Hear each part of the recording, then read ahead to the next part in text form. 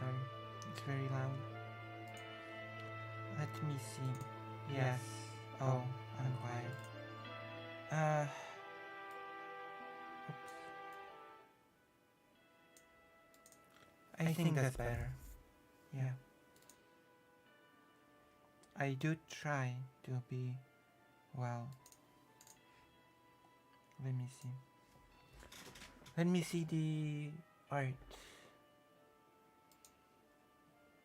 Lucy Jose.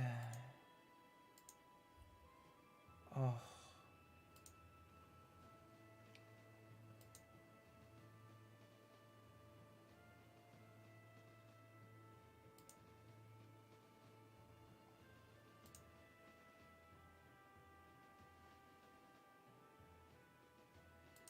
What's the art?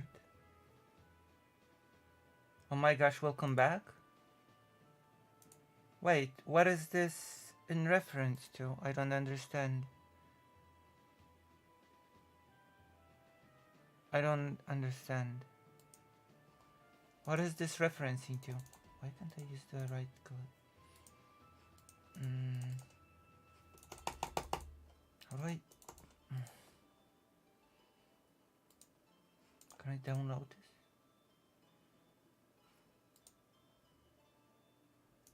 Oh.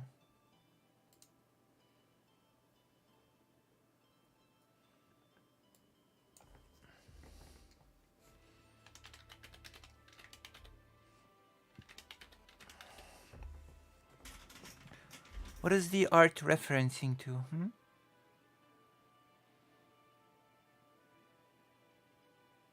Ah, thank you.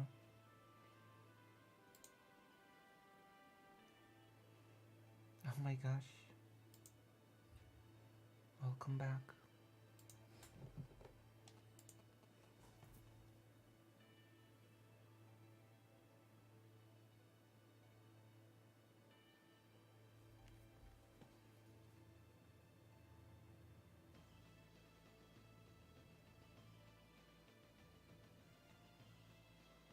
Because why not?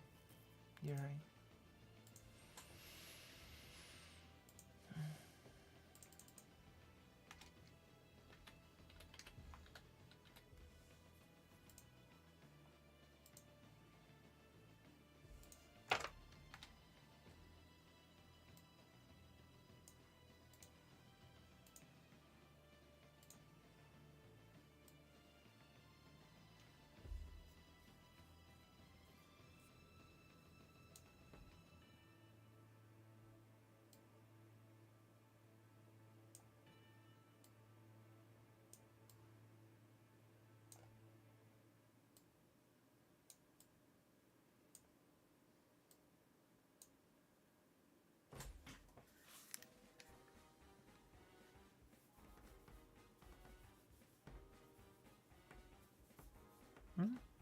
No, no, that's impossible.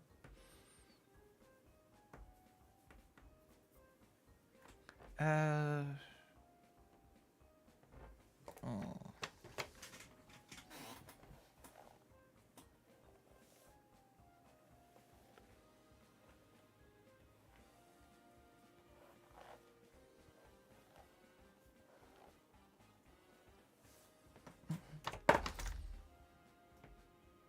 Oh.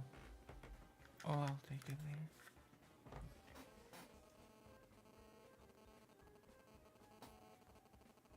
The music and then. Any upbeat stories or activities planned today for yourself? Oh, tons.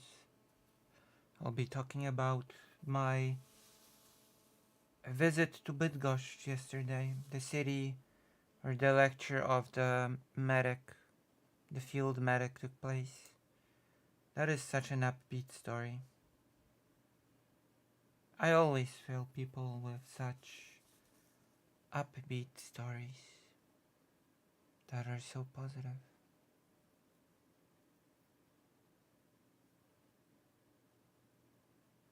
All those positive things that are so positive.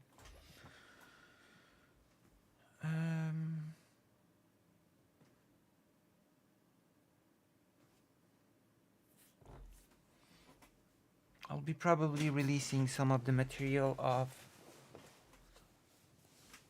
the trip itself. I got there late. I missed most of the lecture itself. But I did get some interesting things out of it.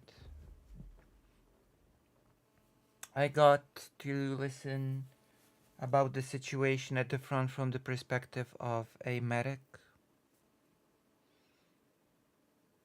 The leading medic of a group of medics, actually. Not just an individual medic, but more of a leader of a group of medics. Field medics. The sort of medics that go with the soldiers to the front lines. So, as the person himself put it, we go to places from where you don't return. Which is why every time they go to the front, they are prepared that some of the medics will not make it back. Definitely. They were recruiting as well. They were recruiting yesterday as well. They said that the last recruitment they did, they got over 300 medics that wanted to join the front line and help. And apparently from these 300 something people, only 30 were selected as okay to be taken to the front line. Out of over 300 volunteers, 30 sort of made it through the process of recruiting to become volunteer medics on the front line. That is so wild to think about, isn't it? It's not a job. It's not something that people will get paid for. It's not something that has great benefits, and yet the recruitment for it is very strict because of the nature of what's being done. Which is why out of 300 volunteers, 30 get chosen to be taken to the front line.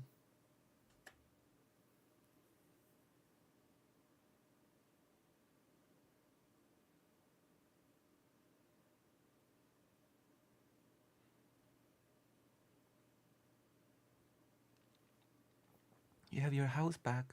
That's good. So, what qualifies someone as good enough for the front lines beyond having medical experience? Well, for one, you have to be able to take the pressure of operating under constant enemy fire. That would be a big factor of whether or not you're good enough to qualify as good enough for the front lines. If you can actually handle being at the front lines. If you can actually handle being shot at non-stop while you treat others. While if you can handle being directly targeted. Because medics in Ukraine are prime targets for Russian forces.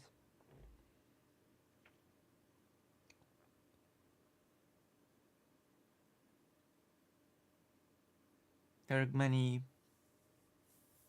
If you can handle the rough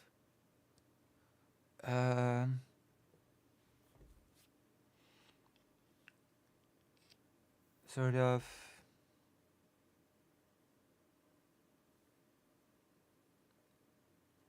environment, that oftentimes the place where you will be stabilizing patients will be dugouts. So, you know, those little bases underground where soldiers live. For example, artillery crews. I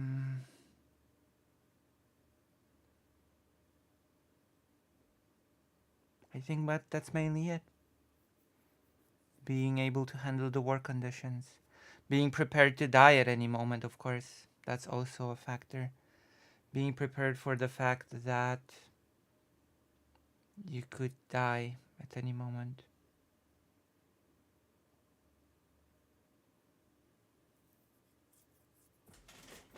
Being prepared to die. That's since, again, as the medic stressed,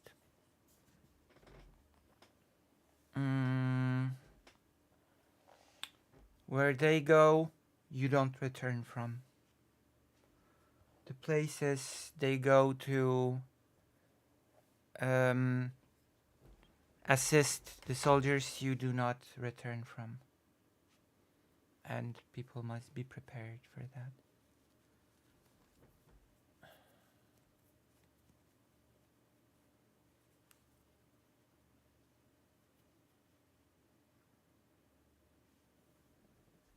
Of course, many other things were said, I'm probably gonna save it for just... I'm just gonna translate what I've recorded and I'm gonna release it on the channel as videos. Things like the medic explaining the order in which it's decided who should be taken to the hospital, who should be left behind, because there are certain cases in which people must be left behind. What are the procedures for field medics? What are those procedures based on? And that's actually an interesting topic, because the procedures for medical care on the battlefield is apparently based on the American standard, and the American standard is ill-equipped, is ill-fitted to the realities of this war, because they're based on the wars in apparently Iraq, Afghanistan. But those wars were not quite as artillery heavy as this one. This war has a lot more artillery warfare involved than the wars that the US standard of field medic care is based on. And so,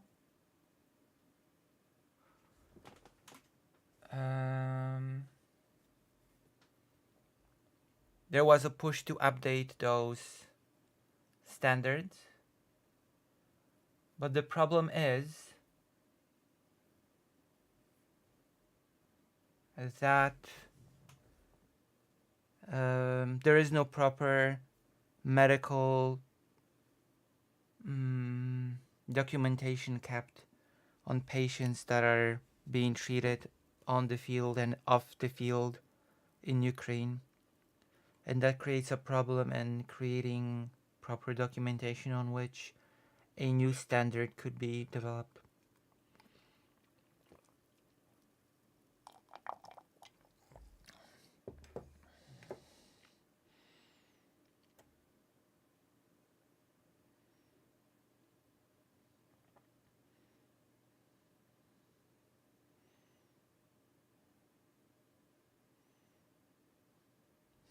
I mean, the situation is pretty rough when it comes to the soldier personnel, which is why even people with amputated limbs go back to the front line. Even if not the front line, people with missing limbs will go back to service in logistic capacity, for example. Also, there apparently is a problem of people being drafted into the army no matter what their... like people being accepted into the army no matter what their pre-existing conditions are. Which means that the field medics sometimes have to go and help people that do not suffer any war injuries, but simply have a heart attack because of their pre-existing medical status. They just happen to suffer a heart attack, so they have to be taken off the of the field. Uh, and of course, the medic gave his opinion as to what the situation is at the front line.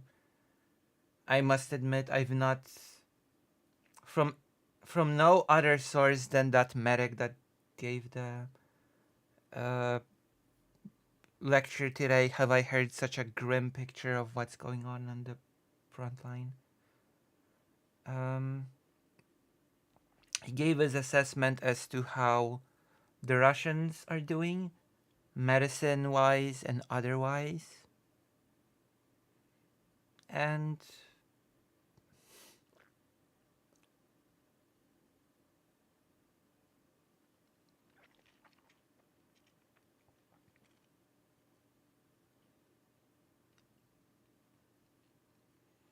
things are tough. And the Russian army is improving. The Russian army is improving. From the words of that medic, the Russians have improved significantly their medical um, prowess. Their medical kits have improved significantly. As the medic put it, which will be in the video that I will be uploading, Russia has received a vaccine. Russia has been vaccinated by its experience throughout this war, by the experience of how Ukrainians fight, by the experience of what Western equipment is capable of, and what the West is in general capable of. It has been a real vaccine to Russian forces. And so Russia has been adapting. Well, Russia has improved on their medical kits from before. Russia has also improved on their technology. Apparently, Russia is also starting to improve on their tactics. They're doing less mindless meat waves than before.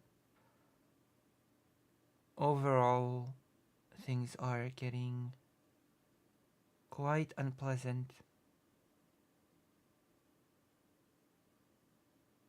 according to the medic at least.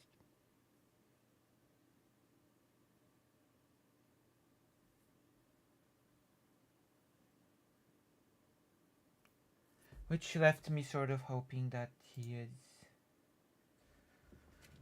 exaggerating somewhat because of the horrors that he experiences firsthand. That is sort of what I've been hoping.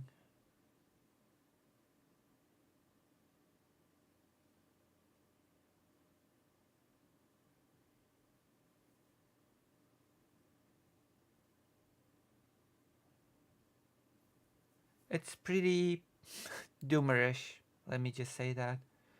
The atmosphere is pretty doomerish.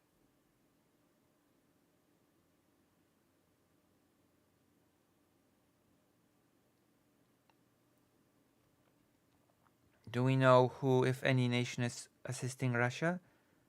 Are they also getting weapons and troops sent for their side? I imagine they are. Oh, you imagine correctly. They are getting help from North Korea, Iran, and China. Which, by the way, the medical equipment from China is actually apparently pretty low quality. And Russia has been depending on that less, which has improved it.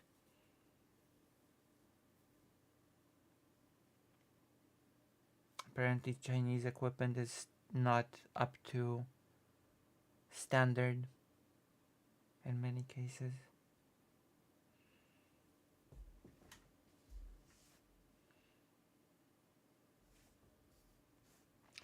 Of course, the support varies. With China, it's a lot less than North Korea and Iran. North Korea and Iran are pretty openly assisting Russia by providing weapons, missiles, shells,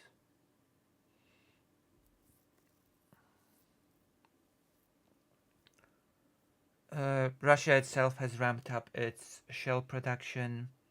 Its factories are working 24 hours per day, basically, to ramp up production, to ramp up the production.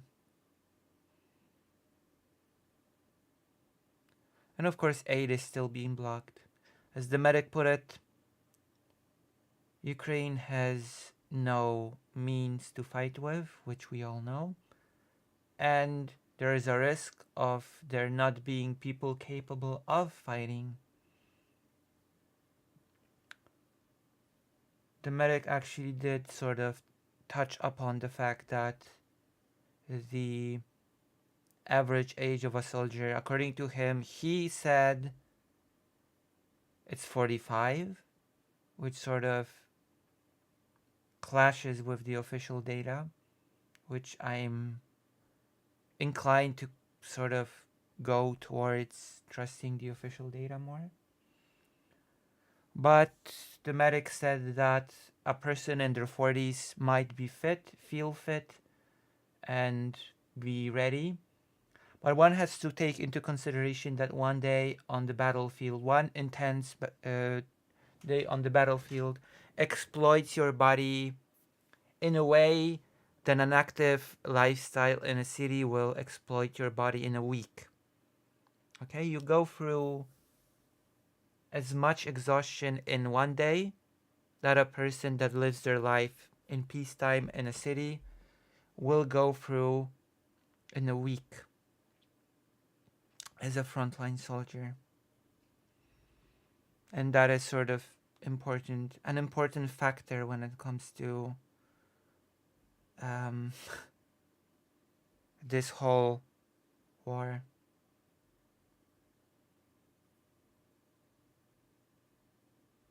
He spoke of certain traumas that were not taken seriously by the Ukrainian command, which also caused soldier casualties because soldiers were treated as pretending.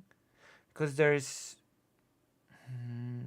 such a thing that when you're near an explosion, pressure of the explosion can sort of damage you. You won't have any external wounds, but you will be disoriented, your balance will be messed up, your breathing will be messed up, your everything will be messed up.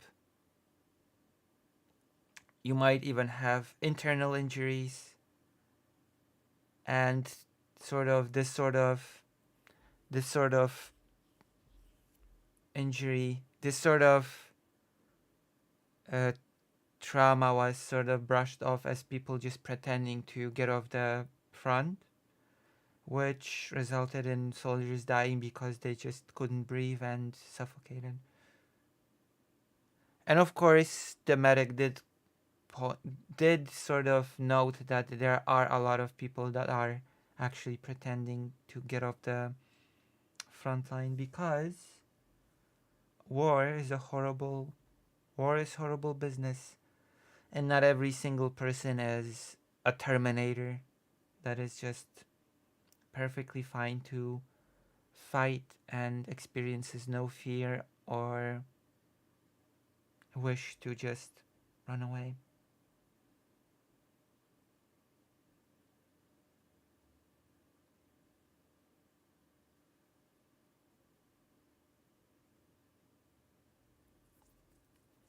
So this is one aspect of the lecture that I actually was able to catch. The explanation of the pressure, sort of. If a person is showing symptoms of such trauma from pressure, from explosions, the procedure is to take them away from the battlefield because they are not too fit for service anymore. The symptoms alone deem such a soldier unfit for service and sort of out of the battlefield. And the procedure is to take them for observation for at least a week.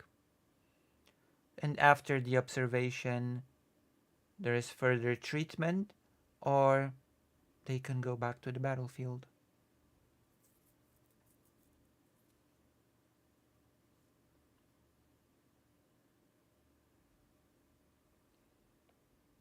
such is the nature of these things. Someone has to fight and someone has to defend Ukraine.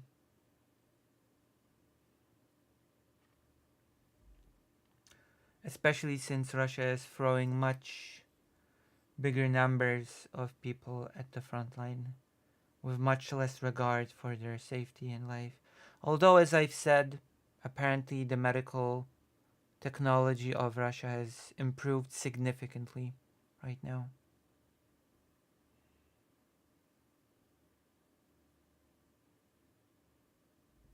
So things are tough. The way he has described it is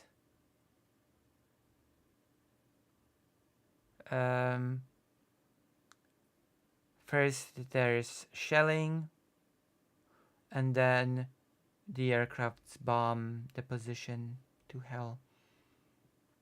And once the place is sufficiently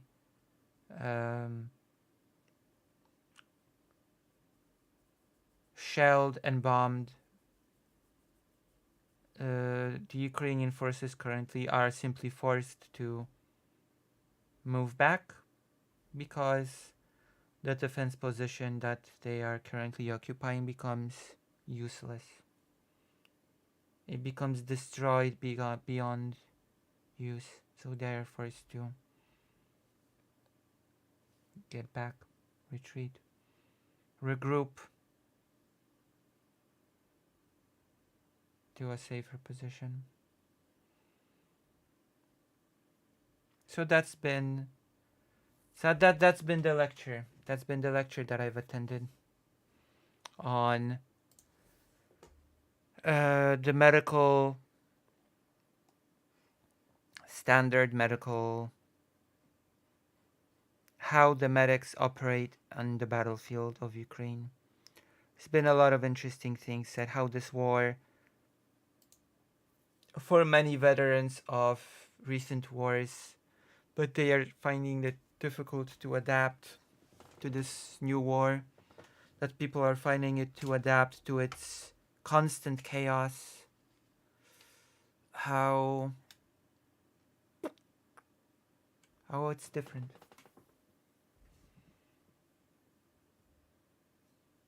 I wanted to add something else. I'm trying to remember what else I wanted to add. Also, I'm sure there was something else that I wanted to add. Something significant. They were trying to recruit even more. Hello.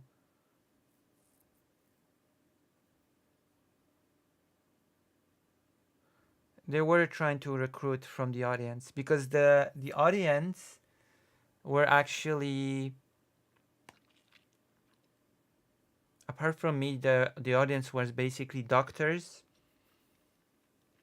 med students, soldiers. That was the audience apart from me. Soldiers, med students, and doctors. So the person did try to recruit by saying, things are tough, things are horrible, we go to the place from which you do not return, but if you would still like to try yourself, we welcome you to apply.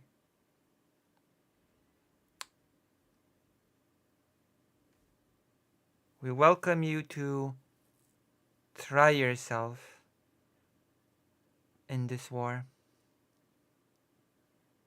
Even though it's pretty tough, even though you might just die.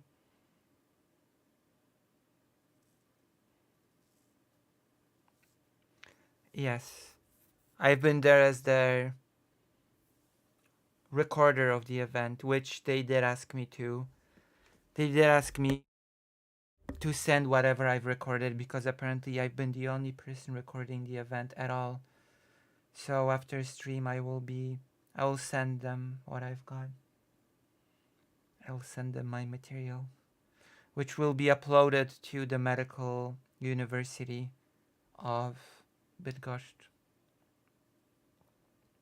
the videos that I've recorded. So there will be available on my channel as well as on the university page, I guess. I don't have any skills as a soldier, and I especially don't have any experience or skill as a medic.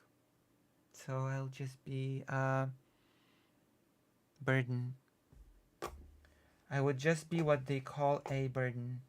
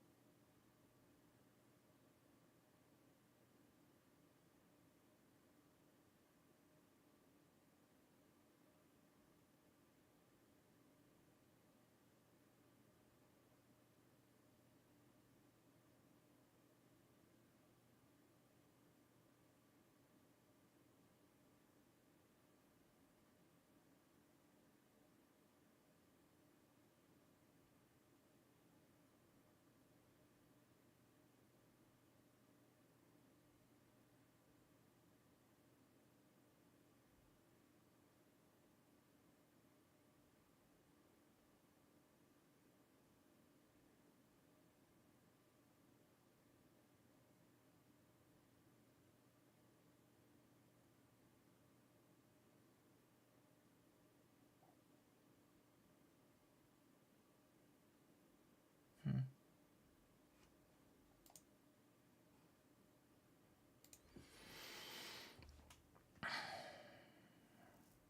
I'll be right back.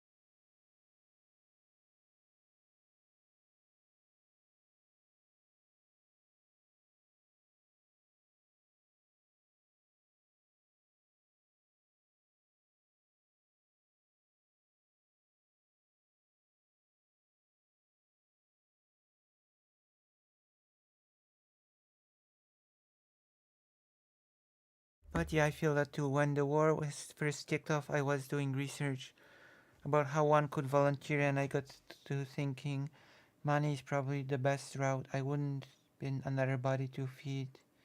Who needs that? I remember expressing the general sentiment of doing something for Ukrainian people I know, kind of responded with an attitude of incredulity, like, why the hell do they not matter? Huh? Because it's on the other side of the world. It's not important. I'm just a bleeding heart for not wanting people to be murdered. Bleeding heart. Bleeding.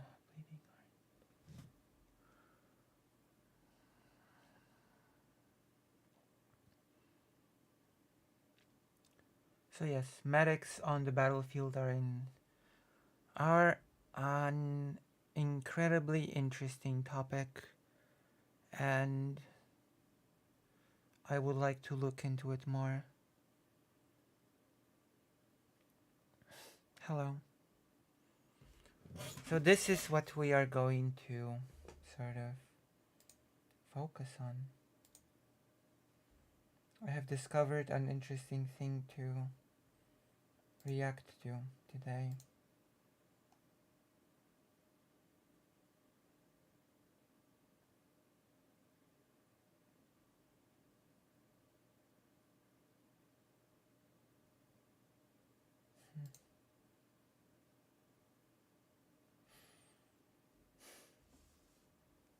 I've been wanting to look at it for some time. Let's see.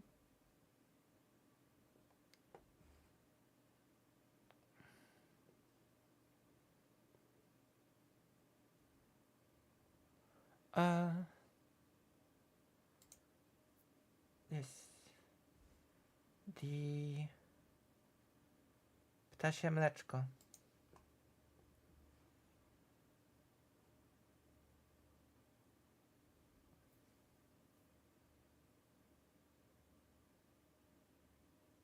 How essence of thought doesn't understand context or nuance.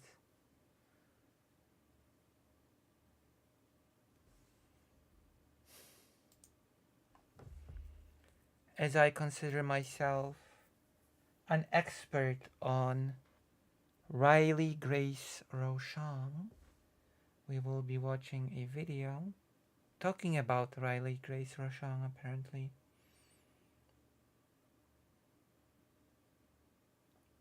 Let's go, I guess. Let's watch. We'll see. I'm not sure who Essence of Thought is though, so we will. It should be interesting, I hope. I hope it's interesting.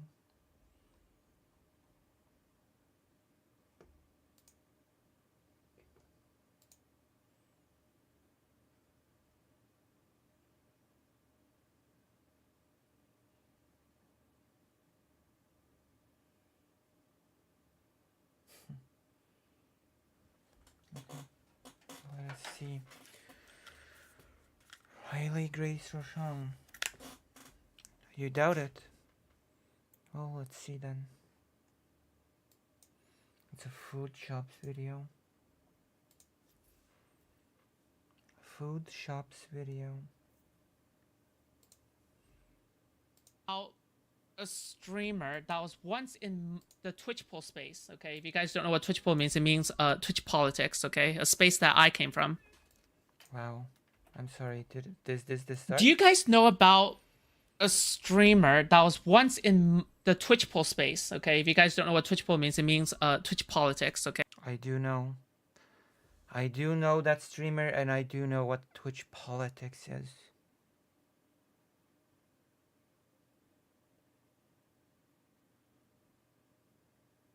Has RGR become more sane since the last controversy? She has been doing apparently good work in real life, so at the end of the day, that's the thing that matters most, isn't it? At the end of the day, what matters other than that?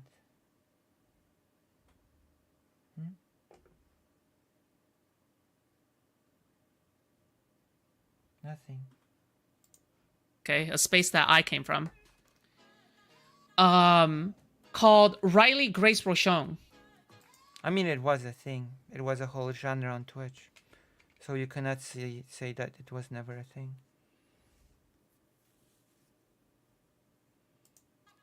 And I'll give you the context, okay? I'll give you guys the context. Riley Grace Rochon was a Twitch pool content creator who has been streaming and was honestly really successful for Kind of, sort of, maybe, possibly. Successful. I guess that depends on the metric by which you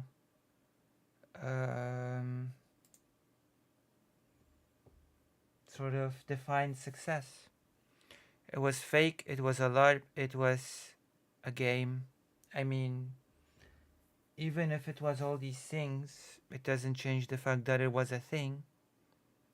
As something can be a sham, a grift, a game, but it's still a thing.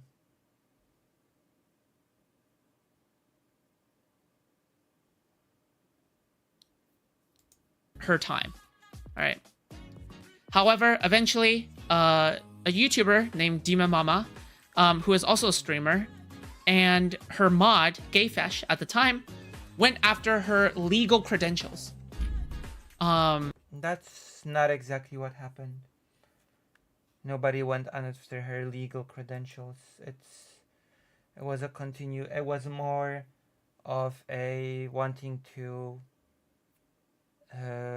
point to certain types of conduct rather than attacking anybody's legal credentials. But because she didn't have her credentials just yet. She was in legal school. Okay, she was in legal school.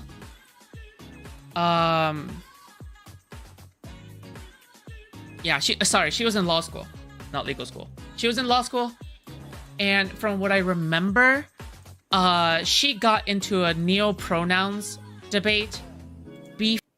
No, that's not what happened at all. She did not get into a neo-pronouns beef. I really don't like it when people start commenting and talking about things they don't really know anything about. It is a disappointing turn of events when that happens. Beef and drama with Dima Mama. No, that's not what happened. The discussion they had was about self-identification, about what makes a trans person trans. It had nothing to do with neo-pronouns per se.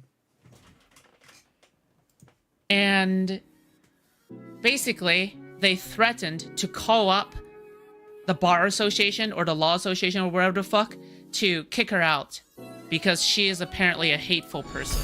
Well, all right. It's about This little description of what happened is completely incorrect. It's not. I'm not even gonna say that it's just a misrepresentation of what happened. This little recap has nothing to do with what happened in reality.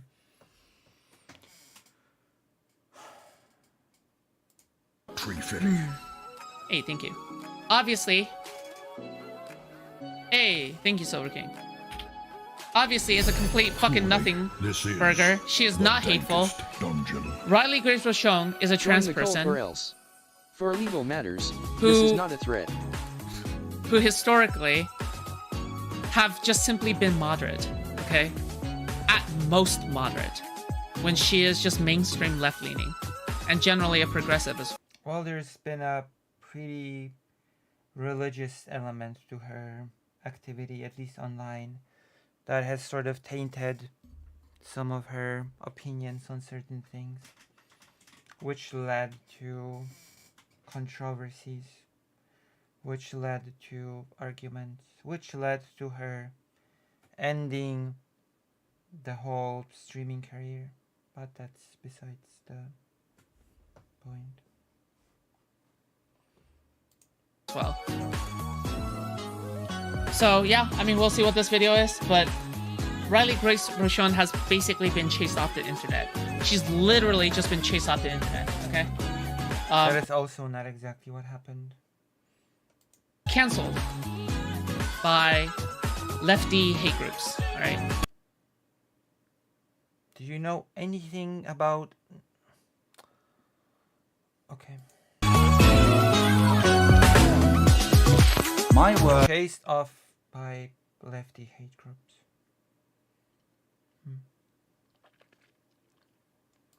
is a balancing act, with Hate groups that consist of people like Essence of Thought. me trying to maintain I see. She quit. She wasn't chased off the internet. Riley Grace Rochon quit streaming. Right. both the academic and human components of what it is I'm covering. It's See, I'm a trans person, so I have to do some trans-related topics. It's my duty.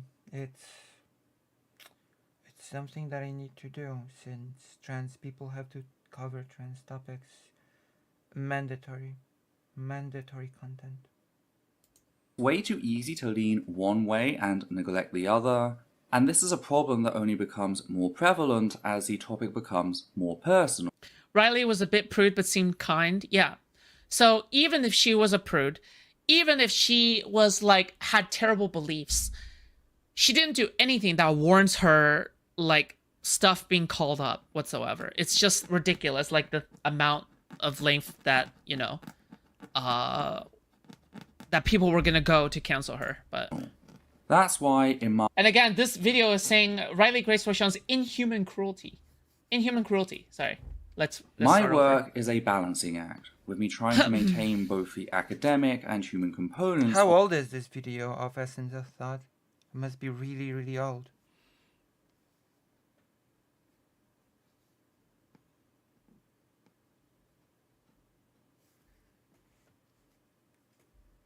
This video must be really old. Let me see. Of what a balancing act, with me trying Hold on. Inhuman cruelty. How old is that video? Riley Grace Rochon's Inhuman Cruelty. How old is this? This cannot be new.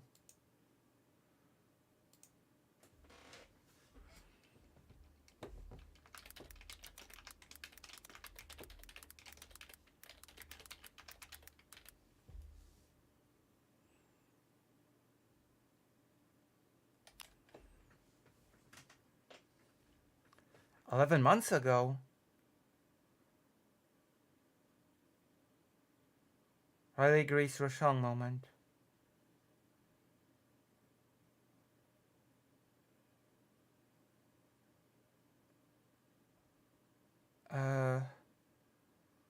Okay, it's not as old as I thought. It's actually fairly new.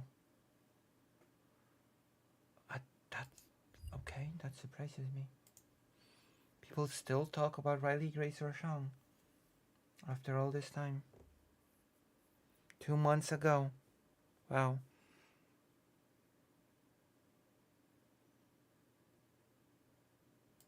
Sorry. Let's My start work over. is a balancing act, with me trying to maintain both the academic and human components of what it is I'm covering. It's way too easy to lean one way and neglect the other, and this is a problem that only becomes more prevalent as the topic becomes more personal. That's why in March of 2021, I revisited my criticism of ContraPoints and her video defending a domestic abuser. It's why I remade my video Okay. on Xanderhol's efforts to exploit my history as a survivor of abuse, Okay. because I felt like I'd failed the first time around. I had Alright. tethered my own emotions, limiting myself in ignoring the deep Dude, how crazy do you have to be that to the point where even Xanderhol is saying that you're too crazy? What? Like, can we just comprehend? Can we just comprehend that? You have to be pretty far gone, okay? I don't know what that means. I'm gonna be honest.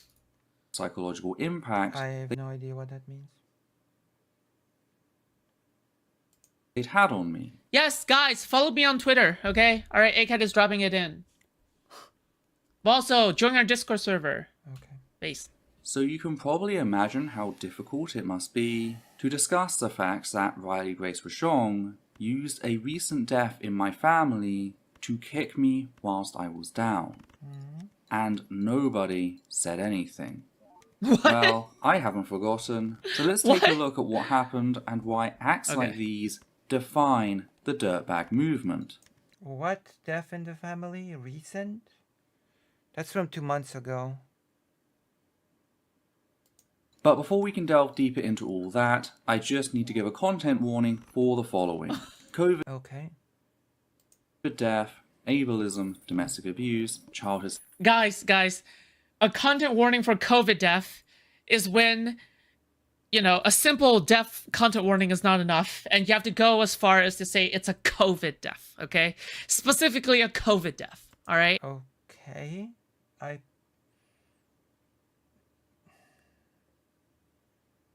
Are you running desperate on not knowing how to comment? I'm gonna be honest, if you're triggered by anything regarding anything like this, I'm gonna be honest, just get off the internet. Do yourself. Okay. I see that Food Shops is not feeling strong on the commentary front, so it's just grasping at straws to dissect a content warning message. Yourself a favor, get off the internet. All right, it doesn't help. It doesn't help that if you're triggered by everything. This is why I don't really believe in, you know, trigger warnings all that much in terms of at the beginning of videos, unless it's like a really triggering thing. All right, I'm just saying. Okay, way to pad out your video. Go. I'm just sexual saying. assault, gaslighting, transmisia, and transmisogyny. Transmisia, I don't know. Like I don't know what the difference is between transmisias. Like it's like discriminating Channel like hatred on is by what. social media. Hi there. The only time I'm going to be sharing your video is by watching it on stream, making fun of you. Okay, us deserved. My name's Ethel All right. Thurston. She, her, they, them. And it's time to actually finish the 4 I don't have the patience. I don't have the patience for a person dissecting a warrant. I don't know, a content warning on for minutes on end. I don't.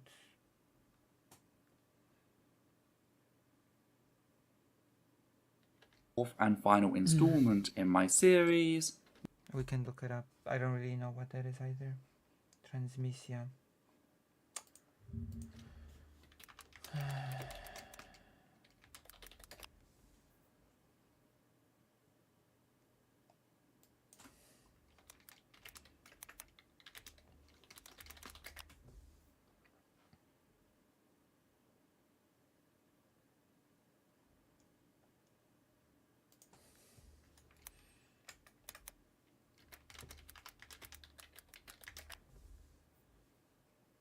Okay. I'm looking it up now. Transphobia and transmisia are basically the same. However, transphobia means to be fearful of transgender people, which isn't an accurate way to talk about oppression. I see. Transmisia takes many forms. In general, transmisia is any attitude, belief, behavior, or policy that stigmatizes or harms trans, non-binary, and so I guess it's a type of transphobia. Transmisia. I've never heard the term before. I've heard it now for the first time. Meet the Dirtbag YouTubers. It's Okay. been almost 2 years since I published the last one, but better late than never. Oh, true. So let's start with a hypothetical. Oh, Imagine wow. A hypothetical. Okay. a trans YouTuber who has been open about their history as a victim of domestic abuse and child sexual assault for the past decade. Okay. Imagine that a popular trans Oh, I remembered this now. Guys, I fucking remembered this. Incredible. Incredible memory. Incredible recall power. This person is about to. Okay, so during the debate between Joe and RGR at that time, because again, I come from Twitch Bowl, all right, so I know these people. So during that debate, Amazing. okay, during that debate, Joe, RGR, all right, had a position that literally nobody agreed with. Okay, nobody agreed with her position at the time, and ever. Okay, but the thing At the time, okay, you had the ever. Interesting. is, obviously, RGR is a kind person, and Doe is fucking insane. All right, but Doe, Oh, Doe is fucking insane. Okay, got it. I don't know what that is based on, but okay. basically brought up as a shock factor her child rape story. Okay, her child rape story when it has As a shock factor. She actually does not know any of these people. Hello. If she thinks Doe is insane. As a shock factor. Bringing up your childhood rape story as a shock factor. Okay. That's...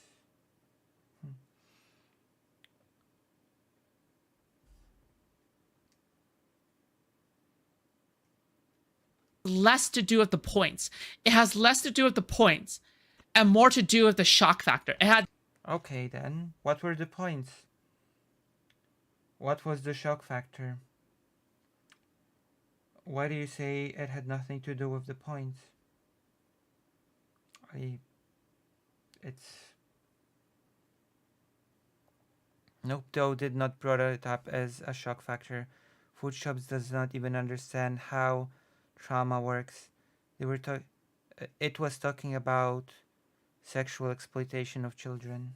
Yes. It was talking about sexual exploitation of children because the debate was about sexual exploitation of children. It was to the point. I remember I watched the debate as it happened live, and I remember being quite disappointed. It was when I've been working in the house looking through things after my father died and I moved into his house, and I've been working on looking through things while listening to this very much disappointing spectacle. And Doe's point was absolutely on point, drawing from personal experience. Yeah.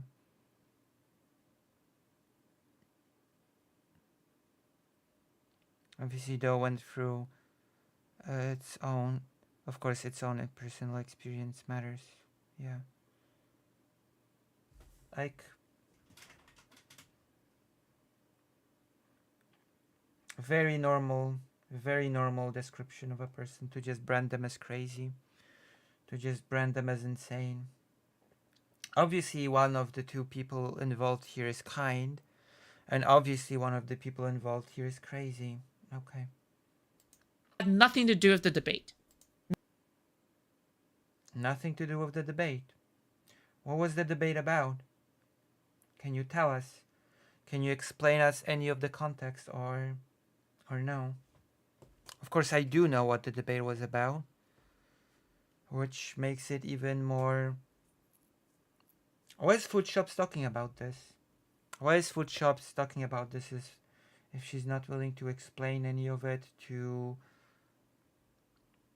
go into any detail about any of it, just throwing out vagaries with it's just a total misinterpretation of what happened in the whole situation from the beginning to end. If I had no idea as to what this whole thing was about, as to how it all went down, and Food Shops was the first person I'd be watching on this, then I'd come out with a totally warped picture of what actually happened, which is actually quite disappointing as well. Nothing. Like, nothing to do with the points of the debate.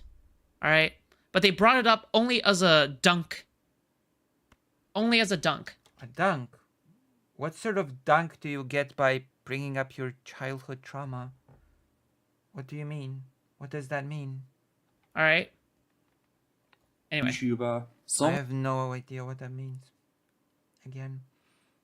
someone you once looked up to, came out in defense of a man who had publicly abused his ex-wife.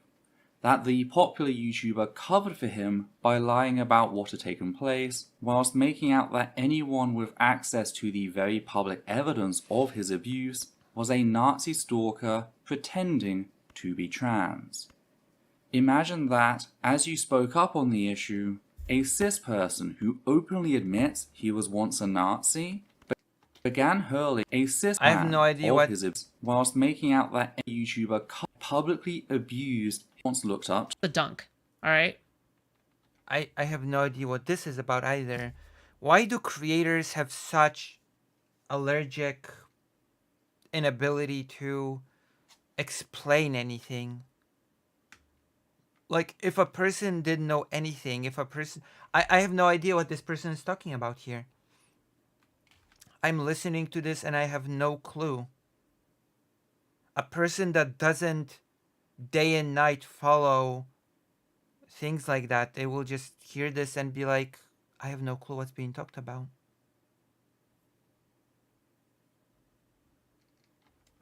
Anyway. YouTuber,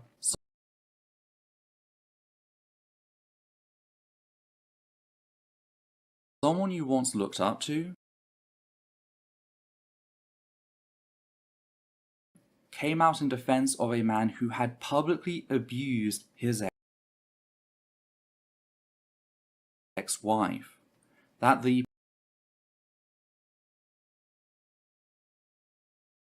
popular YouTuber covered for him by lying about what had taken place, whilst making out that anyone with access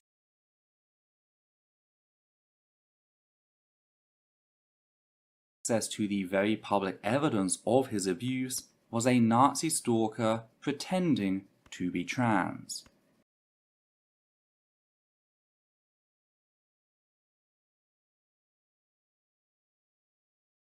Imagine that, as you spoke up on the issue, a cis person who openly admits he was once a Nazi Oh, sorry. I have no idea what I have no idea what this thing is about a YouTuber covering for abuser and how it connects to Riley Grace Rochon. Also, to my recollection, Xander Hall has never said he was a Nazi.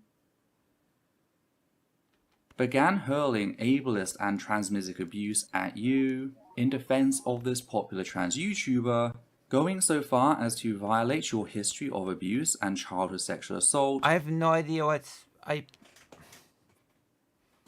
Perfect.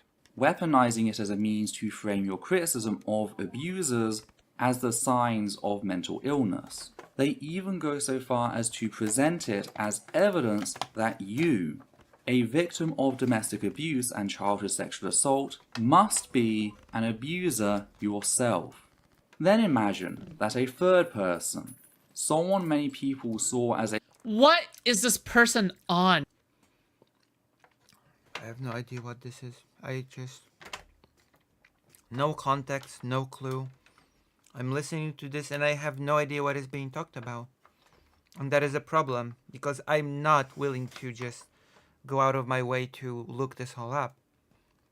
If I don't get an explanation, I just won't know. That's it.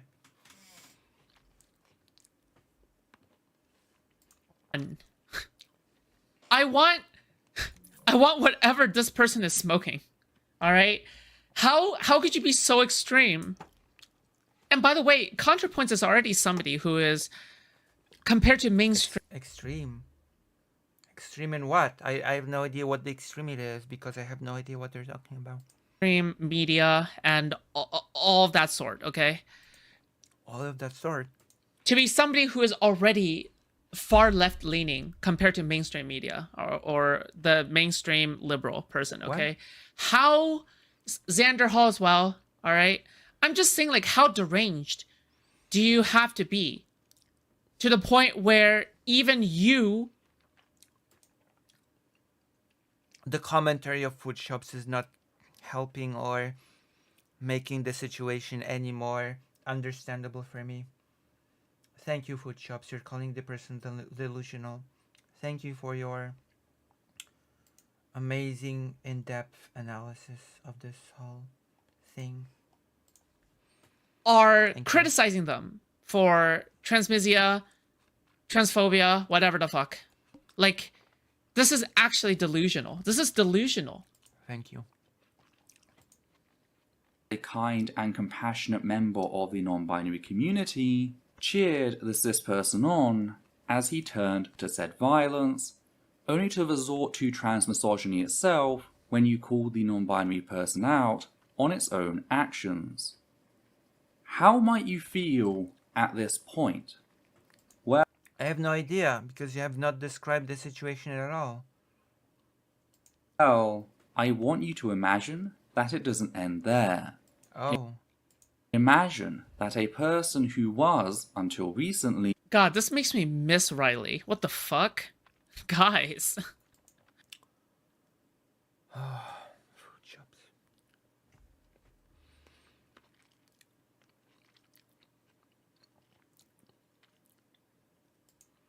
Riley is one of... Okay, you know how... I'll tell you why people like Essence of Thought is so bad for this space. Or Keffels or anybody like that, alright? Mm-hmm. I honestly think, okay, that these Thinking is good. You should practice that action. people, because of the way they exaggerate things, because of the way they bad faith interpret things, all right? Mm-hmm. These are exactly the kinds of people who drive people like Riley or anybody else who is cool out of the space because they are unable to handle the harassment, the deplatforming, or the canceling, okay? It doesn't matter if they have bad takes. Their takes have to be so bad insofar as like I have to imagine that they're like literally calling for violence, right? This is...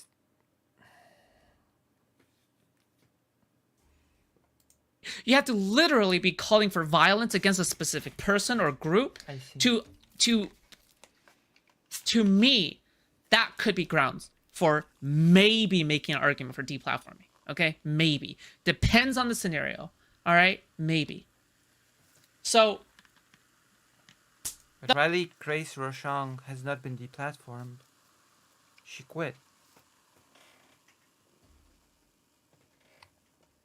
the fact that you don't allow really cool ass people to exist in this space is disgusting. I think it's disgusting that people like Essence of Thought is allowed to... But Riley Grace Rochon could exist in the space. Easily. flourish in this space where others could not. Where others could fucking not. I think that's so sad. I think that's so fucking sad. Wow. That's powerful. an That open is some powerful messaging. Trump supporter, Wait, real quick. Like, subscribe, donate. Okay, thank you. I appreciate it. decided to insert herself sorry, what? among the Wait, real quick. Like, subscribe, donate. Okay, thank you. I appreciate it. decided to insert herself Wait, I'm sorry, I don't remember Riley Grace Rochon being a Trump supporter. I don't... What? an open Trump supporter, What? I don't remember Riley Grace Rochon being an open Trump supporter.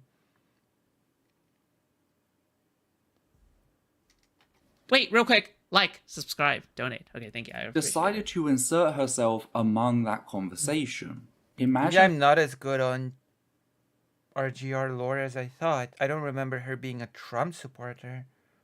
that she approached you, pretending that she simply I was wanted under the impression she was on the side of the Democratic Party, which is opposed to Trump, but to end the tension, whilst in reality, she just wanted you to silence yourself. Imagine that. Who's Riley? Riley is a transgender law student, Twitch poll. Riley is not a law student. Riley has passed the bar exam. So, how old is this video? Riley is definitely not a law student. Riley Grace Rochon has passed her bar exam. So, at this point, just a lawyer. Streamer. Not a law student. And debater back then who got chased off the internet for her hot takes.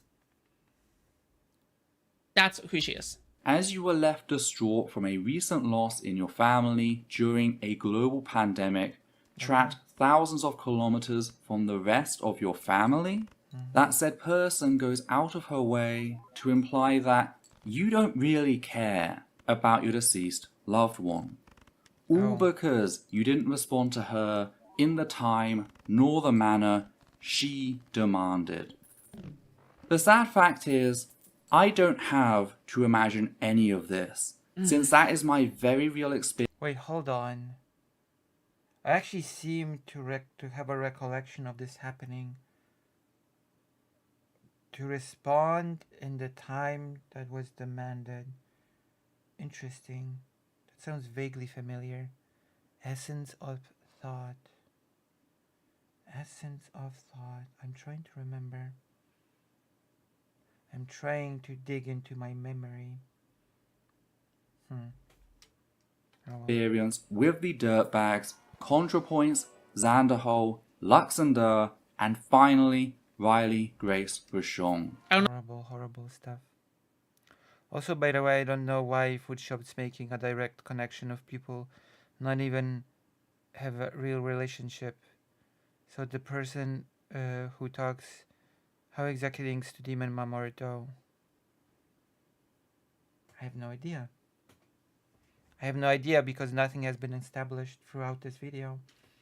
I'm just watching all this in bafflement and just, I don't know what to take from this.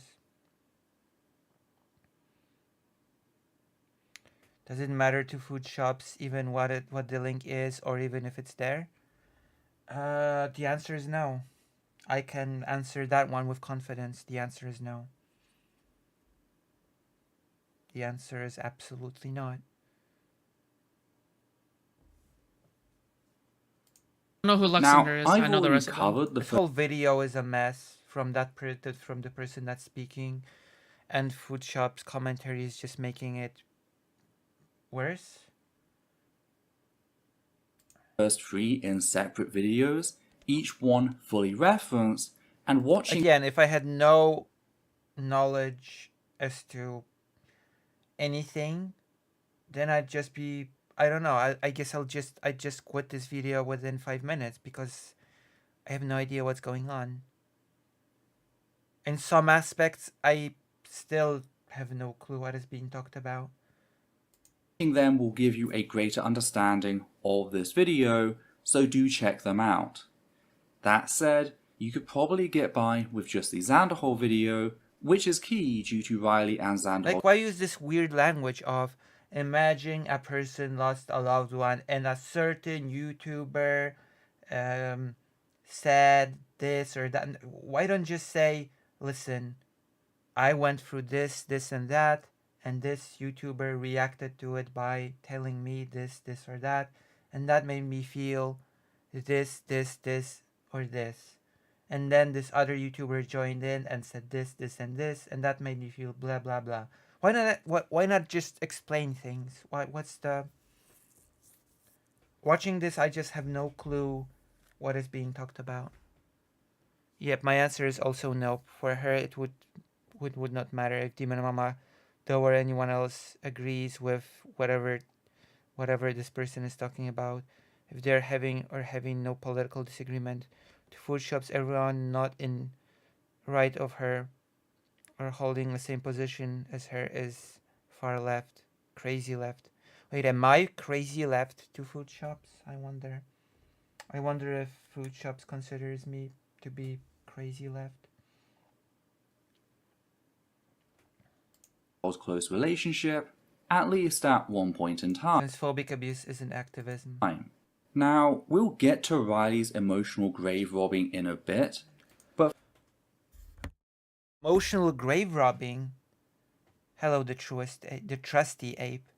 Hello. What is emotional grave robbing? I have no clue what that means. I just have no clue what that means. Emotional grave robbing. first, I need to give you a basic understanding of how I first came into contact with How did she get chased off? Basically, she had a debate, and the drama escalated. After the debate, that doesn't mean the drama ended. The drama basically escalated until Riley felt like her law degree was being threatened because they threatened to call up her bar That is not what happened. association. And that is not why Riley Grace Rochon quit streaming. Because she was afraid of her.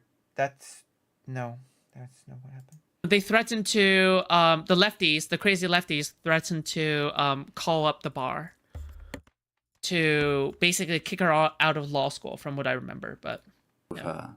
I also wanted Yes, the bar had been there was talk of contacting the bar, but you're really misrepresenting the whole thing. to talk about It's how pretty her disgusting. approach is intellectually It's pretty dishonest, disgusting. as well as how she enabled Zanderhol's exploitation of my history as a survivor, something I think speaks very strongly to why systems such as rape culture and victim blaming are so prolific in Western legal systems. Because if you didn't know, Riley is training to become a lawyer. Well, at this point, Riley is just a lawyer. She has passed her bar exam.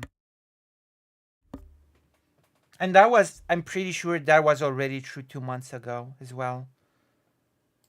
Or at least she was when I started this video, There we go. way back in 2021. Here we go. And whilst not all lawyers are terrible, Riley Wow, thank you. Not all lawyers are terrible. I'll remember to tell that to my best friend, who is a lawyer. Hello, my best friend. Maybe you're one of the good ones. Maybe you're one of the not horrible ones.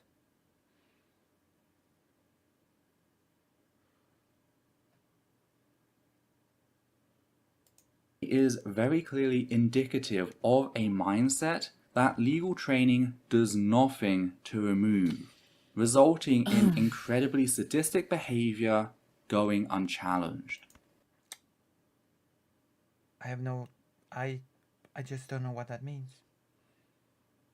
What logic is legal training supposed to remove? What? I have no idea what this person's trying to say.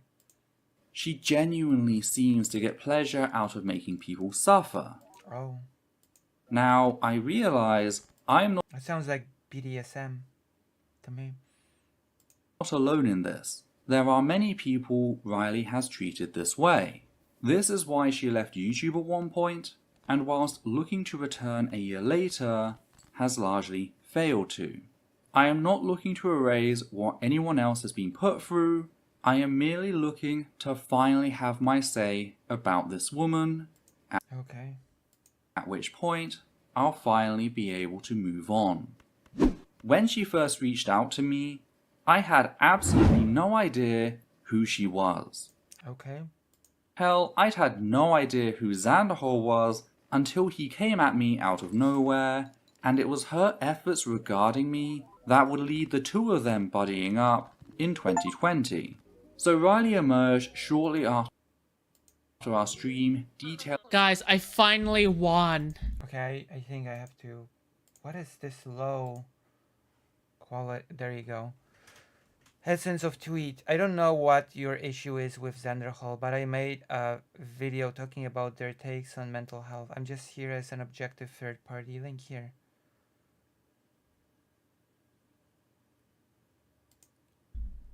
I finally won a game, guys. Holy shit. Fucking based. Sorry, guys. I just wanted to celebrate. Wow. Thank you. This is the Steven. first. This is the first time I ever won a Balatro run. Jesus. Wow. Oof.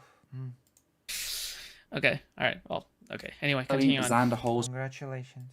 transmissic and ableist behavior. Riley reached out, letting me know that she created a response titled Armchair Psychology. Is Zanderhol ableist? After having watched Zanderhol's follow-up stream to the one we just done.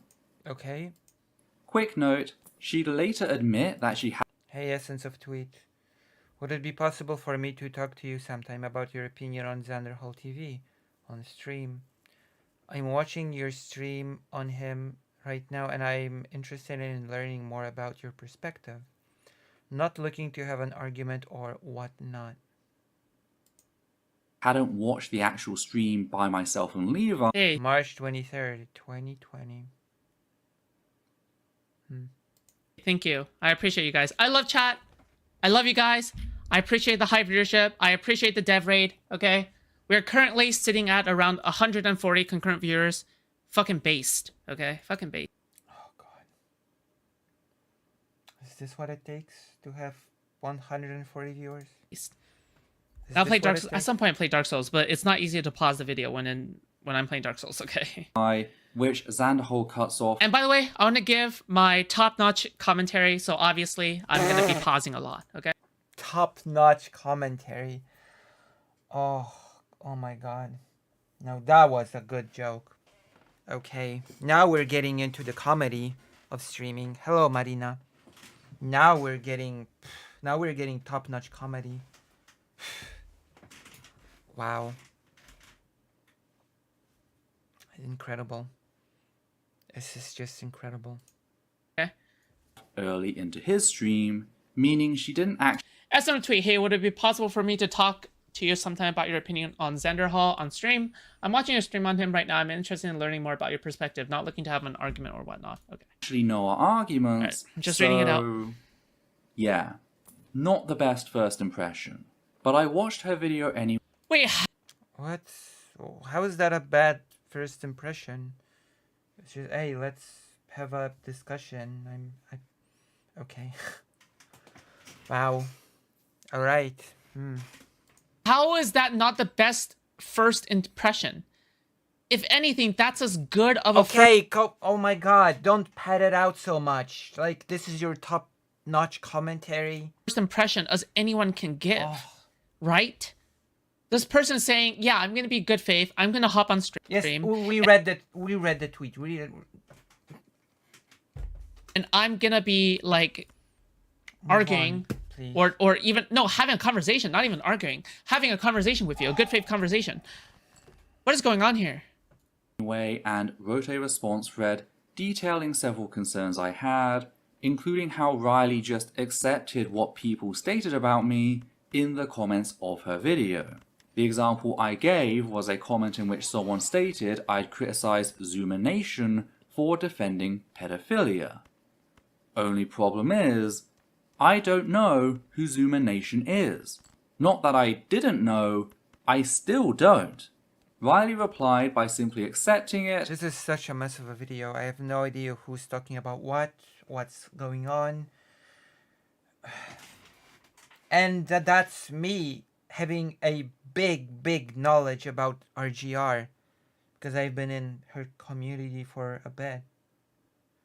That is how RGR's community is what I've entered to sort of explore my transness. So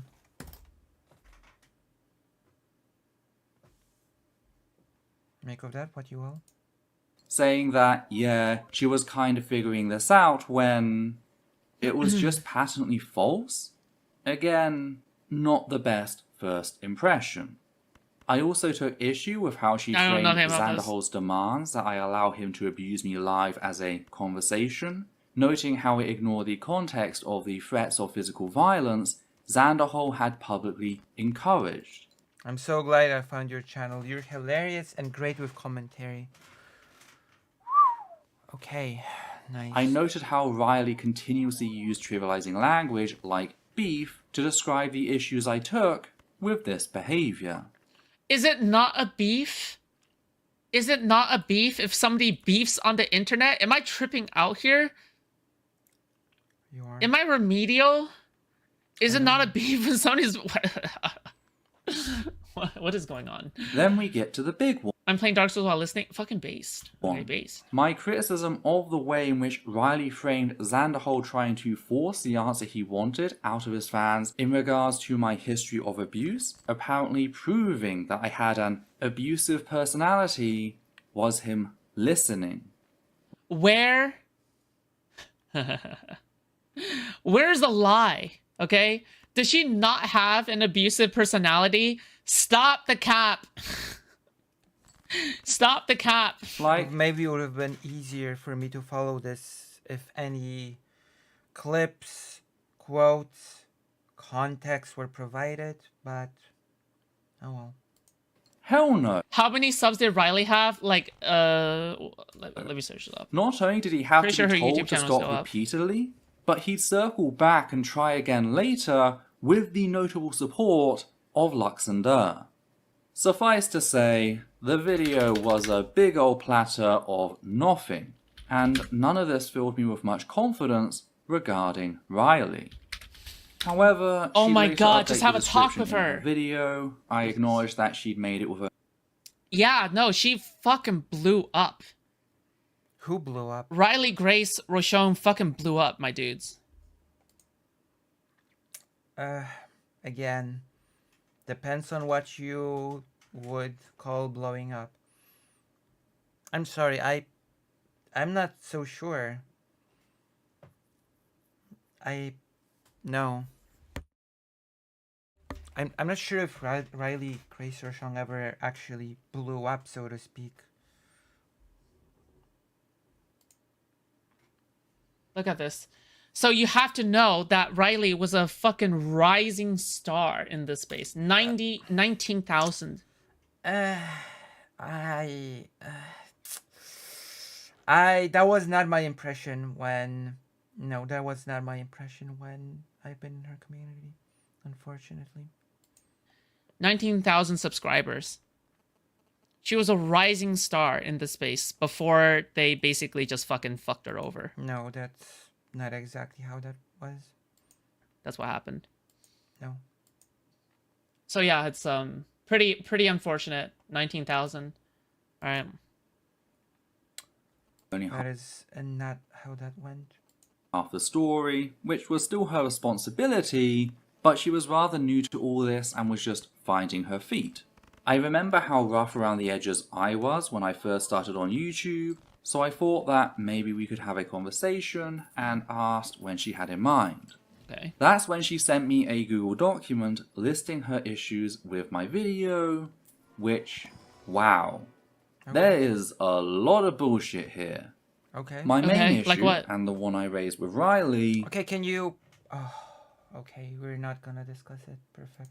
was the way in which, in spite of completely accepting the facts that what Xanderhole had done was both ableist and transmisic, and that he'd continue to do these things after being informed on this repeatedly, he somehow still wasn't a bigot, at least according to Riley. No actual explanation of how, just magic. My What? I still have no idea what is being discussed here. No examples provided, no explanation provided. It's just Xanderhole's a bad bigot. That's it, basically.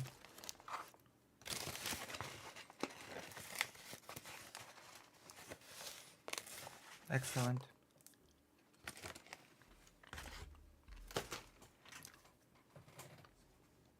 And then there's food shops on top. That's not helping me at all.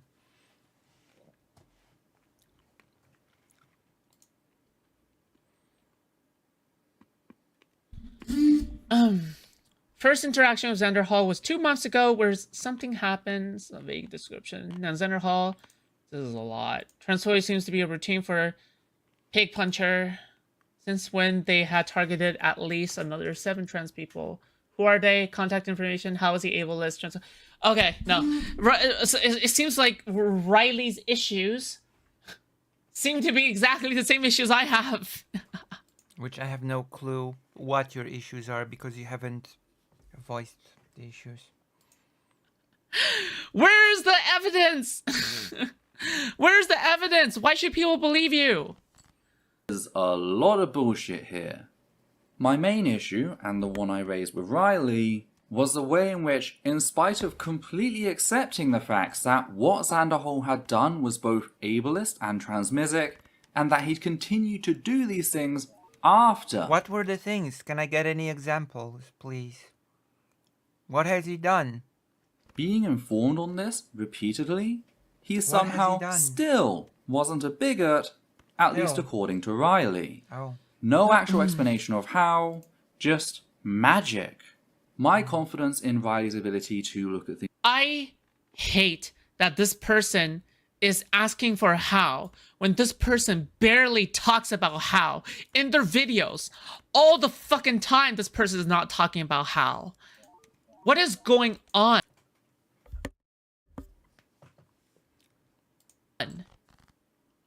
The fuck is going on, guys? objectively was completely destroyed. She was playing defense lawyer with actual abuse I suffered, in spite of her not getting paid. I have no idea what's... Like, at least if she was getting money, I could kinda understand that as a motive. What abuse? What abuse are you referring to? From Xanderhall? Xanderhall abused you? How? But no. Yeah, you would understand money as a motive, would you? Oof. The projection is real, guys. You won't do anything if it isn't money. Okay, go on. If it isn't money, Oh money, my money. God. All right? Move on. Clearly, it's all about the money, guys. Okay. It's never about the principles. It's never about, oh, my friend suffered through something that's not good. It's all about the money, guys. All right? It's about the projection behind it. She was doing this for fun. So after Riley responded by claiming For fun? Am I tripping out here? What is going on? Top-notch commentary, by the way. I'd mischaracterized her without explaining how, and attempted to make the conversation all about intent, ignoring how intent becomes irrelevant if you continue to cause harm after you've had it explained to you. I told her I was no longer interested in talking to her. Riley responded by informing me So a couple of things of note. You mischaracterized my argument that he may not be a bigot because intent seems to be explicitly required even by your own definition. Hatred and intolerance are both words of intent. Okay, so let me be clear here. Okay. Damn, we're getting Hatred. into... Obviously. We're getting into legal speak. Intent. We have to establish intent. It's like discussing genocide or something. It's just like we're discussing genocide. Damn. All right. There's an intent there to dislike somebody strongly enough to the point where you say it's hatred, right? Or I'm assuming this is like... Although you can do bigoted actions without intending to. And there's still bigoted actions, even though they do not necessarily make you yourself a bigot per se. Minority-related hatred? Okay, fine, whatever. All right, intolerance? Sure. All right, ignorance to the point where it comes out discriminatory, I'm assuming. I think I have enough to make a vid responding to that. Okay. Can you nominate someone for a TEDx talk? EOT defiantly with Shine as a speaker based.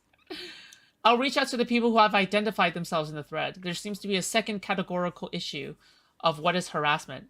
I understand wanting to protect people, but know that when you do it, I cannot falsify your claim, which puts me in a bind. Okay, so again, I don't know what specific drama this is, but this is totally true, right? If you don't specify people in testimonies, especially online, okay? Obviously, it's online environment. Everything is fucking loose as fuck, okay? But if someone wants to disprove it or double check what the fuck you're talking about, Okay. you should probably provide at least one avenue of contact, okay? But I'm assuming based on, you know, based on this history, I don't really remember. I don't really remember, you know, Essence of Thought really giving, like, a single point of contact for any of her previous allegations, whatever the fuck, okay? I'll rewatch that section on ContraPoints since you think the circumstances are relevant. This seems to be a third issue about whether cis people can have a voice in the trans community. I think I have enough to make a vid responding to what pending for the questions. Alright then, I finished talking to trans people. I referenced, okay, tweet from suspended 2 tweets. Above who replied to my video, I intend to follow with you on Xander Hall and stream with leftover questions. Offer is open if you change your mind.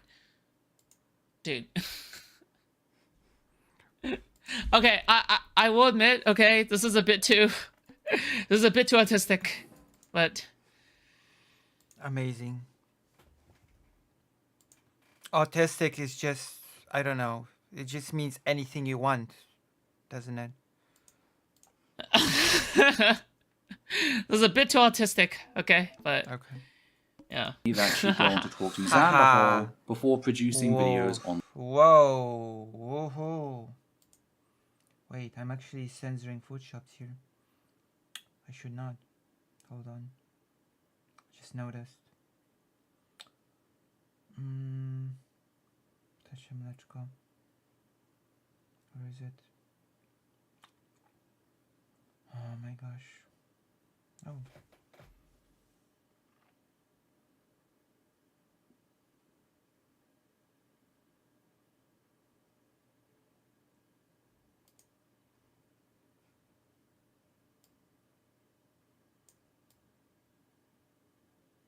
There we go. Food shops is actually on screen now. the topic, and produce videos she did. She published What is an Argument on the 26th of March 2020, What is Bigotry on the 4th of April 2020, Okay. and What is Bias on the 12th of April 2020. Perfect. At last, some sort of explanation. At last. Okay. The total runtime of Of course, the question would be, do you mean in a legal setting or do you mean in everyday colloquial setting? What is which was bigotry, 2 etc.? hours and 15 minutes. Okay. It's worth noting that she also removed her original response, which, whilst watery as fuck, was still a damn sight more critical than her 3 follow-up pieces, the reason for which was pretty clear. By this point, Xander Hall had begun taking Riley under his wing as his token trans person to pinkwash the I'm sorry, who? ever-growing Riley under, for which was pretty sight more critical than her 3 follow-up pieces, the reason for which was pretty clear. Who- By this who- point, Xander Hall had begun taking Riley under his wing Under his wing. Jesus. as his token trans person to pinkwash the ever-growing transmedia Oh yeah, wasn't Riley also a lefty? I'm pretty sure Riley identified as a lefty. No. No. No, I don't think so. I'm pretty sure Riley Grace Rochon just identified as a liberal or something. But I don't really remember that well. scandal Oh god. Whatever. surrounding his name, which for the uninitiated is why he rebranded his channel from Pig Puncher to Xander Hall in the To be fair, Pig Puncher. Come on. Pig Puncher. Xander Hall is a way better name, I'll be honest, okay? first place. I mean, I can name at least a few streamers that used to have pretty silly nicknames at the beginning. Now, there is a little more to this story, a couple more exchanges by Twitter that we'll come back to later, but in large, that was my early experience with Oh, now she was a lib? Okay, gotcha. Alright, thanks for correcting me. So is Zan, he's a sock dem? Oh my god. Okay, here's the thing, is that, like, it seems as though that, I think Xander Hall switched from being a leftist to a fucking, to a fucking sock dem, because he cannot. He was just basically too lazy, I think, or something to read theory. He was like, when people questioned him about theory, he was like, "Oh, you know what? I'm not. I can't be about that theory shit." All right. Riley. Also, Xan's editor is trans. She was someone Gotcha. set on wasting the time of everyone else, dragging discussion about important topics like bigotry and violence to the semantic extreme. The absurdity of which I Okay, what is the semantic extreme? Can you give an example? Because I'm still sitting here in the dark, not knowing what is even being talked about. You just you can't just say that it's taken to the semantic extreme without providing any sort of example, right? You do need to explain anything at some point.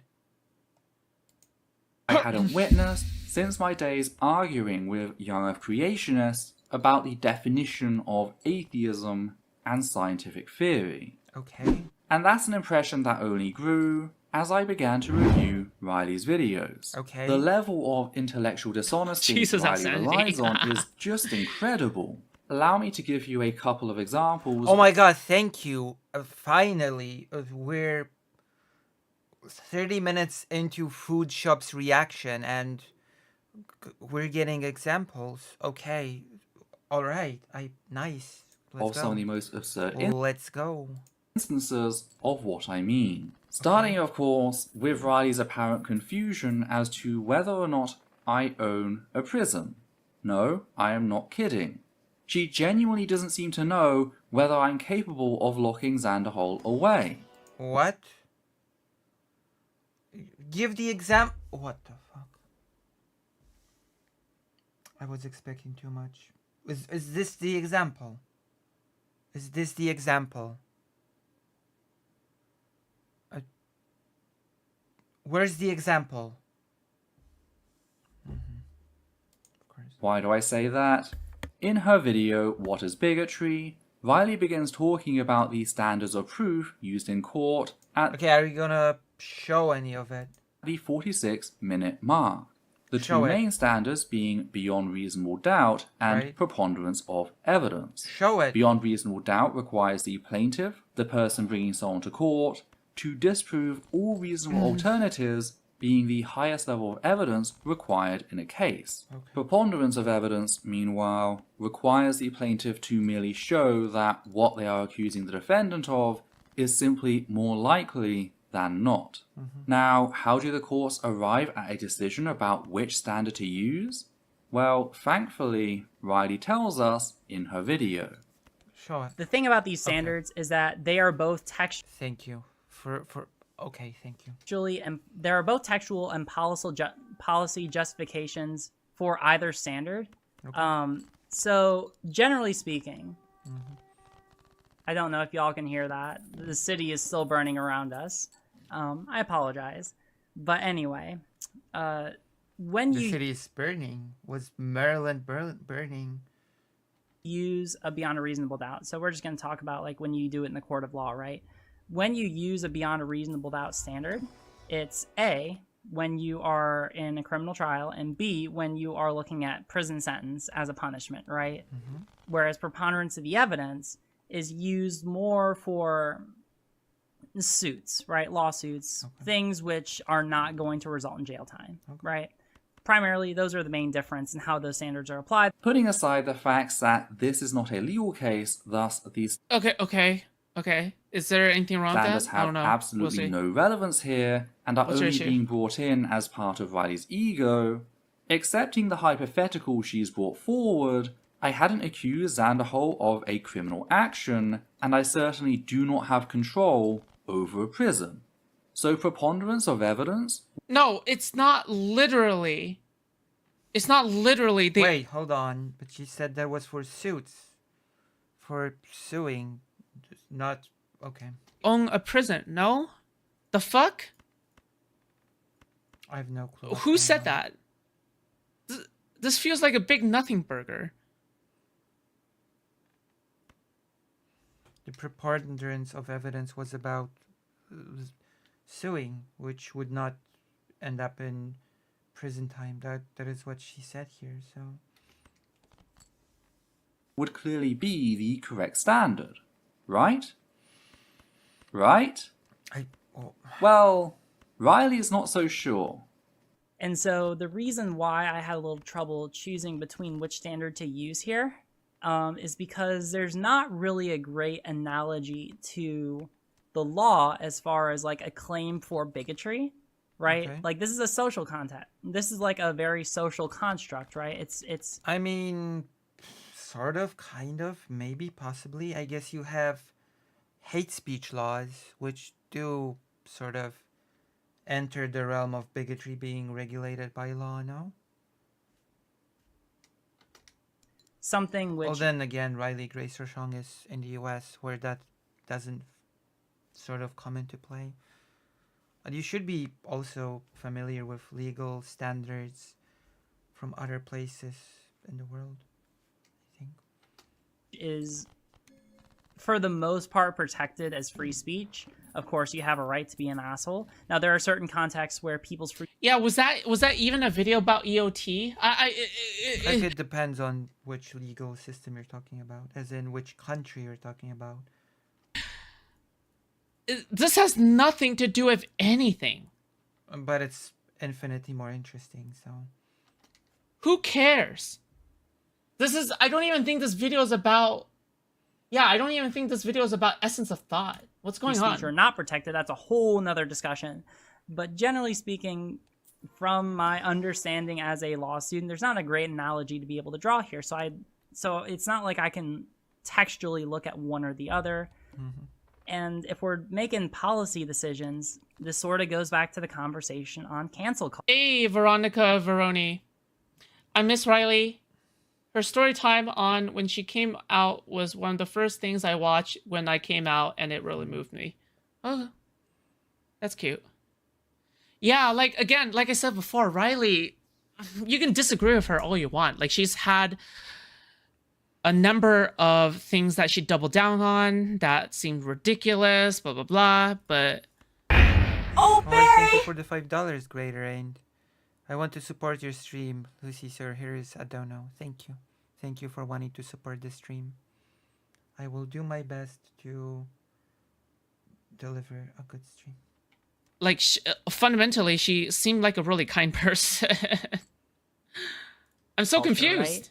Because this could be described by Xander Hall as an attempt to cancel him, as an attempt to try and ruin his career. Okay, this is about by, EOT. Okay. Coloring his I'm moral assuming. character poorly. Wait, is this about EOT though? I don't hear the name EOT unless this is like generally to Xander Hall's counselors, right? Because Xander Hall has had a lot of fucking dramas, right? Okay. Xander Hall has had a lot of fucking dramas. But Essence of Thought might also make the argument. Okay, essence of thought. It is. God, food shops is not the sharpest tool in the shed.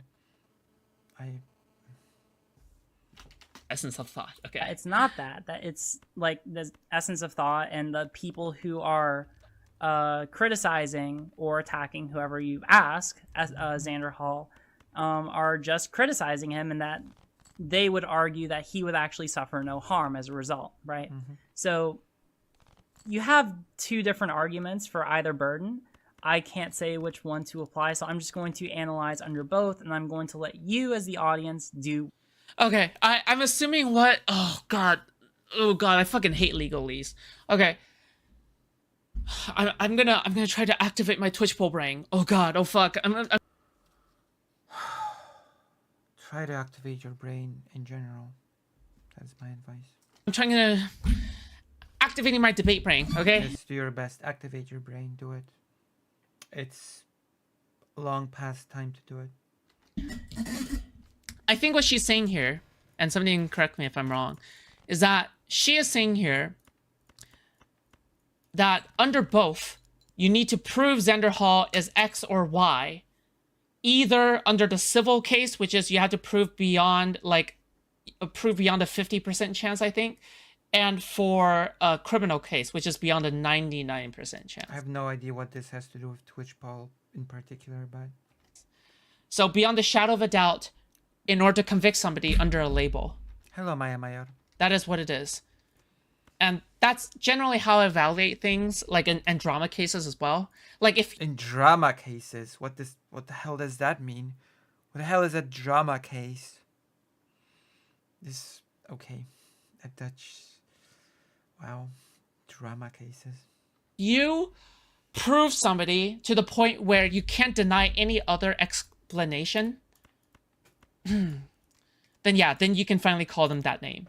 Does that make sense? No, it doesn't, actually.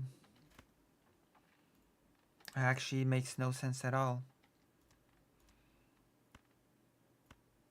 So yeah, I'm assuming this is where it's coming from, but we'll see. What you will with that. All right? Cool. Yes? Okay. Did you notice how Xanderhol is just criticizing me, whilst Riley let slip the idea that I'm attacking him? This is in spite of the fact that Xanderhol came after me, violating my history as a survivor. Can you show examples of that? Please. Can we see an example? I beg. Hurling Please give us an example. Please. Anything. Throw me a bone. transmisic and How? ableist rhetoric at me for no How? reason, all whilst encouraging physical violence against me. Physical violence? Now that I have to see. All I'd done is hold What? Encouraging physical violence? Interesting. Proof? a mirror to his actions. But Riley is very deliberately choosing the language that paints Xanderhol in the most charitable light, whilst painting me as the aggressor. Transmisogyny rears its ugly head once again. What? Fact is, whether or not my criticism Evidence? of Xanderhol leads to his career being harmed is completely irrelevant, since that is a financial loss which would be analogous to a civil lawsuit. It is not, and I can't believe I'm having to explain this to a law student, it is not equivalent to being put in prison. But this really is demonstrative of Riley's abilities. When did she say put in prison? Did I miss it, guys? Am I tripping? I feel like I'm being gaslit by this video. When did she say put in prison? When did she say that? What's going on? Or more accurately, lack thereof. She can't structure an argument for shit, and she can't follow a thought experiment to its conclusion. I have no idea what the argument is supposed to be. I have no idea what the thought experiment is supposed to be. You have given no context to any of this. You have given no examples. You have just asserted things. What am I supposed to do with this? It is a sad day when being a pretty big critic of Riley Grace's Rochong's actions in the past, I'm finding myself in this video sort of siding with her based on the information that I've been given. Okay. Alright. I didn't expect this to go quite in such a way. That's why she wastes everyone's time with vapid nitpicking regarding the definitions of words that the rest What of is us the vapid nitpicking? Usually when people cry about vapid nitpicking, they just deflect from the fact that they have no rebuttal to what's being said.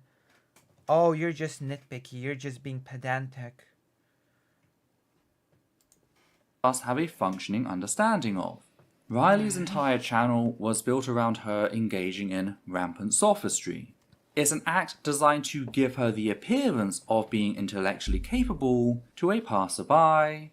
Meanwhile, the moment you scratch the surface, the whole thing just collapses. You can't Can you give an example? say that. You can't say that when you haven't proved it, my dude. This is so interesting that I'm finding myself in defense of RGR here. Oh, how things go. What?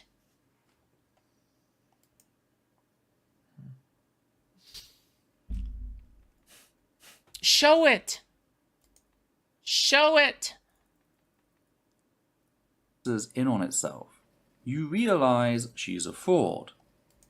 This incident, by the way, is why myself and Levi began joking about me keeping him in a birdcage, the cage being the non-existent prison Riley seems to believe I own. Because that's the level of absurdity Riley... What? Is that her main point? What? Where? What? How? Why? Retard. Okay. Of course, had to put that one in. is selling her viewers. But it gets worse, since not only is Riley engaging in sophistry to build her career, but she's uncritically promoting far-right propaganda, as What's the far-right propaganda? Will I get an example? can be seen in this section. Okay, let's go. We're gonna do something. Okay, let's hear the right-wing propaganda.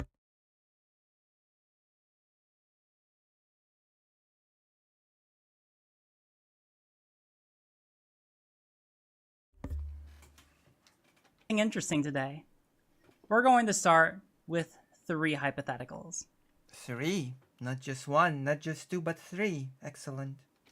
First, imagine that we have a baker. I love baking, and I love bakers, because my family had one of the biggest bakeries in Warsaw before the war. So I already like this hypothetical. It's centered around a baker.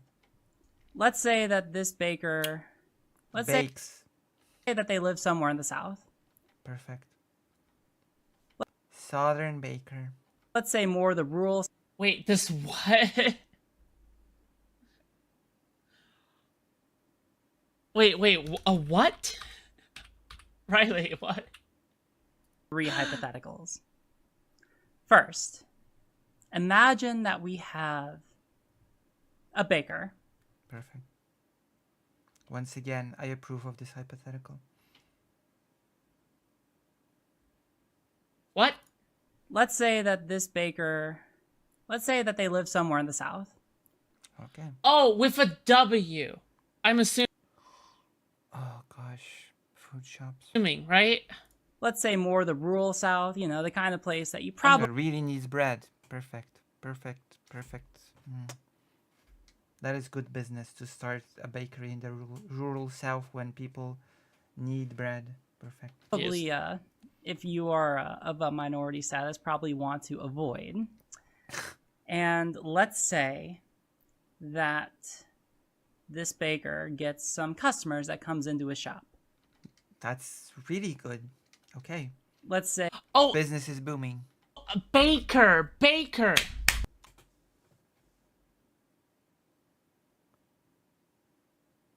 Wow. Okay. Thank you, food shops, for this. Baker. I'm so confused. Apparently so. Baker, guys, Baker. Right. Baker. All right. Yeah, I know. I heard it. Jesus. it's 2 All men. right. And it's 2 men who Fuck. go up to him Okay. and ask this baker to make a cake for their wedding. Perfect. Business. It's business. Business is booming once again.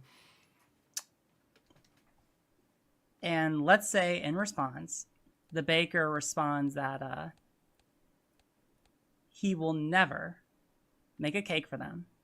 And specifically, the reason that he says he will never make a cake for them Is it because of religious belief? is that he will not do something which he says, quote, violates his religious beliefs. Wow, I called it. Maybe it's just because it's like the reason that is just giving across the board all over the world in these sort of situations. You're violating my freedom of religion. This has been used all over the world. Like when people in pharmacies in Poland refused to sell certain types of medication because they said it violated their freedom of religion to do so, because selling this sort of medication to this sort of person just violates their religious belief on certain things. All right, so that's first hypothetical. Okay. Now, to any LGBT plus person, What? Bro. It It's a hypothetical, and she didn't even say anything about the fucking hypothetical. Why are you cutting to yourself already? You didn't let her finish. Guys! She didn't let her finish. Who has been online the past decade, you probably recognize this narrative as the one Republicans began screaming from the rooftops in 2013 during the Sweet Cakes by Melissa case. What they always leave out, however, Yes, is wow, the we figured it fact out. that the Christian bakers in question, Aaron and Melissa Klein, not only refused to bake a cake for a lesbian couple, but subsequently published their private information online.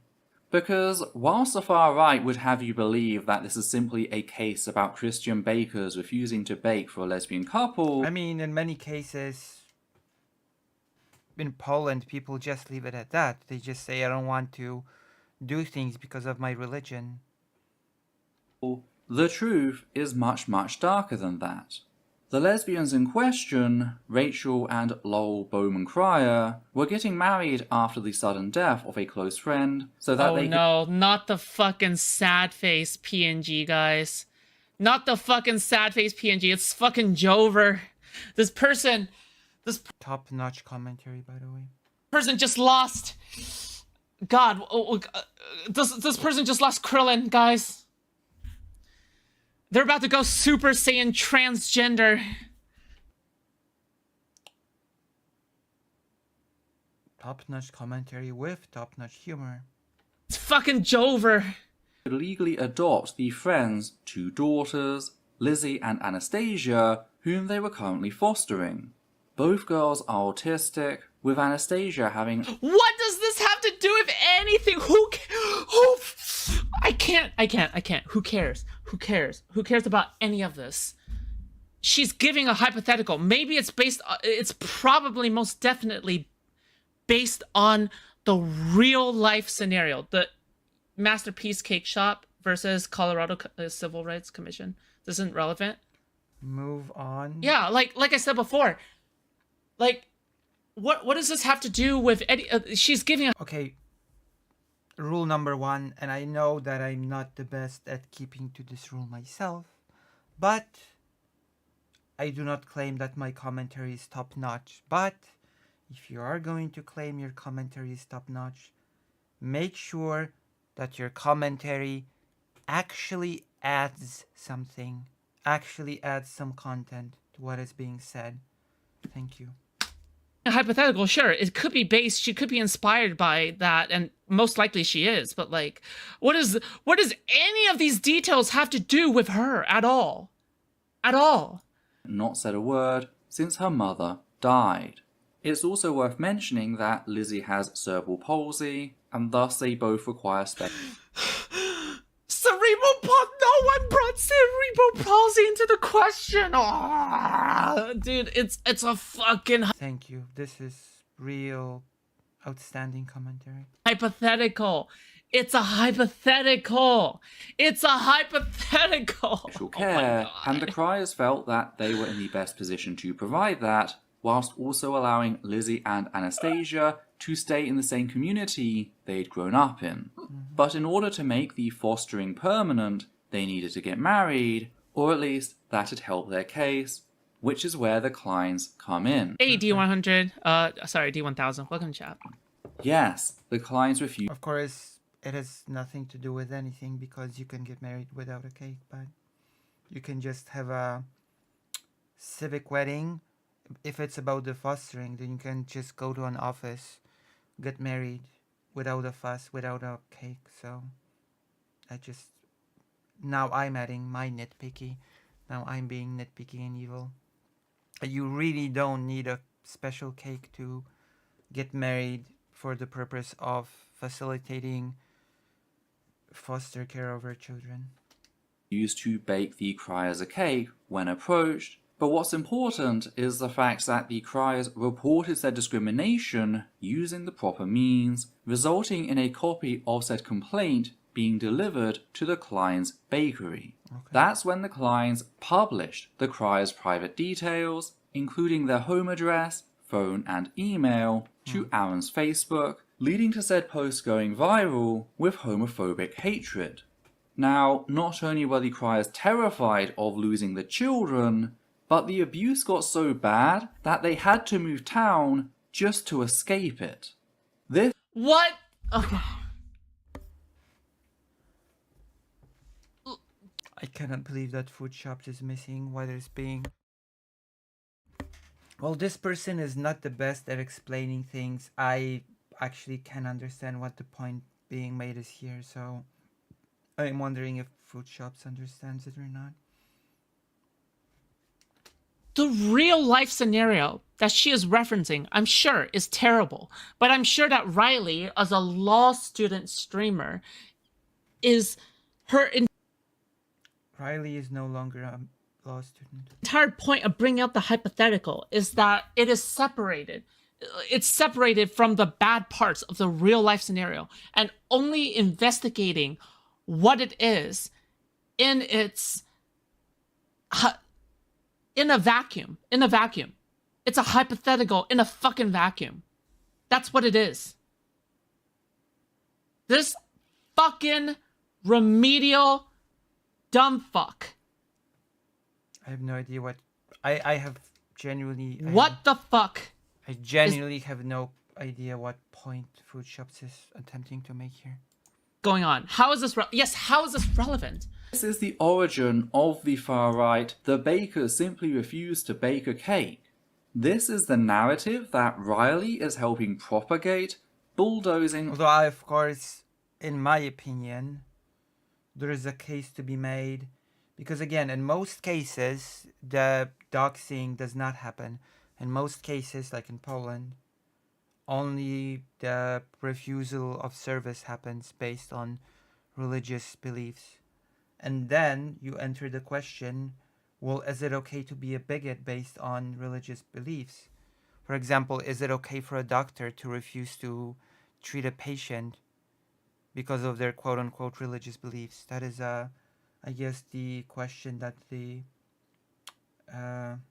hypothetical explores, I assume. No! Oh my god! She's talking about a hypothetical! Oh my god! What actually happened and helping them bury it. What really gets me here is that she's talking about a legal case, you know, her area of interest, and yet I actually know what happened better than her. Either that, or she's deliberately misportraying the case to make the far right... No, she's not! If she said something along the lines of, okay, let's go over this case. Let's go over what happened, guys. Let's go over the story. Although there have been more than just this particular case of people refusing service due to religious beliefs. Let's go over the story itself. The actual real world story itself. Then sure, fine, fair. Alright? But we're talking about the fucking hypothetical. We're talking about the hypothetical. seem more reasonable.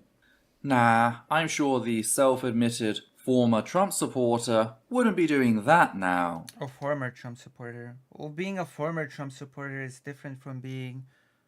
Okay, never mind. Whatever. But yeah, if you support Riley, whether financially, vocally, or... What, is she talking about Riley? Former Trump supporter? Even if she was, what does this have to do with anything? This is not indicative of anything. This is all over the place. If anything, it should... I mean, the word former does indicate that that is not the case anymore, so... I thought we believed in people changing. indicate that she's willing to change. What the fuck is this going on? I hate everything. I hate DST. What is DST? I don't know what you're talking about. This is what you're supporting. Piss poor arguments mixed with far-right propaganda. Projection. That's all you're supporting. Projection. How people like Zanderhol and Riley expect to be taken seriously by the left when they've done absolutely nothing to deprogram What is the left? the reactionary parts of their being. Deprogram from the reactionary parts of their being. Now that is a sentence I did not expect to read or hear. A little update from my little island where I continue my quest to learn everything The HSE just nuked the only realistic option for trans people to get HRT here in Ireland without waiting 3 to 10 years or paying insane private prices or doing do it yourself. Here's a Reddit post about it. I guess we're going to go through it because I'm a trans streamer and trans streamers have to do trans topics. And I've not done trans topics in a while, so I guess today is the day where we can just go through it all one by one, starting with this thing. Excellent. Isn't that great? Is this not great? Is beyond me. But hey, since when have daylight savings reactionaries gotcha. actually resorted to, you know, reasoning? So, with How? Dude, I don't even know where to begin here. Riley just destroyed gonna keep on an going. academic level, among other things, let's move on to how she enabled Xanderhol's ableism, specifically his violation of my trauma as a survivor. She's about to. Essence of Thought is about to enable my ableism. Oh, the humor. I'm actually It is a sad thing when you're the only one laughing at your own jokes. gonna lose it. I'm actually gonna lose it, guys. Domestic abuse and childhood sexual assault. This whole thing escalated when Xanderhol, who was defending ContraPoint's open worship of known domestic abuser Buck Angel, decided to try and exploit my history as a survivor of domestic abuse and childhood Please give me any examples. Please. sexual assault to conclude that I I guess we'll never get the other half of that hypothetical. Yes!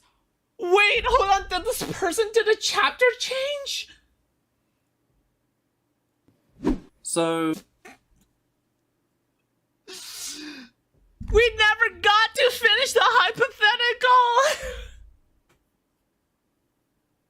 And now you'll never know.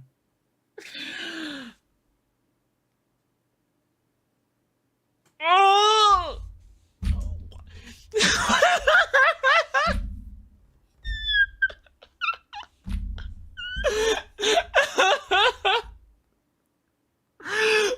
Wait! What the fuck? We never finished Riley's hypothetical? What is going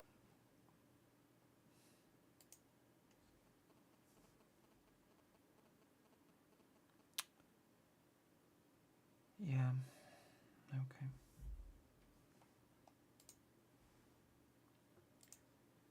on?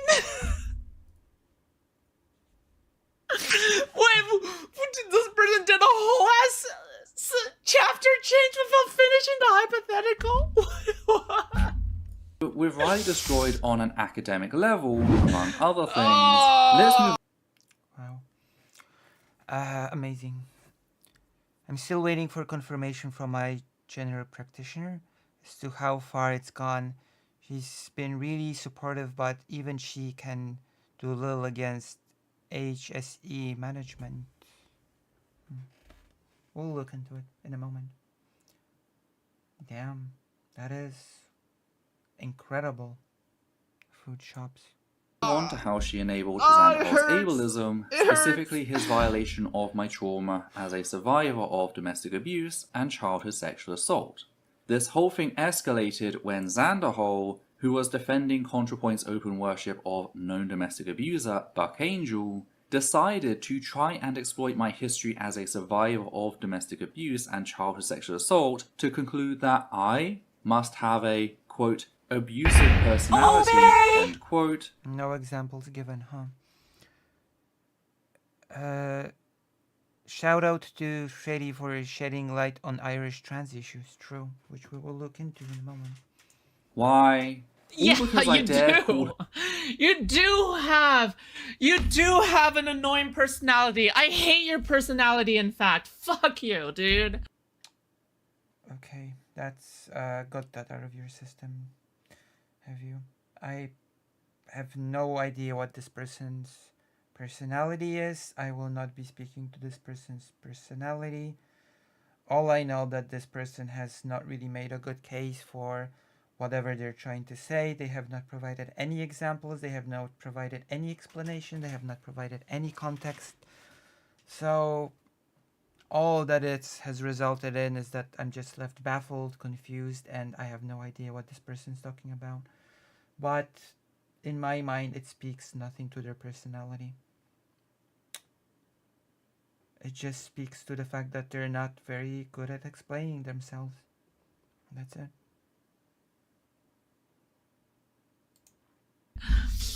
Jesus. Him out on his history of ableism and transmisia. And that's Fucking when hell. Riley decided to insert herself into the conversation to play defense lawyer, part of which is the assertion that Holy fuck, guys. We have I a don't even know what the situation is. I don't even know what situation Riley Grace Rochon has inserted herself into. I have no idea what it is that Xander Hall that has said that was so bad. I have no idea what the bigotry was. I have no idea about anything based on this video, which is not a good sign considering that a person that has no knowledge of anything should go into this person's video and get the full picture and be able to, based on that full picture, make a judgment on what they think about all of this. But that is certainly not what's happening here. 167 concurrent viewers. I'm sorry, how many? Ever since the fucking fuck, guys, we have 167 concurrent viewers. Oh, that's depressing. Ever since the fucking raid, we've gone up by like 60 concurrent viewers. What the fuck, guys? Guys, like the stream right now. Subscribe. Thank you. I appreciate it. Jesus. Thank you. I appreciate it. You're welcome. he's changed, as can be seen in this Also join a clip. Discord server here. So what happened was that I ended up having a conversation. We have a very wholesome community. For a drama YouTube channel, we have a really wholesome community, guys. I somehow doubt that, but With Xander Hall. All right. And we ended up having a conversation basically to the effect of the issues I have talked about so far. And I wanted to ask him specifically about his intent for why he made the arguments that he did. And this is a clip where he talks specifically about that. okay. Keep in mind that Ethel thinks she's eating with every video, and if you don't agree with her, it's because you're probably transphobic. I want to hear the clip. Dude, I think that's like one of the worst parts. Is their name Ethel? Yes. Yes. But also, how the funniest part about Essence of Thought, and this is one of my personal favorite parts. Okay, one of my favorite parts about Essence of Thought is that, again, nonsense of thoughtlessness here. All right, or should I say, absent of thought. Well, I'm not even gonna comment on Okay, thinks that she is owning people with every video. She thinks that she's owning people with every video. She thinks she's like obliterating these people, dude. She thinks that she is sending these people to the afterlife. that. There's absolutely no projection happening here. Absolutely not.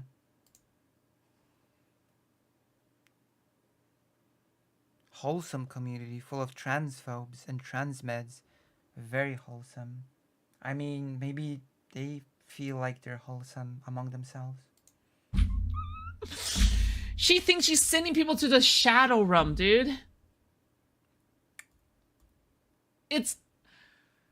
She's actually so delusional. It's insane.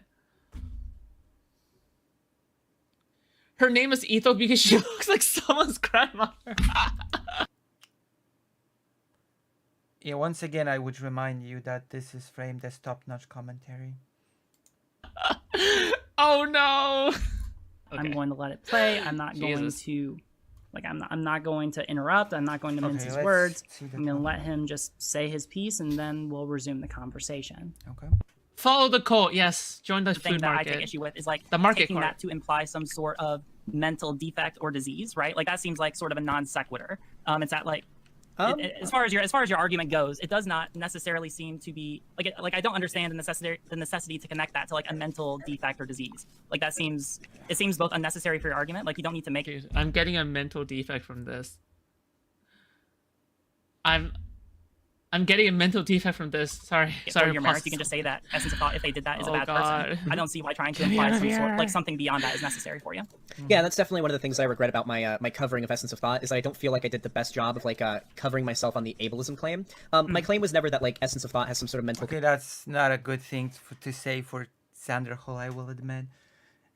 You shouldn't say I didn't do my best covering my ass on the ableism thing. You should have said I should have refrained from commenting on a person's mental well-being. Maybe that's what you should have. I don't know, maybe condition that makes them act the way that they do, and so that is why they engage in the bad faith abusive behavior that they do. My take was more so that people who, and I think you'll agree with this, I don't think this, like, you need to agree with this, generally if you grow up in a fucked situation, there's a high likelihood that you're going to go through your life believing that kind. She thinks she's beating them with facts and logic, but really she just badgers people into the ground. Even the name is so fucking self-serving. Essence of Thought. Bro, the audacity to name your channel Essence of Thought. Jeez. I would quit the internet if I ever named myself anything close to Essence of Thought. Can we move on? Ugh.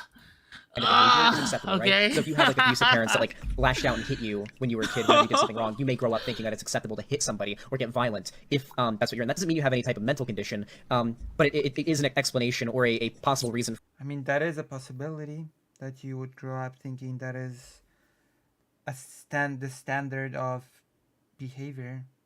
But you might also grow up with a different sort of conclusion. You might grow up with a conclusion that it's okay to hit you in particular, that you're the person that is okay to be treated that way. So there are many different conclusions that you might sort of grow up with based on this sort of experience. I've said my piece. I added some content with my top-notch commentary. For why you think it would be appropriate to behave in that way. And I feel like that's probably what happened with Essence of Thought. I guess it's armchair psychology, but just from my experience, that was my assumption. Just because Essence of Thought has talked about how they've been abused in their life, and Yeah, it just seemed like a reasonable conclusion to come to. Twice in a row. I'm sorry. I'm really trying my best. It's also very late and I've had a long week. But anyway, no time for excuses. Let's get going. So in case you did not hear, effectively what Xander Hall said was this, right? That Xander Hall did not make that Xander Hall was not trying to talk so much about Essence of Thought having any sort of mental disease, but just that Essence of Thought, because they had certain mental issues that Essence of Thought has talked about before, and that this Essence of Thought has been the victim of, we would call it unresolved trauma, of abuse from a younger age, then that which would may lead to certain complications in adulthood, yes. Make it more likely that Essence of Thought would become an abuser later on, right? So Xander Hall did the exact same thing. Oh, I'm gonna bring in the microphone. Okay.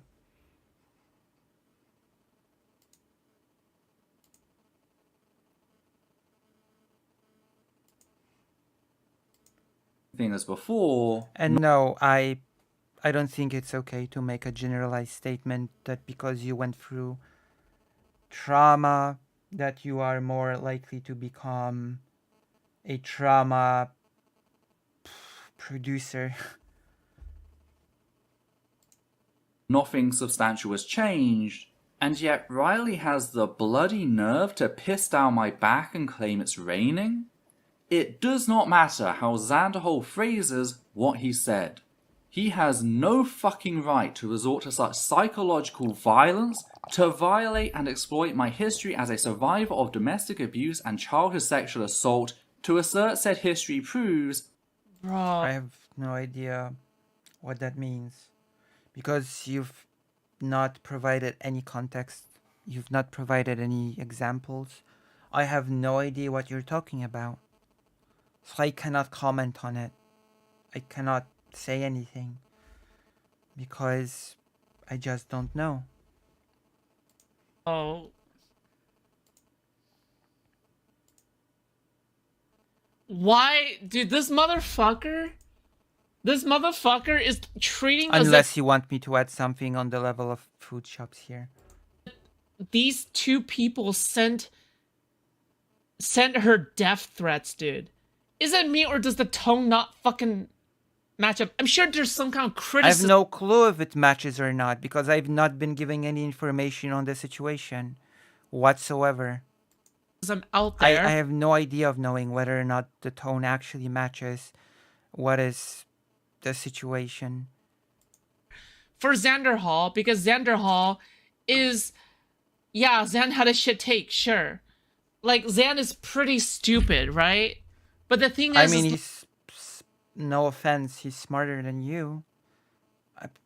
Like, let's not be, I don't think you're in a position to judge someone else's intelligence, but okay.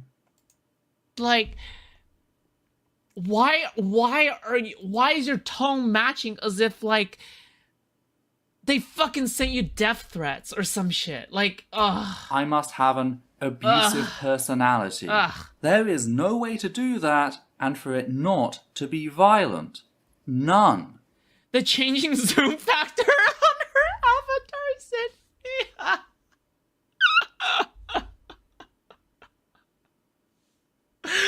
the changing zoom factor. Oh my god.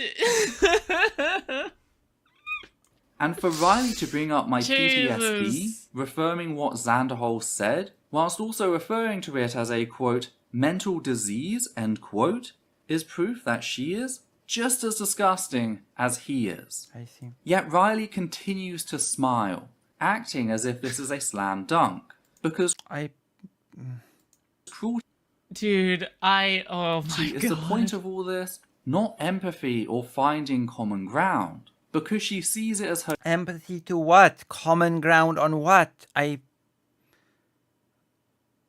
job as a would-be lawyer to inflict as much pain on the victim as possible to try and force them into silence. Actually, the job of a lawyer is to defend their client, but, you know, potatoes, I guess. Tomatoes, I guess. I don't know. That's who she is as a person, that's how she perceives the world. A fact only demonstrates How could you say, on one hand, you're saying that since I am a abuse survivor, that you can't assume these things about me, which, fair enough, all right? I'm assuming that's where she's getting at, all right? But on the other hand, you're gonna say, because Riley Grace Rochon is a lawyer, therefore she is a piece of shit. What? Am I... What is going on here, guys? further by Riley's emotion. I mean, with so many people calling you abusive, you should do some internal soul searching. Yeah, I know. How is it that I'm agreeing with Xander Hall about this person being abusive? I thought I would never agree with Xander Hall about anything. I have no idea if this person's abusive or not because...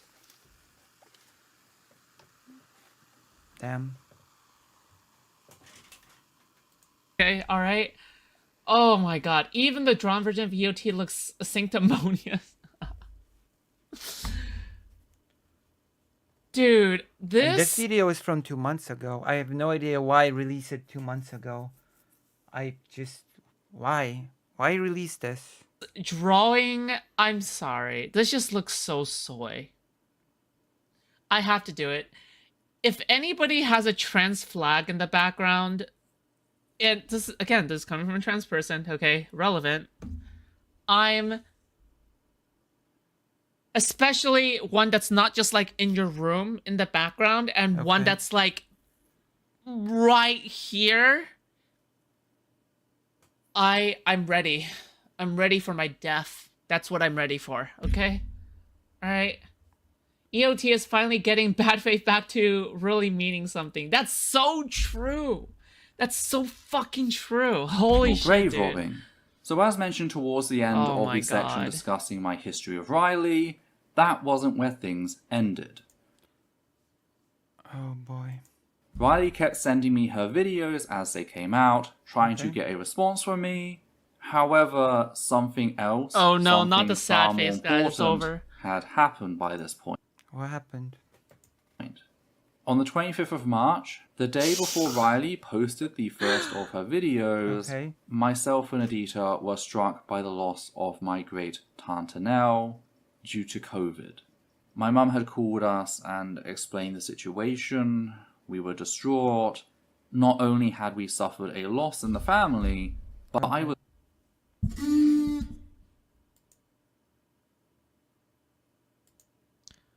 Who cares? Any askers in chat? Any askers in chat? I'm looking for who asked. I'm looking for who asked.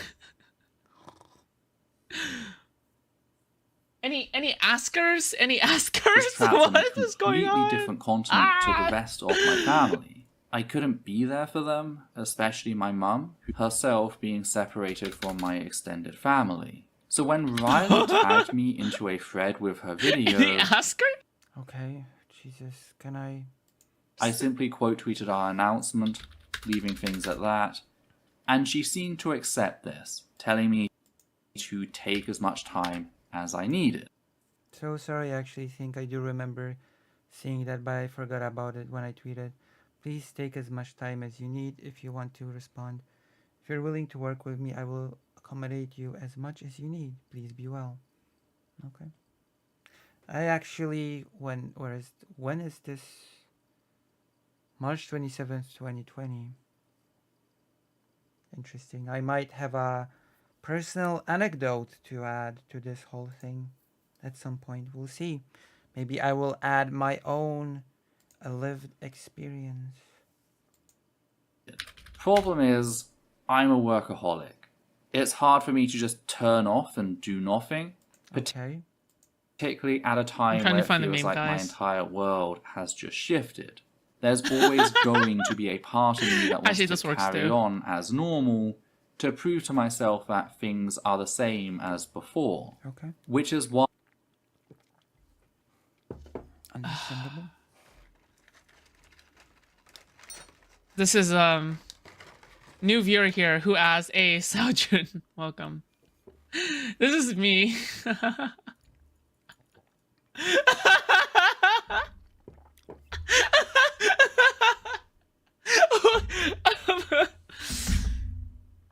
Wait, Housewives is right. Why does she always trauma dump, but when people she targets show any emotion, she says they're victimizing themselves? I can't with this. This is not, guys. I refuse to believe that Essence of Thought is a real person. I see. I refuse to believe that Essence of Thought is a real person. Essence of Thought is a psyop designed to make the transgender movement look bad. Oh no. I can't. I love this argument so much. Because it's used against non-binary people on the regular. I love it. Especially with the blatant trans flag on her shoulder and the trans flag in the back. I can't. I can't with this. Again, I don't mean to be mean, but I could very well make a strong case and throw the same accusation at you.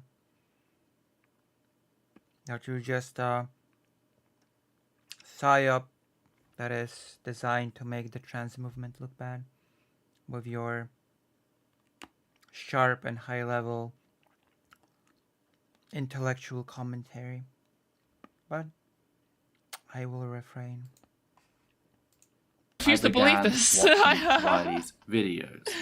That I was will refrain. entirely my mistake, and I accept full responsibility for that. Because what I saw, the lies, the bullshit, Essence of Thought is more transphobic than any of these people Essence of Thought is more transphobic than transphobia itself. that she's accusing of whatsoever, just because, just even if you take the cringe factor, you separate that from everything else, you take only the cringe factor in of itself is transphobic. Okay? Transphobic. This is, yeah, this I have no idea what that means. is some CIA shit. Okay? CIA again. CIA is just responsible for everything and anything. Director Burns sure is busy in his life. Doing coups in Ukraine, puppeteering Ukraine, and now, I don't know, directly instructing Essence of Thought, I guess. Damn. CIA is everywhere. It controls everything at all times. What the is going far-right on? talking points I'd been dealing with for years, dressed I'm up getting as a drink. progressive, it triggered me. And I mean that in the most sincere sense of the term. I went in thinking I was strong enough to deal with such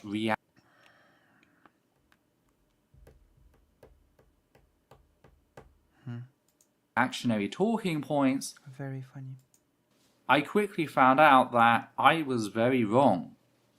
Problem is, that grenade pin had already been pulled. I had this spiteful rhetoric bouncing around inside my head, and I needed to get it out. I needed to vent. Of course, I wasn't in any sort of mind to get into a fight, so I took to something virtually unheard of for me. I vague tweeted on the 30th of March, stating the following, quote, "For those unaware, saying I refuse to waste time debating semantics largely agreed upon by everyone not acting as a defense attorney for bigots is not the same as asserting that discussion over the definition of bigotry is forbidden. It simply means my I God. don't see said conversation taking place in good faith, since you have a clear bias intended to get your client off. You're not arguing on grounds of honesty or objectivity, and describing the facts that words have a more broad meaning than I still think it would have been a worthy conversation to have if you wanted to, I don't know, move the whole topic forward. the Make your 2 to case. 3 synonyms typically offered in the dictionary is not the atmosphere effect. This is yapping. This is yapping, guys. True, I agree. You're yapping. This is what yapping looks like. If you want to look for what yapping looks like, look no further. This is yapping. She even says she had to calm herself down before she emailed Vangelina the first time. Guys, I can't tell. I can't tell if Essence of Thought is trolling. Guys, am I being trolled? Please, guys, you guys need to let me know if I'm being trolled or not, okay? Takes one to know one. This is very important.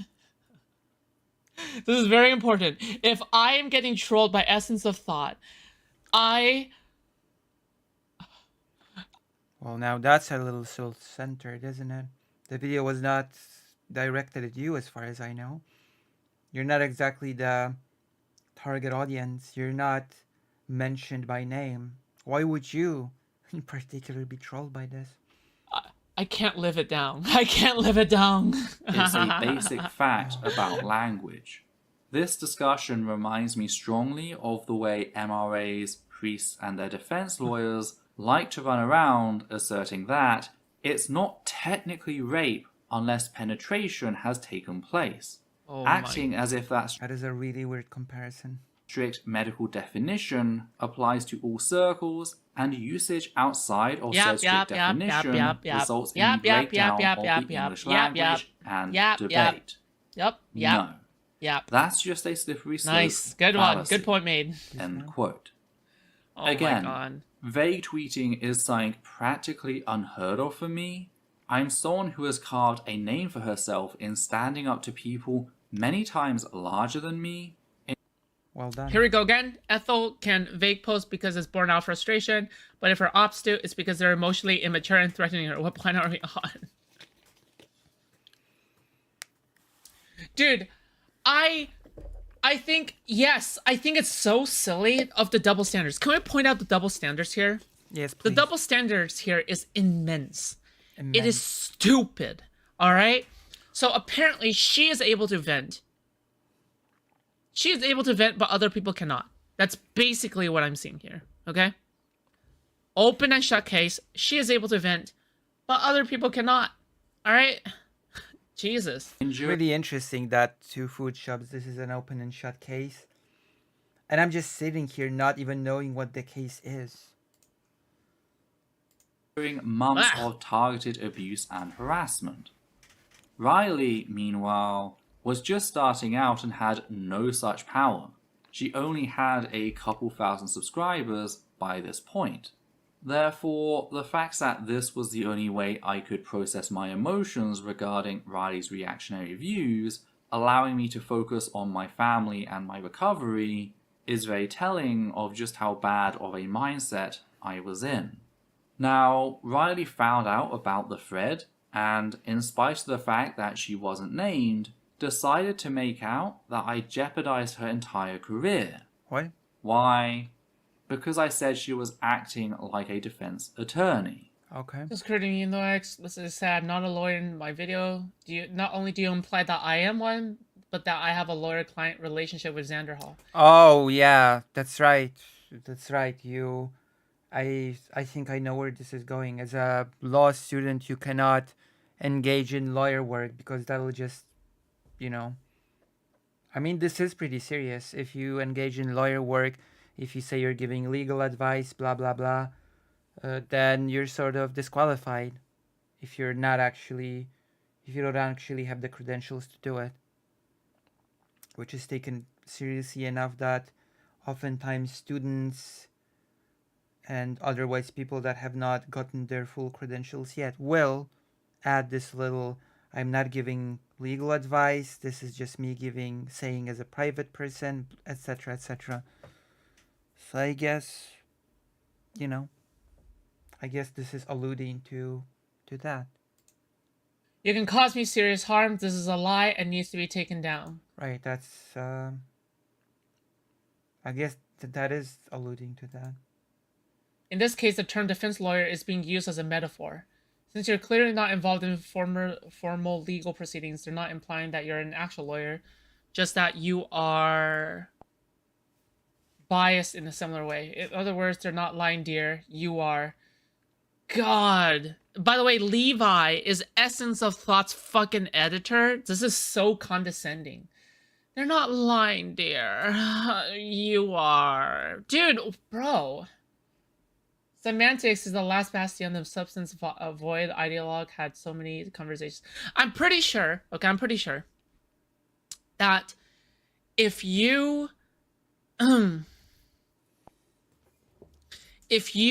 while in law school are being, said by another person, whether online or in another environment, that, oh yeah, like you are a defense lawyer representing another person,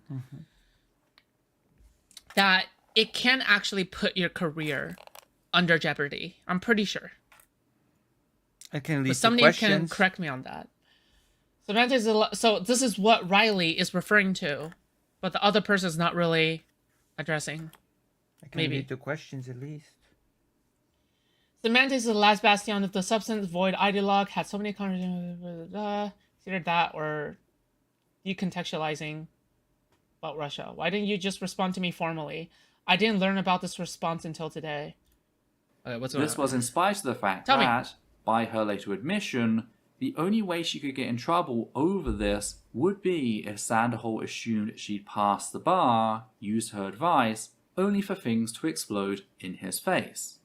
So even if what I said wasn't clear, that's an issue easily resolved by, you know, her telling Sanderhold that she's not actually his lawyer. So it was a non-issue brought up by her as justification for smearing me. But things didn't end there. For you see, What? Riley couldn't help but decide to Wait. that in his face. The only way she could get in trouble over this would be if Sanderhold assumed she'd passed the bar, used her advice, only for things to explode in his face. So even if No! You dumb fuck!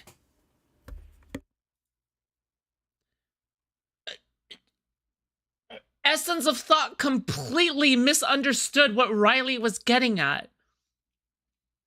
Riley was saying that I can't be seeing a Xander Hall's fucking lawyer.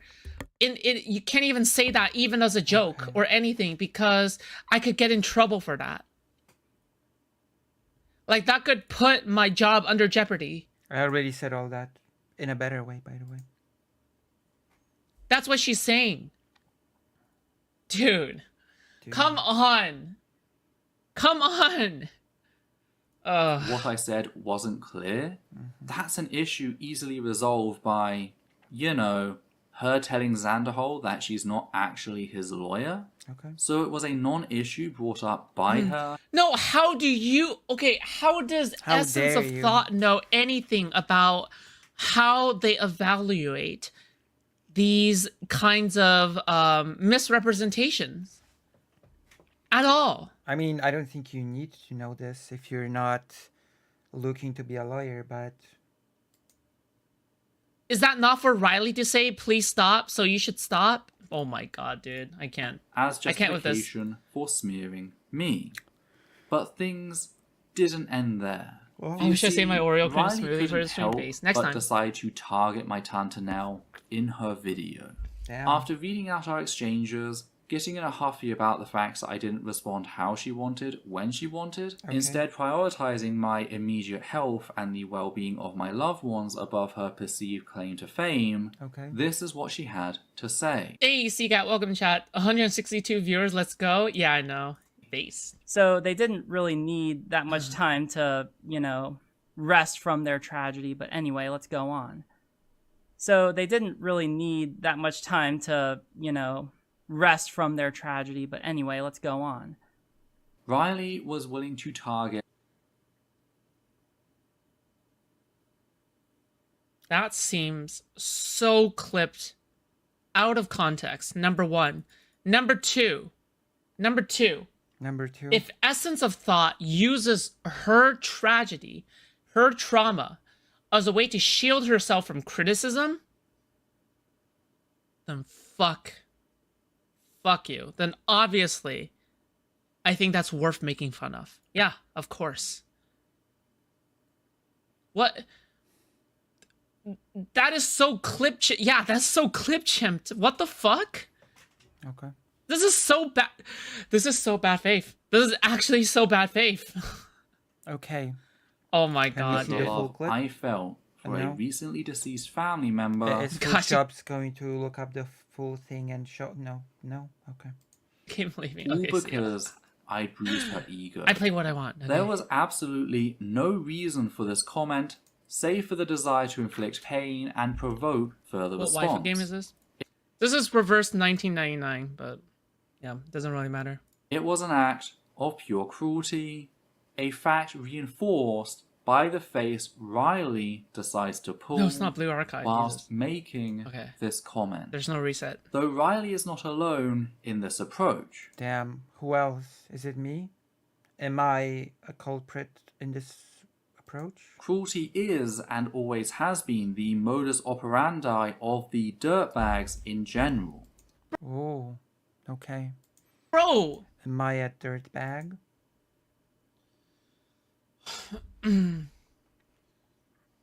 Bro. Why did you pause? What? The most clip chimp thing ever? Really? Just take a minute to think about all the dirtbags you know and compare how they present themselves to how they actually act.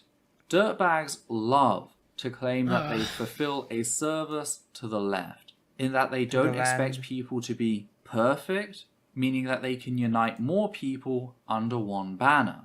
Perfect. Yet when Let's get us to 169. Ha ha ha ha. It would take a small push. Look, listen. All right, I think we're stable. We're stable. you Okay. look at what they mean by imperfection, so racism, transmisia, and ableism, to name the big three, they are responsible for like 90% of the big incidents. What's more is they are completely immune to growth. Why? Because they don't actually care about uniting the left. They care about causing... What is the left, and what does uniting it even mean?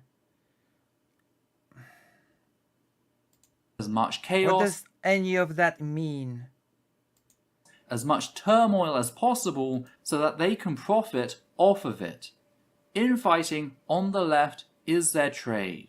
That's why Natalie Wynn made the pivot to centering her apparent cancelling as she made bank on Patreon, taking... Dude, this person does so much of a disservice to the left. What is to the whatever left? leftist cause there is than anybody else. The left. Than TM. anybody else. Which is I refuse to believe that I refuse to believe that Essence of Thought is a real person, okay? That's what said. I believe. Alright? This person is not real. I refuse to believe Essence of Thought is a real ass person. shots at marginalized communities she has always looked down upon. That's why a person like Xanderhole will happily break bread with Nazis whilst violating something as deeply traumatic What does that mean? Breaking bread with Nazis? With whom? Again, examples. I'd like to see which Nazis has Xanderhole broken bread with. as my history of domestic and childhood sexual abuse as evidence that I too must be an abuser. That's why people like Luxander cheer on these efforts, openly admitting that it's afraid of being... Why do I have a feeling that Nazi to Essence of Thought just means somebody who disagrees with her? being called out on its own bigotry, and that it would rather have a system of zero accountability. That's why Riley swooped in, claiming to be a neutral party, looking to settle discussion, only to lash out the moment I didn't treat her like an authority. Dirtbags are to community conflict what arms dealers are... Dude, this person is just a projection machine, guys. This person is unironically a fucking projection machine. Like, what has this person said that doesn't immediately apply to themselves? Question. Why? I couldn't point that question Like, at you. this person has to be doing this on purpose, right? Like, Jesus. are to war. The sooner we realize that, the sooner we can start fixing the problem. What is The last thing I like to cover in this video is why I'm making this video now. the good question? Why haven't I just allowed things to fade? Wait, Well, this is 11 months ago. Wait, 11 months ago? Hold on. Wait, what?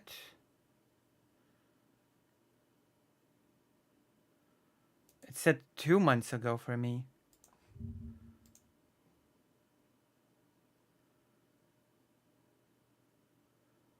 It says 2 months ago for me. Hold on. Something's wrong. Riley Grace for songs in human cruelty.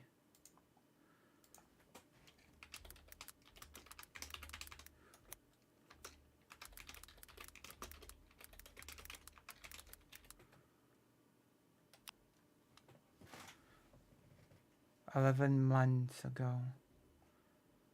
And what did I stumble upon that was like 2 months ago?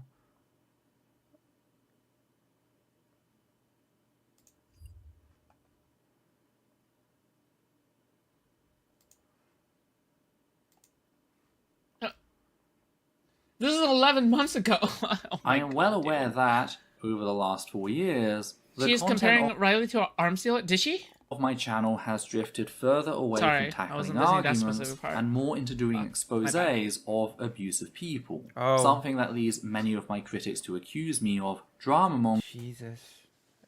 Doing exposés on abusers. Okay. Maybe I should look into this person's channel or something. It sounds interesting, to say the least. and accusation Is there a video on me? Lucy Hazet, the abuser. I fully expect to be launched at this video. But to those who claim You're drama mongering. You're a clown. Get off the internet. You suck. Alright? Jesus. such a thing, Hey, we reached 171 concurrent. What the fuck is going on? Why is there so many people watching? What? Good question. Guys, quickly, Good like the question. stream. There's so many people who are watching, but there's not enough people liking the stream. Good Fucking question. based. Alright? Oh god. Also, guys, remember to subscribe. Remember to subscribe, guys. Oh, almost 2K. Yeah. Also, finally, Yeah. donate if you would like to support me. Right? Oh, okay. Based. I have to ask, what's the appropriate reaction to being targeted? I'm like botting. this? You are not botting. Why is the onus on me to always ignore You better not be the harm botting. people are doing to me? Why is it never on the people enacting said harm Hey, Trib. to be Welcome. better? Only Reminder because- that I this don't know. entire thing started because I, a survivor of childhood domestic abuse, took issue with ContraPoints defending a known domestic abuser, Okay. while simultaneously accusing her non-binary critics of being secret Nazis, only pretending to be non-binary.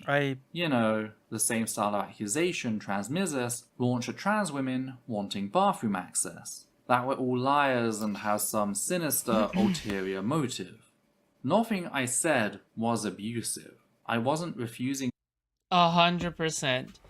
Everything you said, the way you put everything. I have no idea what you said. I have no idea what you were responding to. I have no idea what's even being discussed. So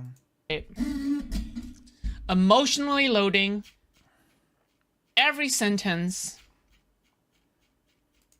and saying the most bullshit things off of the most bullshit assumptions, perfect. taking everybody in bad faith. It's abusive.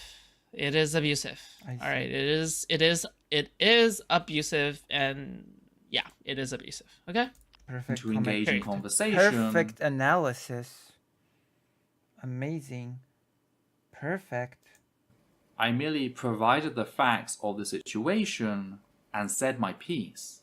And yet, because a cis guy Presented the facts of the situation. What facts? I have no What idea. fact? Remember, she fucking she did a chapter change. She did a chapter change. Like before she let Riley finish her hypothetical. What is going on? decided to engage in incredible psychological violence with the support of both Psychological torture. Alexander and Riley. Oh my god. I'm supposed to just move on. Where is on. the justice in that? I'm genuinely curious as to Social people's justice. response, since every step of the way, as I've done my best to process what I've been put through as a trans YouTuber, I've been told that I just need to get over it and stop dragging up I don't even know what you've been put through as a trans YouTuber. I have no idea of knowing because you've not said. And by said, I mean you've not provided any examples or anything, really. You are not a real person. Guys, am I tripping here? Yes, you are. I have to be tripping. Frankie, I've been lurking this channel for like 2 weeks after leaping from channel to channel to learn about Vosh drama, and I kept hearing people say food shops over and over and got curious. Dude, fucking based. Welcome, alright? We're friendly people. Are you? Drama. Oh, again, this is a cult. God, I Sure. fucking hate that It is a word cult. and We how are it's a cult. become a staple of abuse culture. I'm reminded of all the times I was told as a kid at school that if I just ignored my bullies, they'd go away. Okay. Do you want And this person's not a bully? And this person's not a bully? to know what actually happened? The bullying got worse. That's why, when I started college, I promised myself I would never limit myself for the comfort of others when it came to standing up against abuse and cruelty. I don't react to these things because I can't ignore them. I react to them because no human being should have to ignore the violence being done to them. That is a principle I preach to others. Thus, it is a principle I try to live by myself, to set an example, to be the change I want to see in the world. And yet, in spite of all of that, I cannot deny that I still fucking hate the fact that I'm having to do this.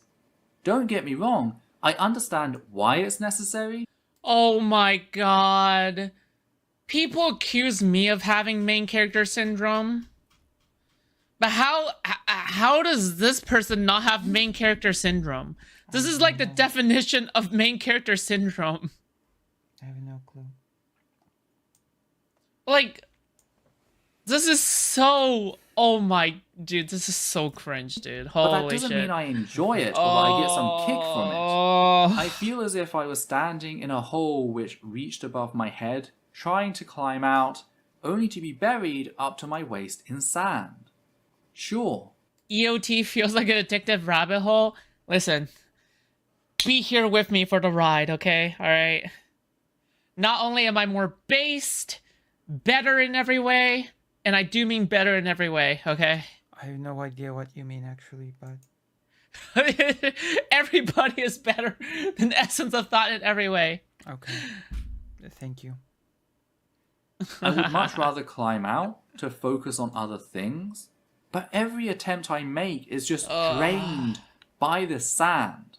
So I start digging it out, tossing it as far out of the hole as possible, until I start closing off these issues, having my final say on things and getting that closure for the abuses I've been made to suffer. Oh my gosh. I'm not going I don't even know what they are, these abuses that you were forced to suffer through. I have no idea, you've not said. anywhere because the situation won't let me.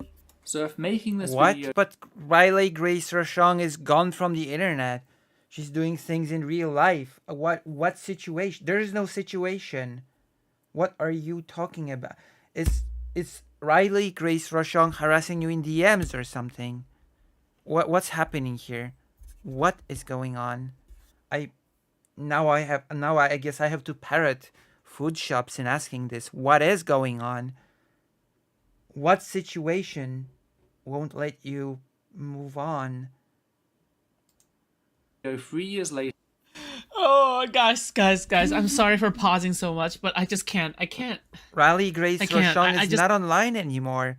I know that she's now part of the Progressive Victory thing, but what does that have to do with anything? Just can't. I have to take a break, okay? I have to take a break once in a while, alright? Oh my god. Hold on. Wait, what? Content sniffer, you... Never mind. Just... Oh, content sniffer. helps with that, then damn right, I'm going to make that video. This is in spite of the fact Why? that, as far as I'm aware, Riley is dead as a topic on YouTube, having abandoned it long ago after she got dragged for targeting her fellow dirtbags. Interesting how they're okay with abusing anyone except the people in their Content I have no idea what that means again. sniffer is asking for a gifted sub, guys.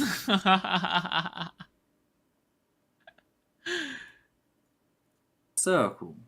Point is, there's no financial or algorithmic Oh shit! Guys, wait, there's so many people here! I have 5 memberships left to gift this month. Let's do it now. Let's do it now. Let's do it now. All right. Because let's take a brief cringe break. Let's take a brief. I'm not interested. Hey, Lone Gypsy, welcome to chat. Any raccoon emojis? Base. True. Here, I'll do this. I'm not interested. Truly, this is the dankest dungeon. All right. Just gonna let us play. Our modest fellowship expands. Praise the sub.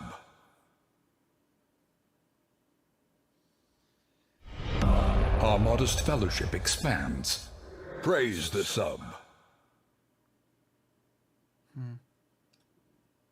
Our modest fellowship This is so expands. slow. Praise the sub. Why did I make it this slow? By the way, this is the darkest dungeon narrator, by the way. Our modest fellowship expands. Praise the sub. Our modest my God. fellowship expands. Praise You're the kidding sub. me, right? Reminder. This is my show moment once again. Like, Jesus Christ. subscribe, donate. Hit the bell. Donate a sub to Content Sniffer. So Content Sniffer is able to raccoon emoji in peace. Okay. Benefit here? I fully expect this video to bomb, but that's okay. Oh, Not what? every video has to be for the greater good. What? Well, why even make... Okay. Sometimes just having my say is what matters. Hey, Our modest fucking fellowship based. expands. Seagat, thank you for the Praise the tier sub. 1.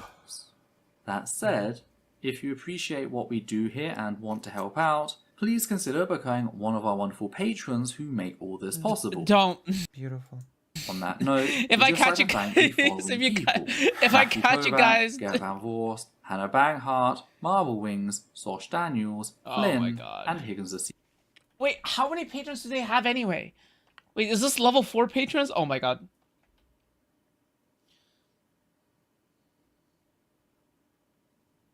What's gonna happen now?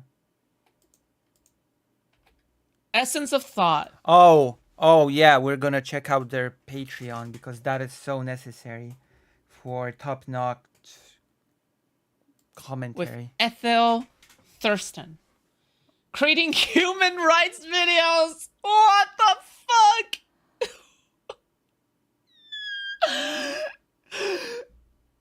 What the fuck?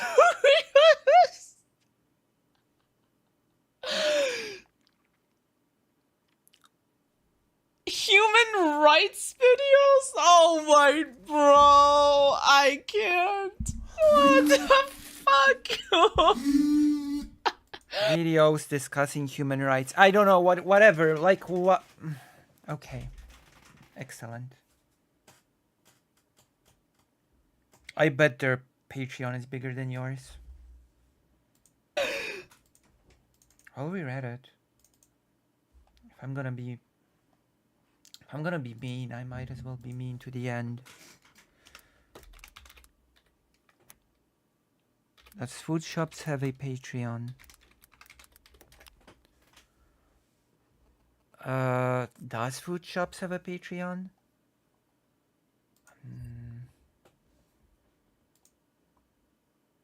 Here we go. What is your Patreon, food shops? While we're at it.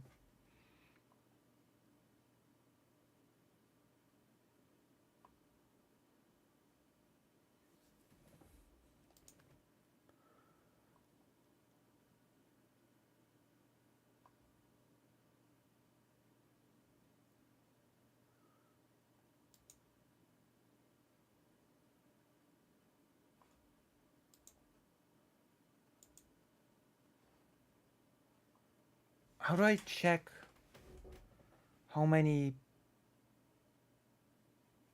anything she has?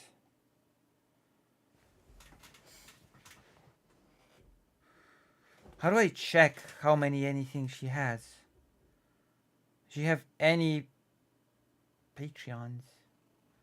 I have no idea how to check.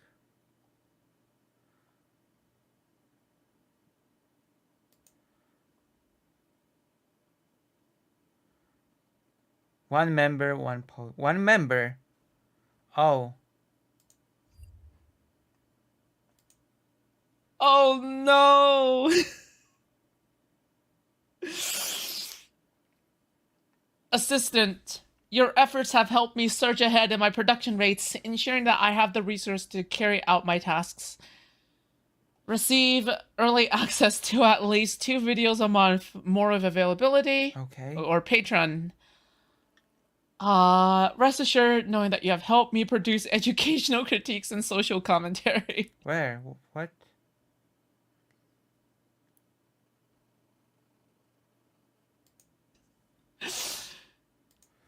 We can pretend they're so, but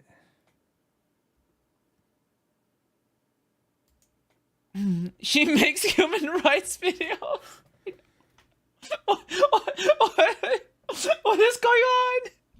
A visionary in visionary? Dude, the audacity to say in visionary. Your willingness in helping me guide others along the path of self-reflection. that is a bit pretentious, I will admit. I will admit that this is a bit self-pretentious. This is not real. Self-important. Pretentious and I actually refuse to believe this is real. Okay? I actually refuse to believe this is real. Your willingness in helping me guide others along the path of self-reflection for a better tomorrow is greatly appreciated. Receive early access to at least 2 videos a month, more of availability. Receive recognition for your support in the credits at the end of each video. Perfect. Conda Sniffer, stop blasting me. I'm tired. Jesus. I've been going off for like nearly 5 hours now. Holy shit. Okay. Receive recognition. Listen, this is top tier commentary, okay? Top tier commentary. I'm giving you all this for free, okay? Hold on. Visionary, immersivist. Bro! Your aid ensures the quality of my videos and my referencing remains constant. Receive early access to at least 2 videos a month. Blah, blah, blah. This includes your username being read out at the end of each video. Holy shit. Epistemologist. What does that mean again? Does that mean no one is paying the $10 tier? I have my literally God. no idea. Oh, it's to give other people self-reflection. Yes. You're supporting Essence of Thought in giving other people self-reflection. This is literally self-filleting, okay? This is self-filleting at its core. Okay, this is self-filleting at its core. Oh God. Oh my God. We have to view this post, guys. I'm forced to. No, you're not. After I caught Evangelina Scott plagiarizing our Lily Orchard series, I reached out. Only for Scott to edit her description to try to hide, blah, blah, blah. Okay, alright.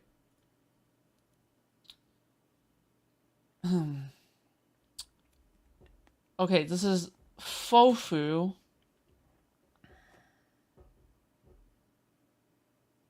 Okay. Okay. We're gonna read out their dedicated patron. Alright? So, her response video. My advice is that if you want to respond publicly, the headline is that she has admitted that she has published stuff from gossip sites without verifying where that information comes from. The way she introduced information was very calculated. First addressing H-Bomber Guy's stuff as being not a big deal, then poisoning the well, and so on. It buries the I have no idea what this is lead about. as much as you should be able to defend yourself. It's in this order so that nobody will notice that she admits she copied the screenshots from Kiwi Farms without verifying their source. Her claim is that she didn't What is plagiarize you this because about? she was just regurgitating what a harassment forum told her. Dude.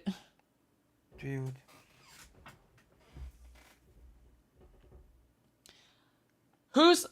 Okay. I might even bet money on this. Maybe. Okay, maybe I would even bet money from this. Okay. Is that Essence of Thought also gets her information from Kiwi Farms. But, obviously, cannot confirm. No evidence. But It's the lazy way to do things, okay? It's a lazy way to do things. Oh my god. But this might be a lie. It would be a lot of sense. Forums like to TLDW videos like yours, so if she was just absorbing whatever she was looking at, it's quite possible she would end up getting the content of your videos without having... Oh my god. Okay, I'll be right back. I have to go to the toilet. I'll be right back. Don't go anywhere.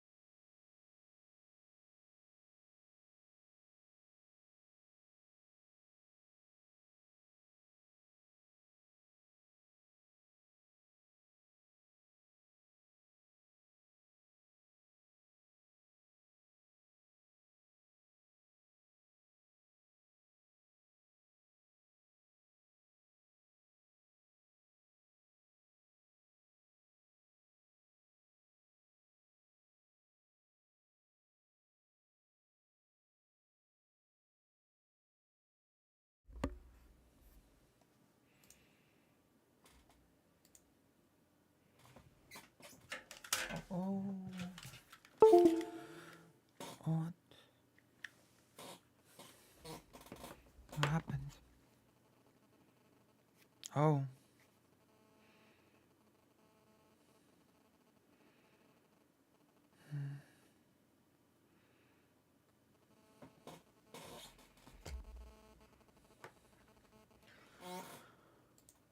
Is this what the average of her followers is like?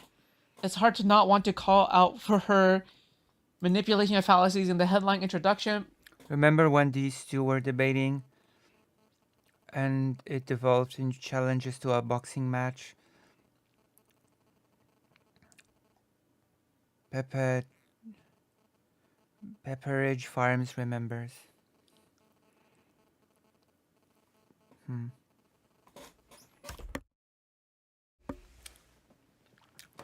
Interesting. That is indeed interesting.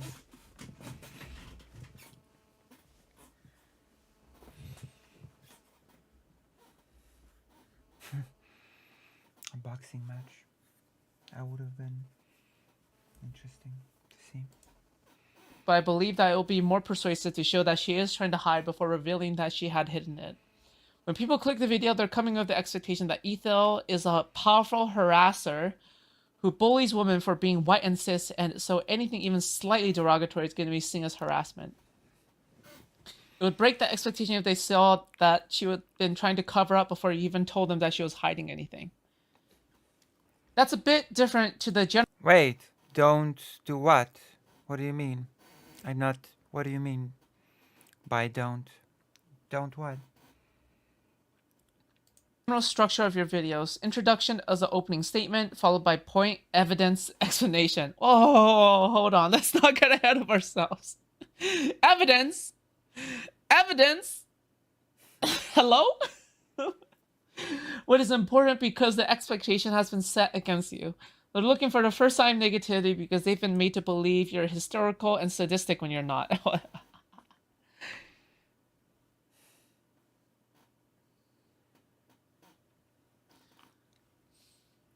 I wonder how Essence of Thought comes across these venting posts of Oates saying, "Oh my god, I am so depressed. I am self-harming. I am contemplating suicide." Okay.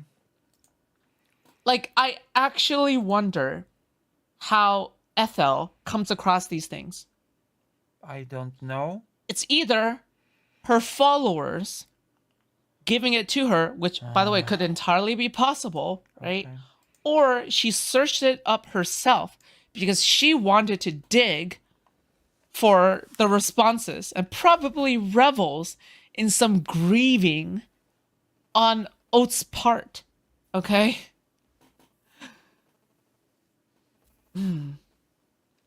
She wants you to respond to her rhetoric and personal attacks because she cannot win on her innocence. It's that saying, if the facts are against you, hammer the law. If the law is against you, hammer the facts. If the facts and the law are against you, hammer opposing counsel. Don't let it distract you. I don't. What? Best of luck, and I'm really sorry this is happening.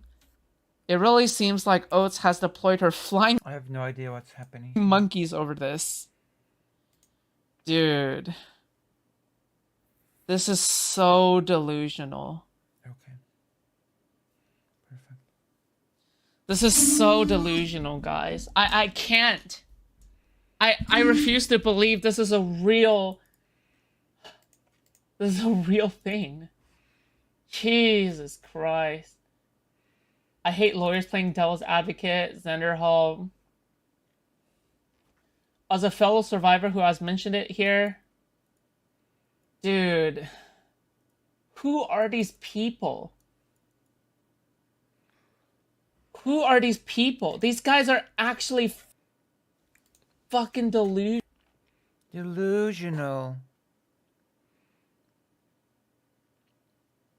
Who are these people? These guys are actually fucking delusional. Delusional. Oh my god, dude. Dude, oh my god.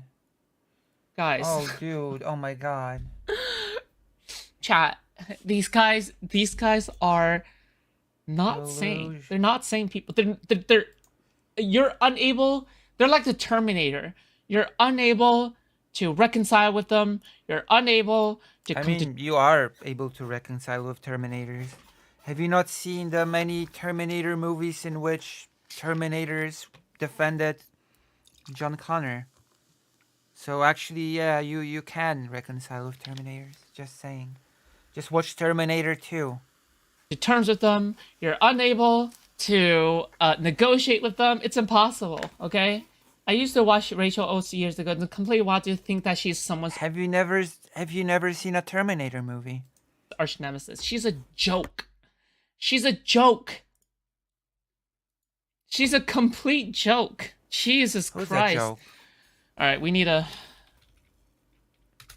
we need a break video, okay?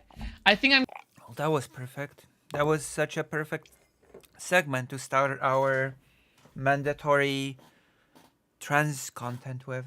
Are you happy?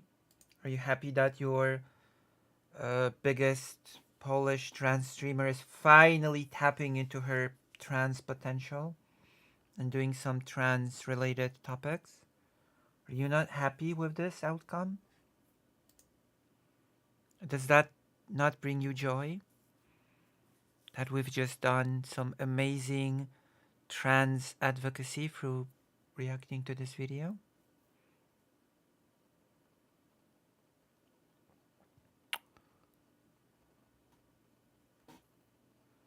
Is this not amazing? I believe it is. I believe it is the best in the world. But we're continuing.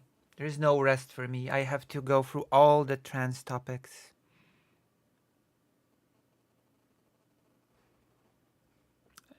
Again, I heard that Food Shops has been extending this to everyone. I mean, I have no idea what she thinks of me at this point.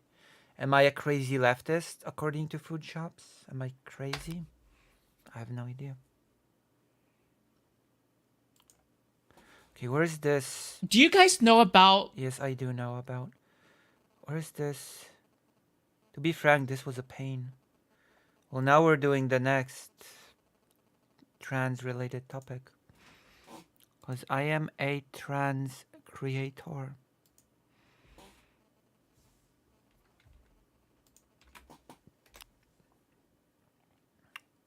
More updates on HSE changes. HAC and JS plan to run clinical trials on trans youth.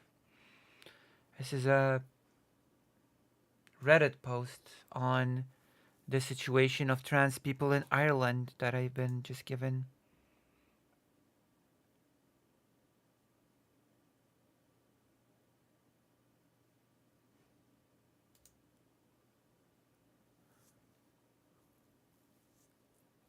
So we're gonna watch it. I'm not watch it. I'm gonna read it out and then we can add some top-notch commentary. In the past 72 hours, a lot has happened in Ireland. A lot is apparently happening behind the scenes and under the radar in the HSE with respect to our healthcare. Light some incense and grab your blanket and blahage. What is HSE? Is it some sort of... Is it the public healthcare system? Health Service Executive.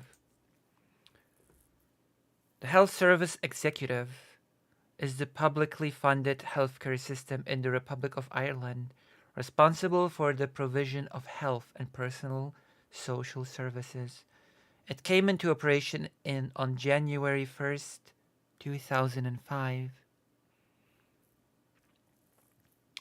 The current Director General is Bernard Gloucester, who took up the new role on March 6, 2023, after Paul Reid stepped down in October 2022.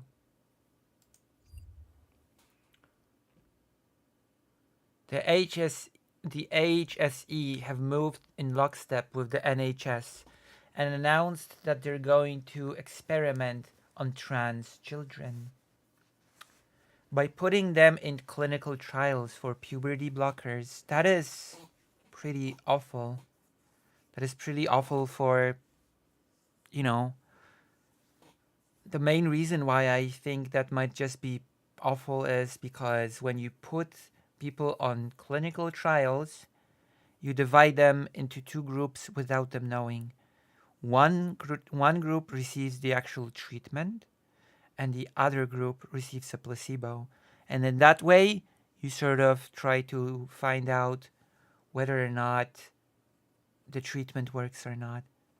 And what is troublesome about it in this case is that in the case of blockers, you're trying to block an undesired effect. So what sort of mental sort of distress will you put a young person through if you tell them you're giving them a puberty blocker, but actually you're giving them a placebo and they'll just be going through puberty? You know?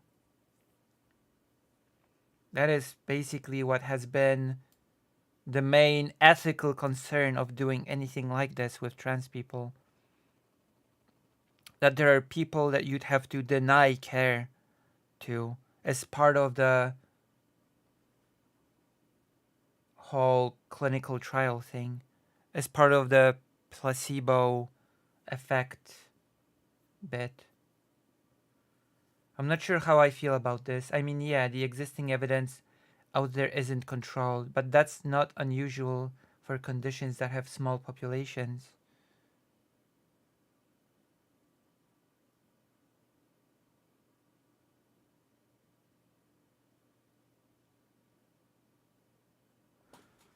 This is such a disingenuous statement when puberty blockers had been already used in non-trans healthcare.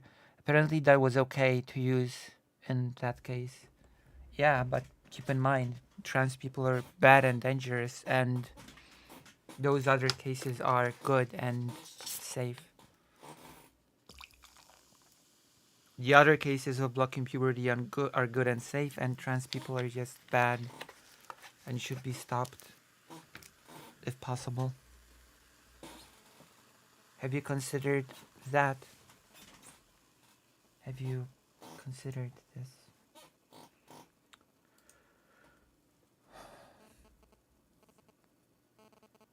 And the ethics of doing a controlled test on transgender children is contentious among healthcare professionals. I mean, of course it is. I've already sort of touched upon why.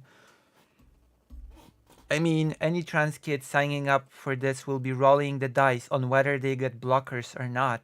Exactly. Like, imagine being told you're getting blockers, but actually you're just getting, I don't know, a sugar pill. And you're just going through the thing that you'd like to avoid the most in your life. The wrong puberty. And then you end up being screwed because you're ending up with the effects of the puberty that you don't want, which cannot be just undone.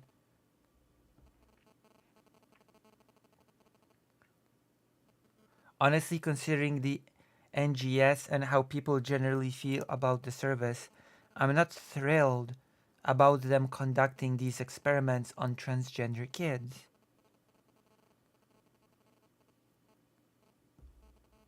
HSE have relinquished any commitment to WPATH, WPATH.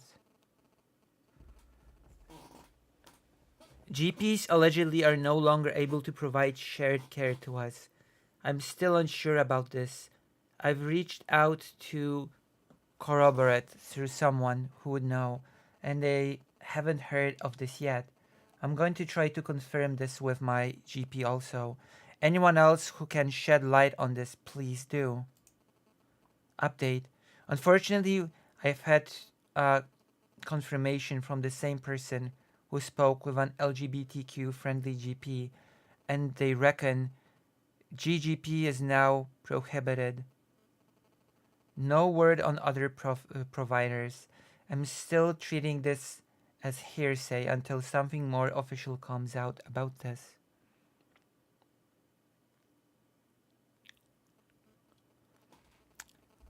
We were given hope with the care model based on WPATH SOC promised to us in the current program for government. It's abundantly clear that our health system has moved forward with a more conservative model of transgender healthcare. Apparently, taking a lot of inspiration from the current trends in the UK, the changes made as a result of the CAS review are questionable and the subject of criticism from other professionals working in the field of gender-affirming healthcare. I really can see how the worst trans healthcare system in the EU can benefit from this. Since the TGEU report, things have gotten much worse. The other pathway to HRT seem to have all dried up. GGP have effectively imploded, and now shared care is in question. The GD diagnosis endo pathway also seems to be almost impossible now.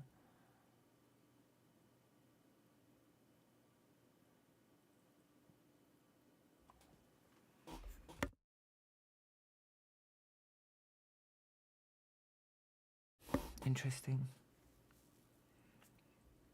If it turns out that shared care is actually banned, then we should be entering into a very risky healthcare situation.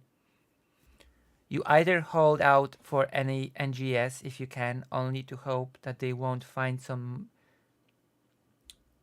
minutiae about you to deny you healthcare, go do it yourself, or nothing. I'm not surprised this has happened. We're political kryptonite at the moment, considering that trans health issues are being subjected to a fire hose of falsehood in the media, being disseminated by a large anti-LGBTQ plus disinformation network, one of the very hubs of which is on this very island. It's creating a toxic media atmosphere where it's hard for a neutral observer to determine the empiricism behind these issues. This is such an absolutely massive betrayal. We were, all of us, promised relief from the absolutely Byzantine gatekeeping of the NGS when the government committed to implementing WPATH instead. We've appeared to be going in the complete opposite direction.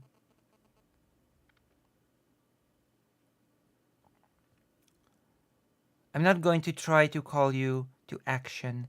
I know you're all tired, so am I. It is time to look after your mental health. I just wanted to ask you all how you're feeling about all this, and are you all doing okay? Wow. Compared to this, I guess my access to HRT is relatively simple at the moment. I contact my doctor. I ask him to prescribe me what I need, and he does.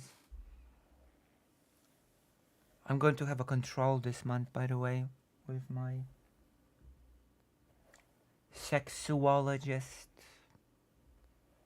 He's gonna tell me, maybe he'll change my dosage to make my changes more real.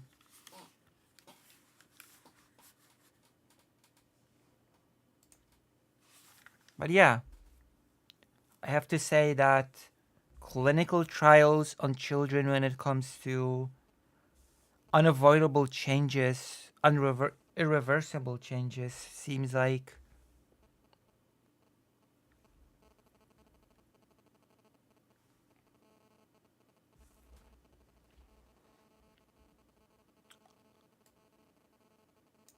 it just feels like torturing children for no reason. Imagine going to a thing expecting to get puberty blockers, initially being so happy that you will avoid in your mind the worst possible outcome, your body changing not in the way that you want it to go.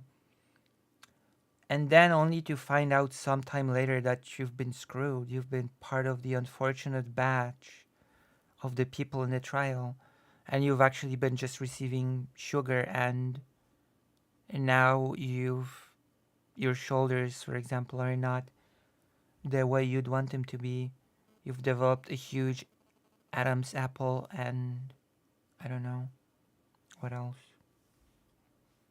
You get the idea. It's pretty bad.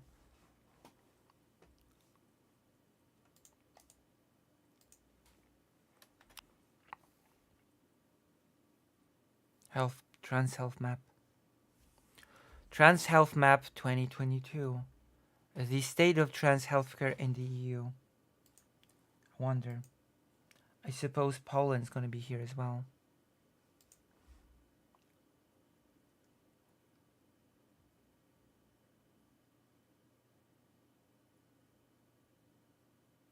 So what do those colors mean? Can I get a legend?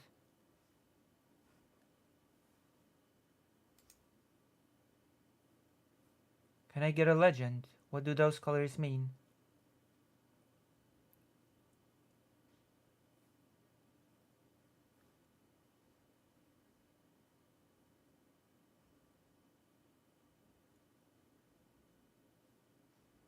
Okay.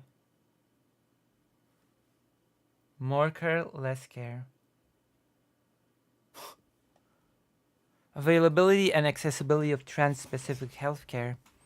TGEU Trans Health Map shows the overall status of trans-specific healthcare in each EU member state based on information collected on 6 factors. A. Type of trans healthcare and coverage available in the country. B. Requirement for a psychiatric diagnosis before hormonal treatment or surgery. C. Waiting time for first appointment with a trans healthcare professional. D. Groups excluded or made to wait longer to access trans-specific healthcare. E. Youngest age for puberty blockers. F. Youngest age for hormones. The map was created using a survey of country experts and an in-depth analysis of puberty available documentation. 1 to 3 expert responses were received for each country.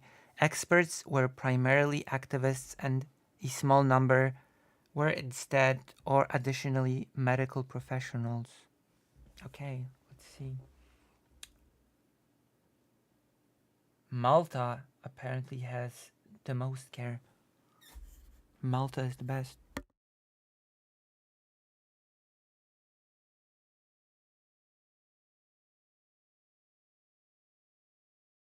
Malta is the best for trans healthcare, apparently.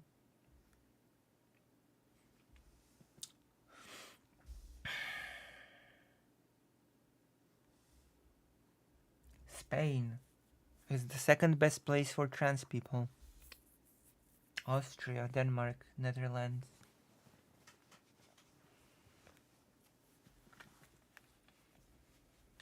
So, Poland naturally is on the lower spectrum of healthcare. Oh, it's better than Lithuania. I'm surprised.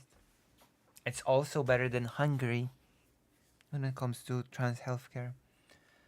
Ireland really does seem to be the worst of the worst, which explains the moves that are being made right now.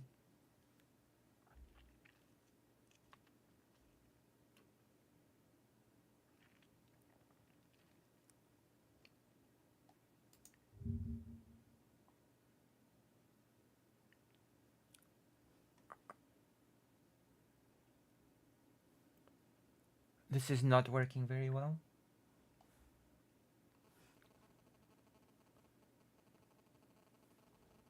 Okay, now we've got it. Now we've got it.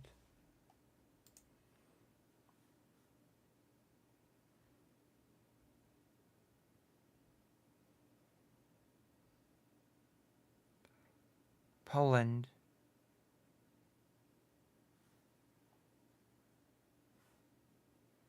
Where is Ireland? Huh.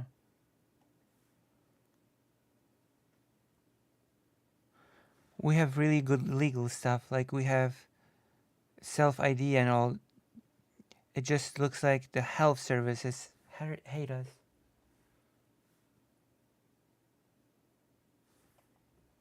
Right. It does seem that way, doesn't it? I just can't get over the fact that trials like this are being... Like, this is totally different from a trial of, like, Alzheimer's. My grandmother was put on a trial for Alzheimer's, where you... And this sort of thing sort of makes sense. You put on they separate people to two groups. One group gets a experimental medication. The other groups gets the placebo. And it makes sense to give one group the placebo. Because guess what? The medicine is experimental to begin with. You don't know if it will work or not. You don't know what the effects will be fully. So you sort of do the test to see if the medication will even work. It's sort of like a thing.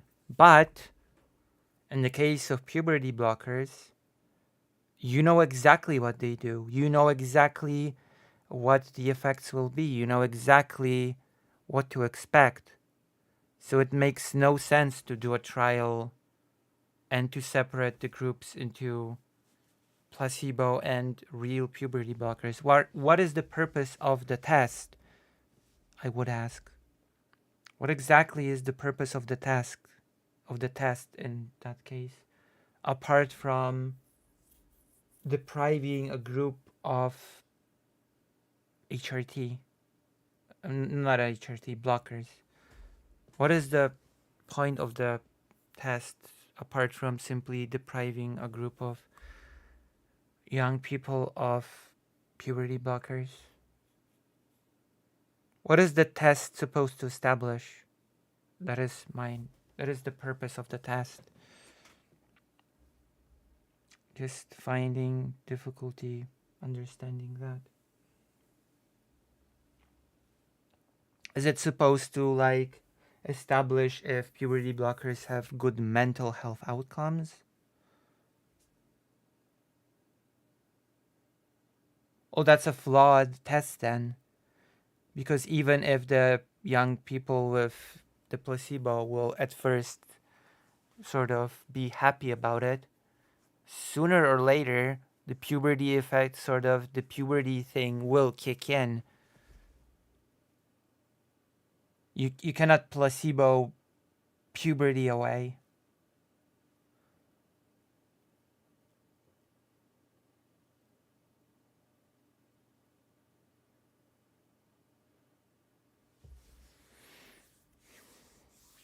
Probably to stoke public outrage against trans people, the whole they're experimenting on kids thing. I honestly see no other reasons to do it. Like, it's just baffling. Why would you even consider that?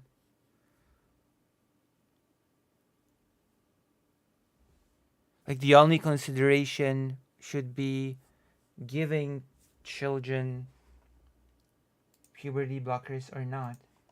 It should never be, let's take a group of kids, let's give some of them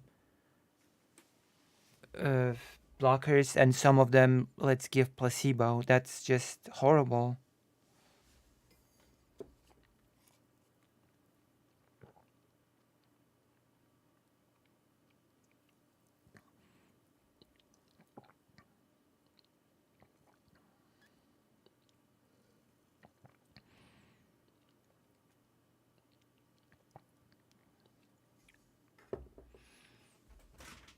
I don't even know how many people are against puberty blockers in total. And I don't know if they genuinely think that they're ruining kids' lives. But I do know that puberty blockers have been used for a long time now, and not just for trans youth, for cis children as well, who start developing too quickly, too early. They get puberty blockers to stop that from happening. And usually there's no outrage to something like this.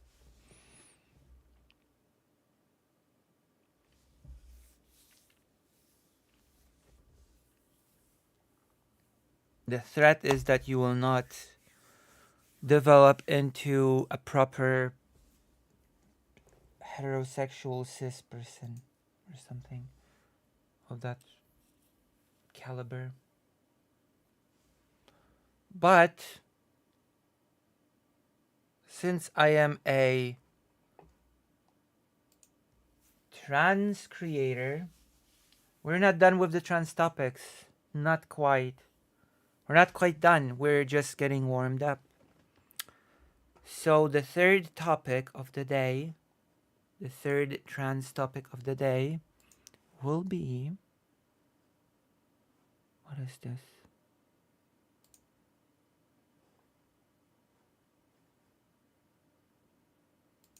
I'm going to change the title to reflect what we're going to be talking about now.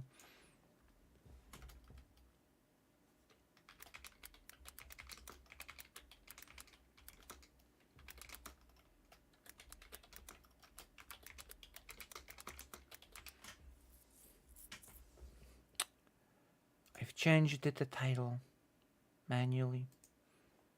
The title has been changed to reflect the seriousness of the situation right now.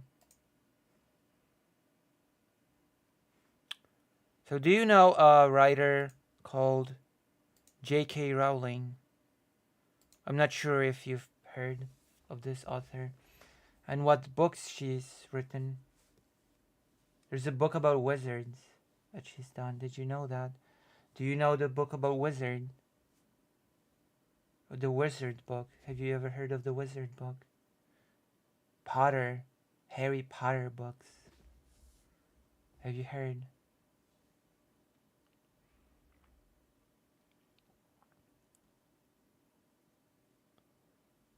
Before I go to the Harry Potter, I'm gonna read this comment. It's really bad here. I've had to go do it yourself since I'm a broke doggy and I can't afford private and I refuse to wait 8 years just to get denied because I'm autistic. If you tell your general practitioner you're doing do it yourself, they could blacklist you from their entire practice. So if you're in a small town like me with only one GP practice, it's Jover. It's Jover. So, Harry Potter, Turf Queen. That's right. It seems like there's been a new development with J.K. Rowling. J.K. Rowling has decided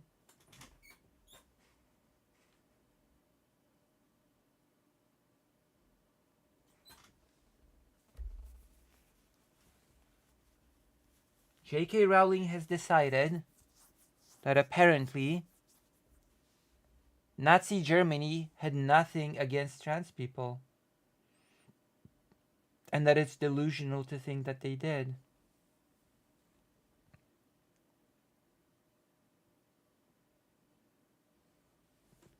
Let's watch. Let's see. Let's see.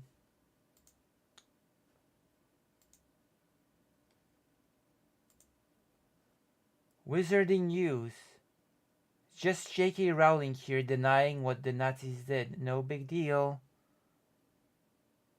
No big deal. So there's this message. The Nazis burned books on trans healthcare and research. Why are you so desperate to uphold their ideology around gender? And also, because there's been this whole gender institute that have been liquidated by the Nazis.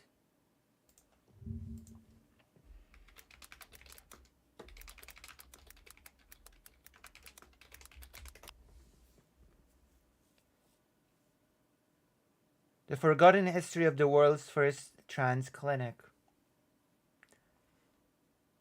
The Institute for Sexual Research in Berlin would be a century old if it hadn't fallen victim to Nazi ideology. So there's been a whole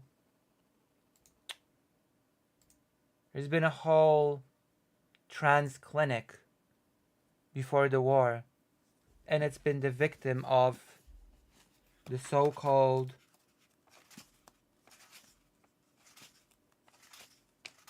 paragraph 175, because, and this gets tricky, because Nazis simply treated trans people as gay people. Okay? According to Nazis, trans people were simply gay people.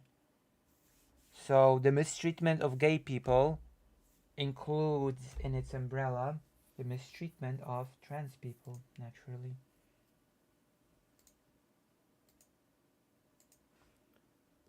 So let's see. Not banned, not you, not yet anyway. J.K. Rowling, I just. How?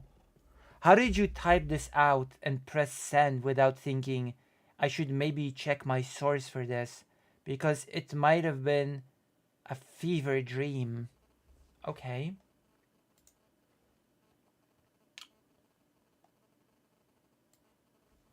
Let me check if it's a fever dream. Nazis burning books. 6th of May 1933, looting of the Institute of Sexology, Holocaust Memorial Day Trust.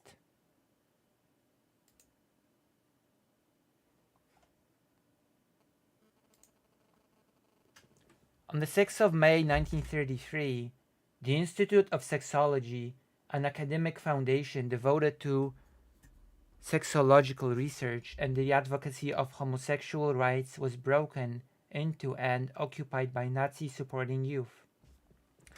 Several days later, the entire contents of the library were removed and burned. Book burning after looting of the Institute of Sexology. The institute was initially occupied by the German Student Union, who were a collective of Nazi-supporting youth. Several days later, on the 10th of May, the entire contents of the library were removed to Berlin's Bebelplatz Square. That night, along with 20,000 other books across Germany, they were publicly burned in a symbolic attack by Nazi officials on their enemies. The institute was founded in 1919, and it had been set up by Magnus Hirschfeld, a world-renowned expert in the emerging discipline of sexology. During its existence, thousands of patients were seen and treated, often for free.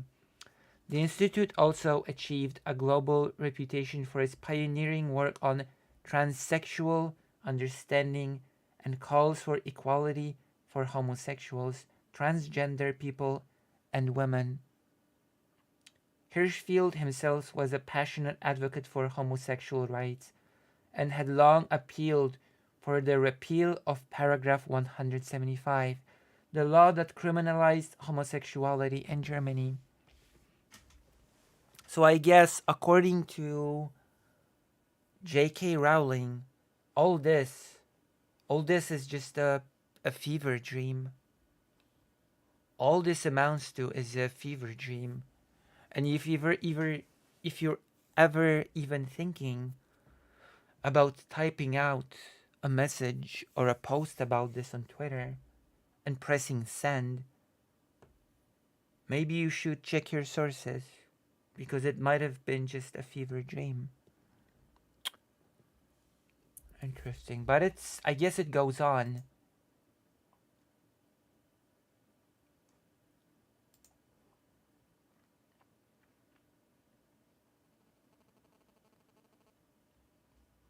I guess it just continues.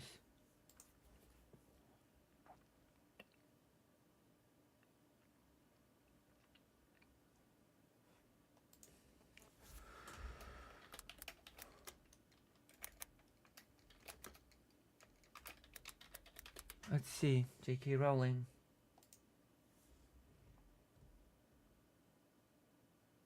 Men defining what a woman is, what women should and shouldn't fear, what women should and shouldn't say, what rights women should be fine with giving up, and of course, what constitutes real misogyny. Get a bloody mirror. That's real misogyny, looking right back at you.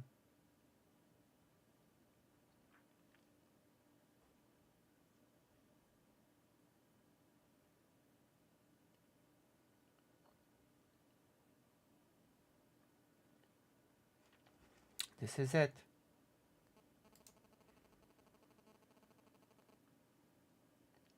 Joanne, it's not hard to Google. Try it sometimes. Looting the Institute of Sexology. I would suggest you to start thinking critically instead of misusing information on Google. Misusing? So it's false. It's a little insulting to think JKR lacks a little light Googling. She has done the solid research. Has she now? Jesus, that is a poor response. Not everything on Google is factual or true. I once had a discussion with a colleague about hepatitis C. She Googled it and came up with nothing, therefore would not believe me. Oh, people are denying that ever happened.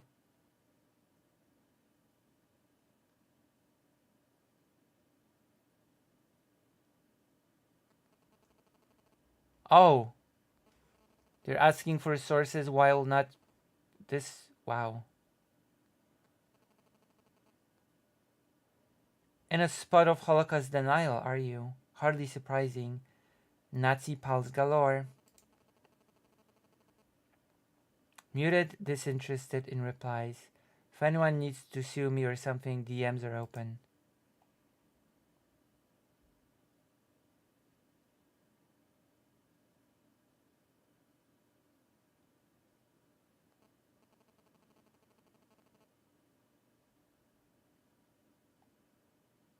What?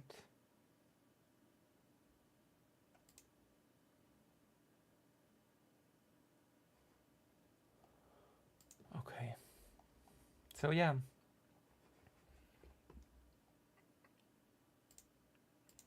But that's not all, apparently. Let me check something. Because that's not all.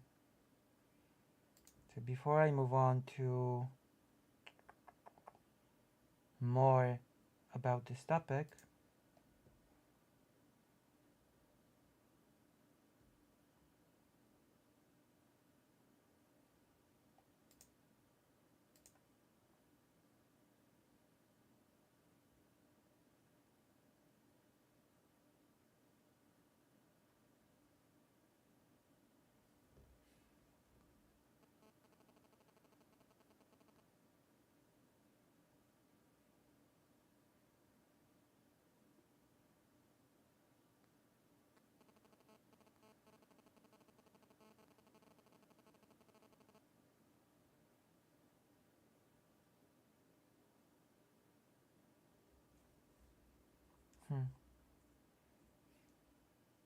interesting. I haven't seen that before.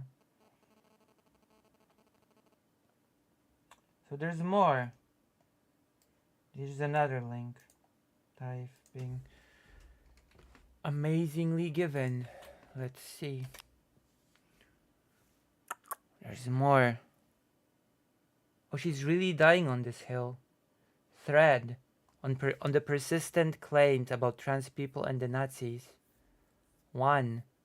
Trans healthcare and the Nazis. The LGBTQ plus lobby likes to claim trans people were a key target of the Nazis. They weren't. In fact, trans healthcare was pioneered by a champion of eugenics and a surgeon who designed experiments at Dachau.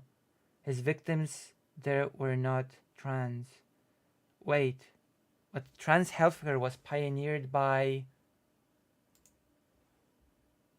the creator of this institute, by Magnus Hirschfeld, not by some Dachau doctor. That is where the trans healthcare was sort of pioneered in Germany. That is the whole point. That is why it was burned, among other things. And let me remind you, the Nazis simply saw trans people as gay people. That Nazi Germany did not distinguish between gay people and trans people. A trans person was simply a gay man, according to Nazi Germany. That's it. A gay man. And if the trans woman liked women, that would be just a man with a fetish, I guess. That's it. Nothing more.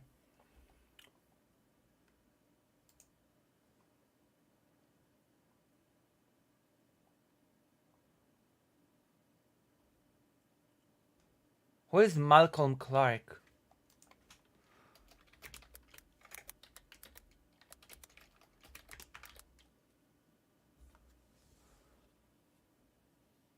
This is the person. TV science document producer. I also campaign against gender ideology and puberty blockers. Tweets are personal. My latest blog explores a century of gender-affirming care to show how transgender identity and multiple personality disorder have always been entangled. A highlight in the story of the woman who believed she had a penis. It was always erect. What?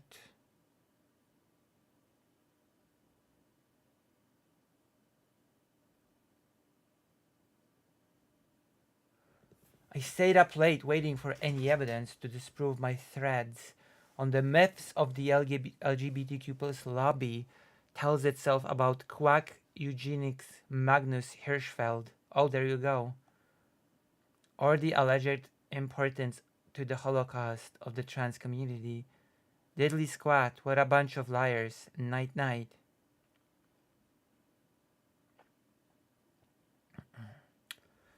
Even a surface level of knowledge of the Nazi persecution of queer people shows.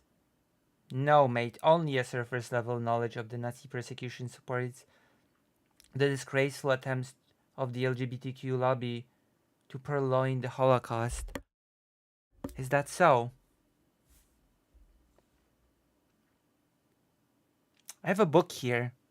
I have a very interesting book here to share with all of you.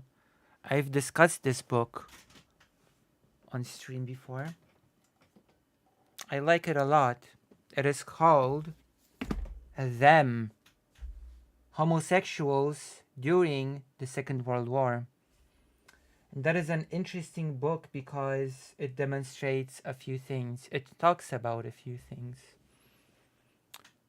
Most importantly, it talks about two major topics. It talks about the fact that the LGBTQ plus people were persecuted via the 175 paragraph, and that paragraph had existed all the way back in the German Empire. It made being part of the LGBTQ plus illegal. It criminalized gay people and any other sort of non-heteronormativity. It continued into the Weimar Republic, where a huge battle was raging in order to get rid of this harmful paragraph. And then it continued into the Nazi regime, which expanded on the paragraph 175. So the book describes the way people who were gay, trans, or non-heteronormative in any way, how they were arrested, often killed in the concentration camps where they were kept, and branded with the symbol of the pink triangle. They were actually one of the first victims of the Nazis. The second topic of this book is how after the war, because we live still in highly bigoted societies, victims, the LGBTQ victims of the Nazi regime, were actually swept under the rug. And the big lie was that the number was insignificant and that they sort of deserved their own treatment. That the LGBTQ plus people sort of brought this fate upon themselves because of their predatory predisposition. And I have a great quote from the book that is explicitly about this topic. Over 10 years ago, I took part in a public meeting which was about the history of one of the most important places of memory in Poland. There were 30 of us in the room, more or less. A man was giving a speech. We shall call him the caretaker of the institution which we visited. After the speech had ended, question and answers time began. Apart from the classic set of questions about the importance of memory, the cost of upkeeping the museum, or respect to those who are leaving, of the witnesses who are leaving this world, there was a topic of one particular group of prisoners appeared. A man with a pink triangle. I do not remember what the question to the caretaker was exactly, but I will never forget the answer.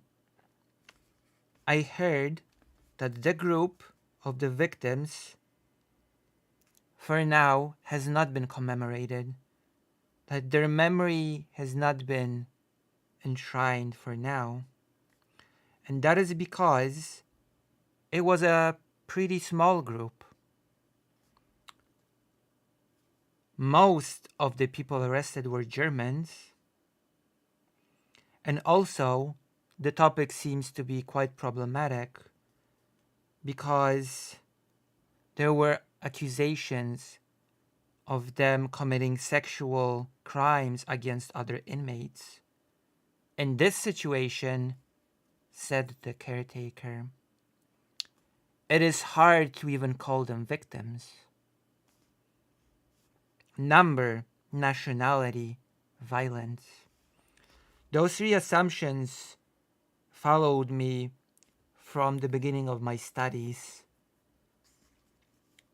A small number of Germans who sexually abused and abused other inmates in German Nazi penitentiary centers. That is how in Poland, men who were arrested by the paragraph 175 were framed by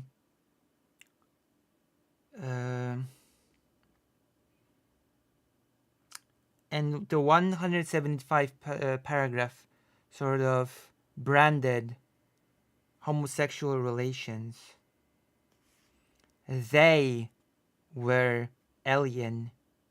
They were sexual predators. They were pedophiles.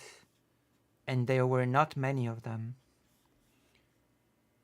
For these three reasons, their history was not really looked into.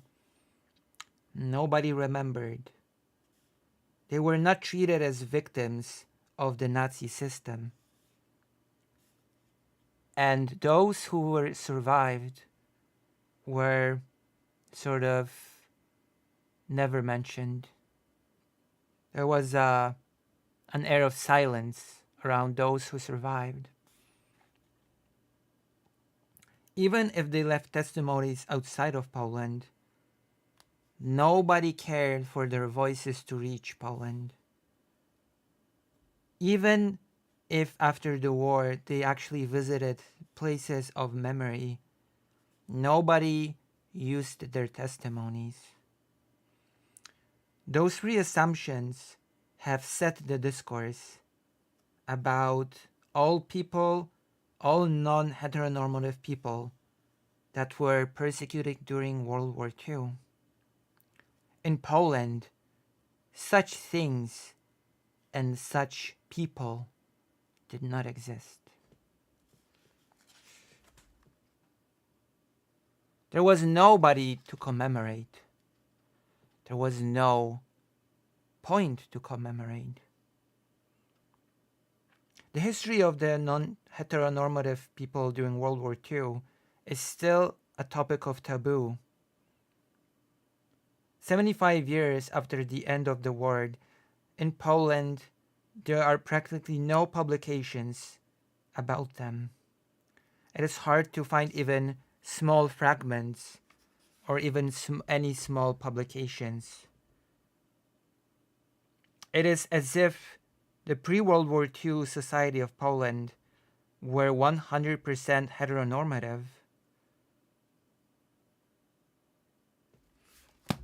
Let's end it here. So as you can see, even though not exactly Polish, and I have no idea how the attitudes towards the non-heteronormative prisoners of Nazi Germany formed in different countries than Poland, I can say that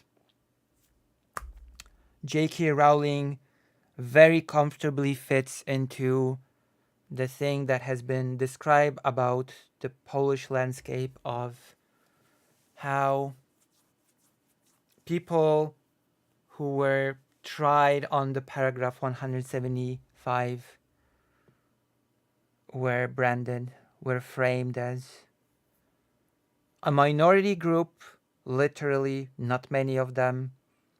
They were mostly German. They were sexual predators. It's difficult to even call them victims. Like when I saw this tweet of J.K. Rowling, that it had to be a fever dream, that any trans people were persecuted by the Nazi regime, it reminded me of this book precisely. It reminded me of this exact fragment of the book.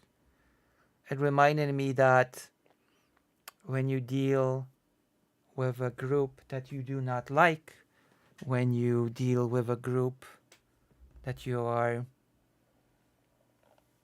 sort of, that you have prejudice against, it is very easy to frame them as a group that has never been persecuted before, to claim that, to say that the Nazis persecuted that group would be a fever dream.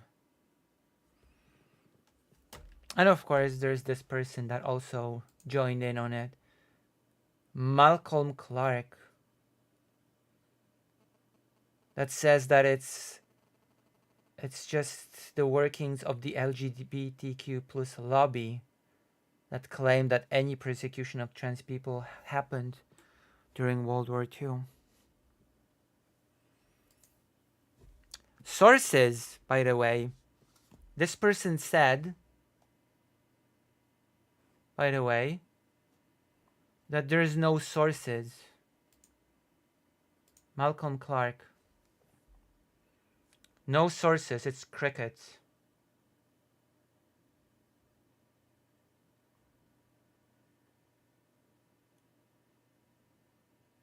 Where is it?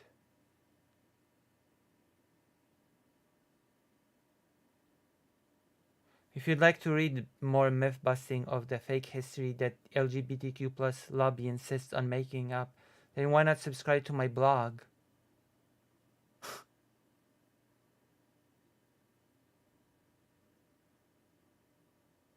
Trans agenda.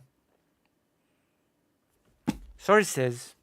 Luckily, because where's the tweet where this person says that there's just no sources? It's crickets.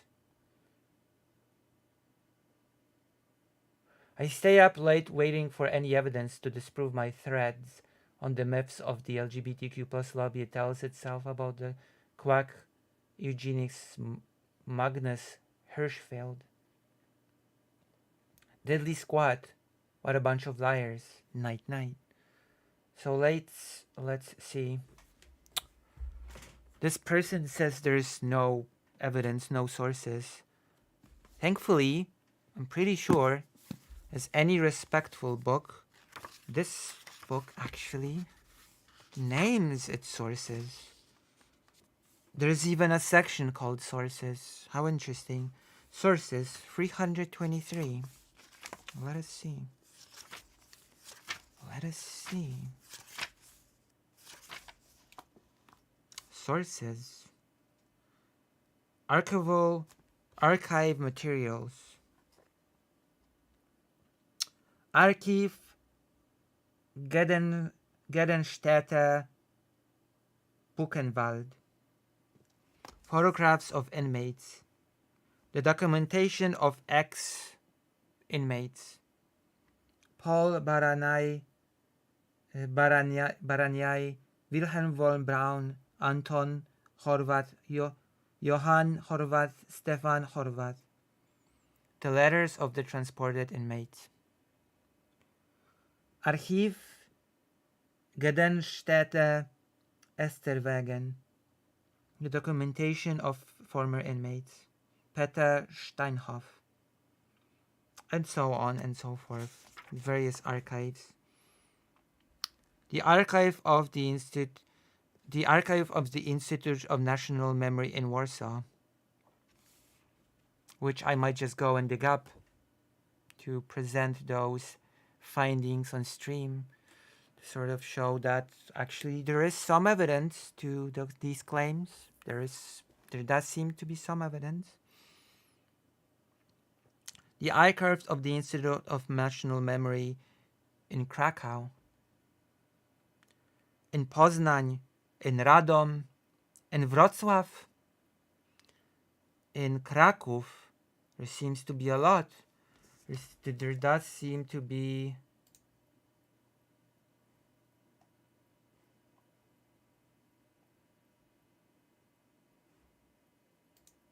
quite a lot of the evidence. In Kalisz, the National Archive in Kalisz, the National Archive in Katowice.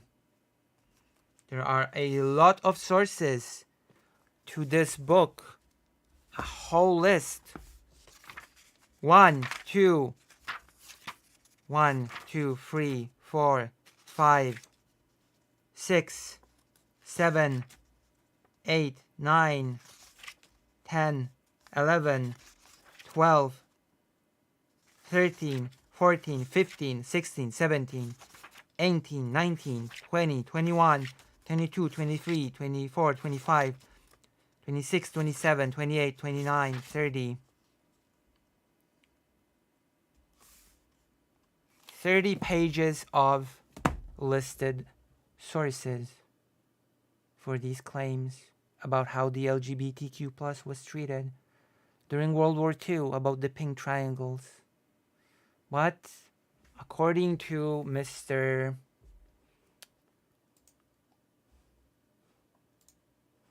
Malcolm Clark, there simply is no evidence. There's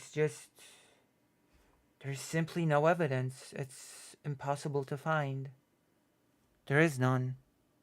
And according to one author, J.K. Rowling, believing in it, that there's been any persecution against trans people during the war, during the rule of the Nazi regime, that is just a fever dream, apparently. So apparently I can just take this book, this very well sourced book, and throw it in the trash. It's just a fever dream. It's just the LGBTQ plus lobby at work. It's just the lobby. How fascinating is that? It's just the lobby at work.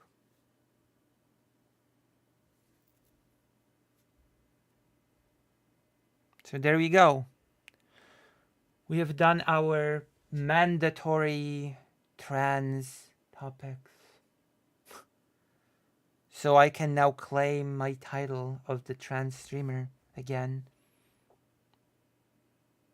Because so far I've been a fake trans streamer. I've done a bad job of being a trans streamer.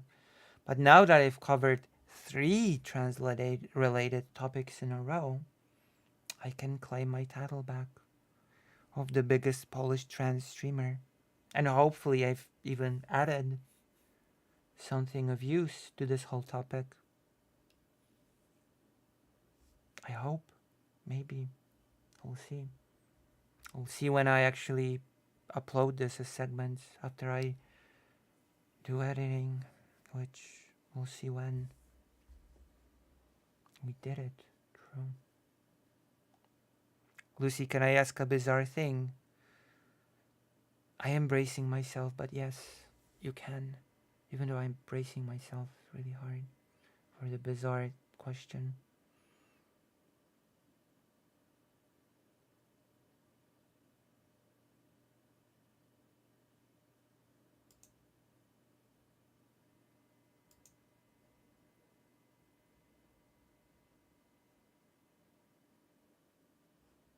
Ask away.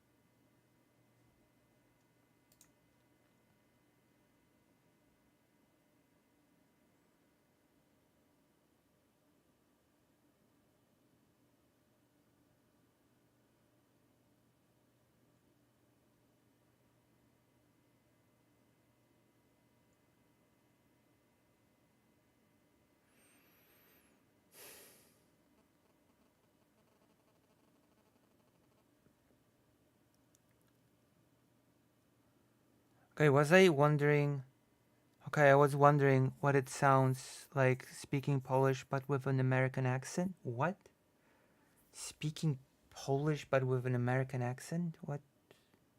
You want me to speak Polish and try to emulate an American accent? Is that what you're asking me here? You want me to say a few sentences in Polish but try to emulate an American accent? Is that the ask? Would you be willing to donate for me to do this?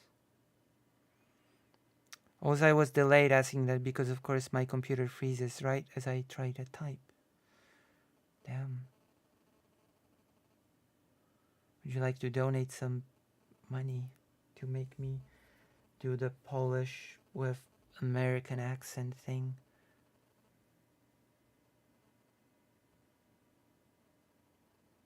I can try to do it, but I need encouragement.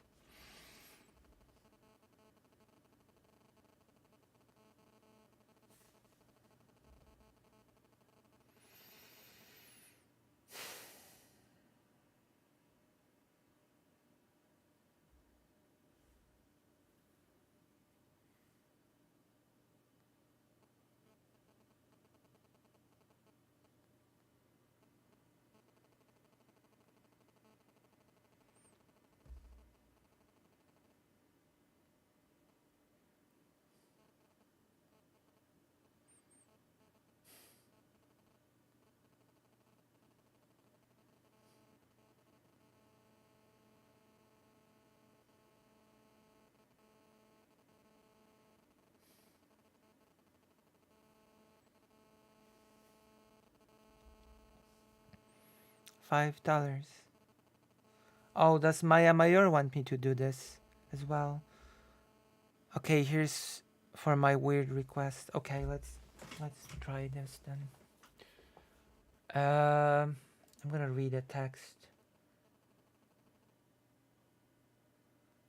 Berlin doszedł do wniosku, że sytuacja na froncie jest tak krytyczna, aż trzeba zrobić wszystko, by uruchomić wsparcie dla Kijowo. There you go. I've done it. Inaczej najdawniej podbój przez Rosjan miejscowości Adwiwka w Donbass zmieni się w ofensywę na całej linii frontu.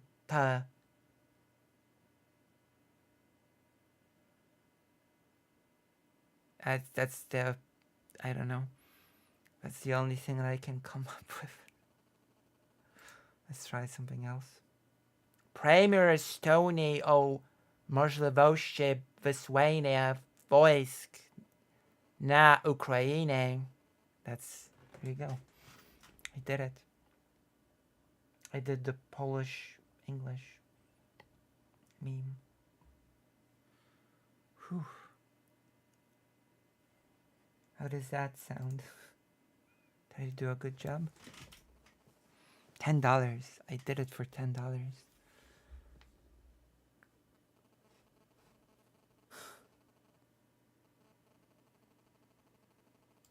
Speaking of working, everybody's been going. This was great. Thanks for participating, Lucy. You're welcome. As a Polish person, that was my duty. That was my duty to do. Okay.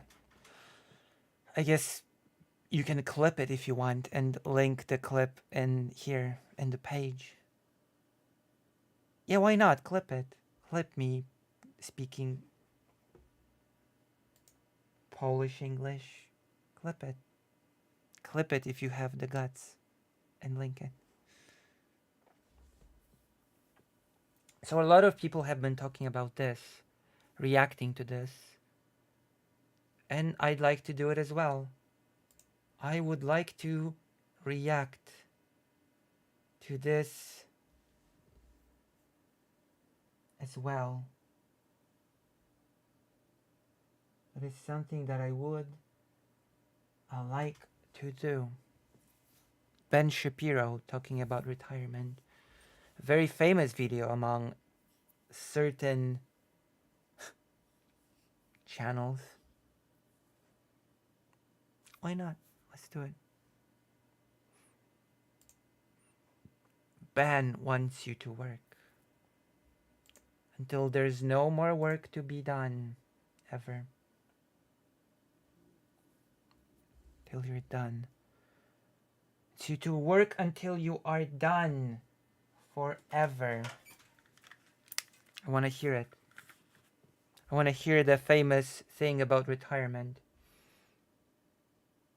It's insane that we haven't raised the retirement age in the United States. It's totally crazy. Okay, so there's a reason why I actually wanted to talk about this. There's a reason why I actually decided to react to this thing that everybody on Earth has already reacted to and dissected this to death.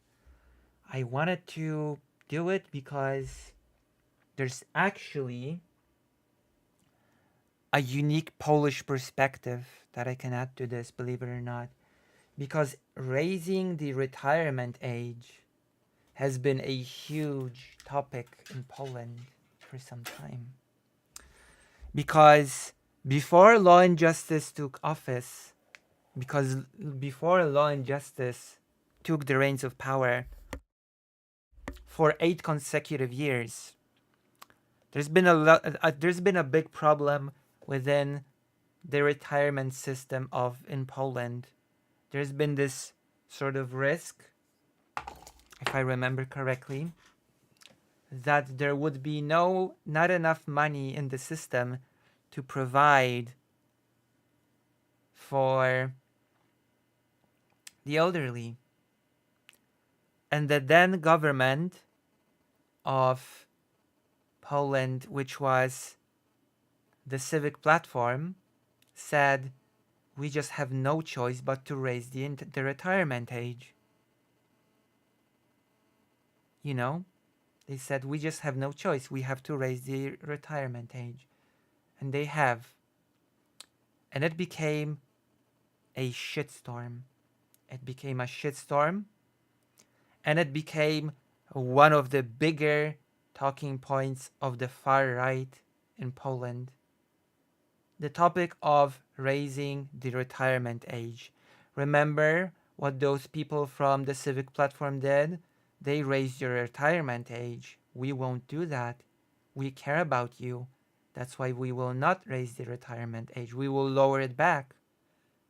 And the topic of the fear-mongering about raising the retirement age has been a talking point of the far right in Poland for years and years now.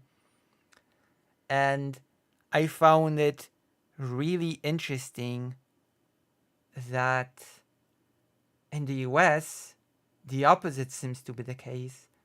Ben Shapiro, which represents the right wing of the conservative thought of the US, seems to be representing the polar opposite view of the Law and Justice Party, which is the right wing party of Poland.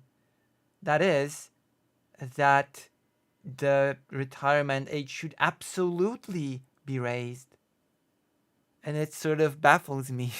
It baffles me why you'd advocate for that. Like, the Civic platform didn't say it's great we're raising the retirement age. It said we have no choice but to do it. We have to do it because the system might collapse otherwise or something. They framed it as we don't want to do it, but we have to. And the right wing sort of picked up on it and was like, see, they want to screw you over. Because obviously raising the retirement is screwing people over. The right wing in Poland keeps talking about how raising the age of retirement is just screwing people over. And here Ben Shapiro says that it's absolutely ridiculous that it has not been raised in the US. And that just makes me interested in what his logic is. What is his reasoning for this? For the opinion that no matter where on the political spectrum you are in Poland, and Poland is quite wild, nobody will adopt this position of it's a good thing and we should raise the retirement age. Nobody will adopt this position. So I guess let's listen to Ben. Maybe he has some banger arguments for us.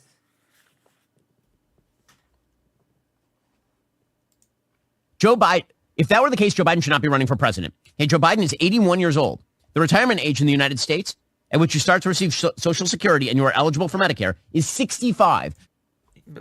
But that's not how that works. The age of retirement means it's a cutoff point, right?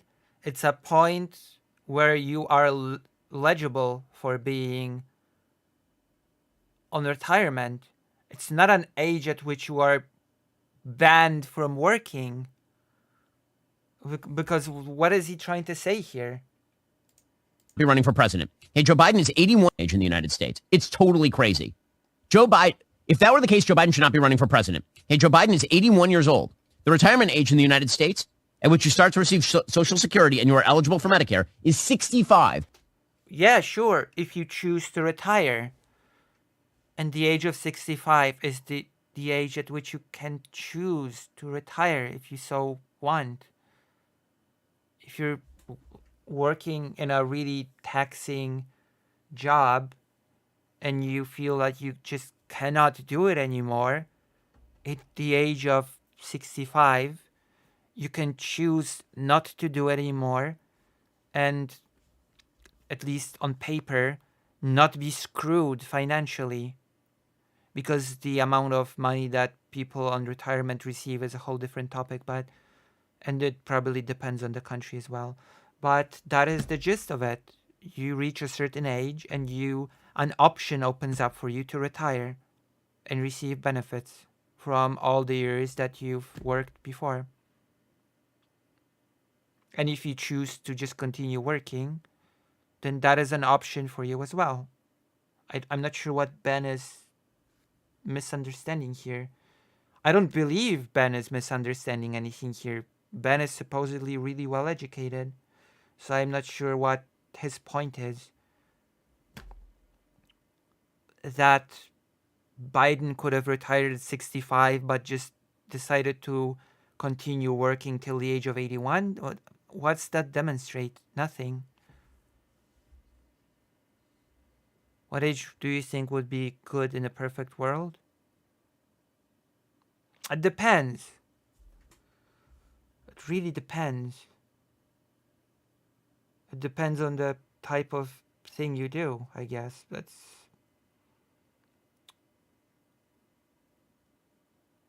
don't know, 60 maybe? It really depends. Like if you work a job that just leaves you destroyed and unable to function, like many soldiers, for example, that live through a lot of trauma and maybe even horrible injuries like losing limbs. At what age should they be able to sort of retire, to sort of receive some benefits, healthcare, and just live their lives? Or try to rebuild their lives, even in the case of severe PTSD.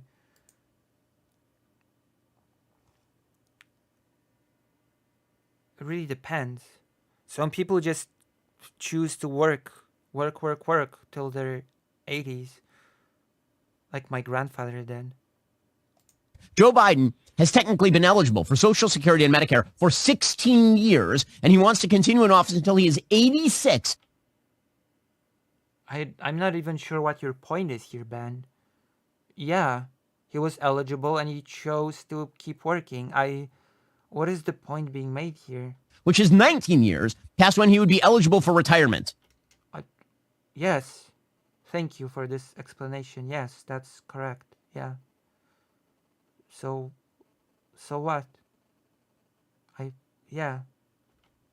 No one in the United States should be retiring at 65 years old. That's not for you to decide. That's for the people that choose to retire to decide.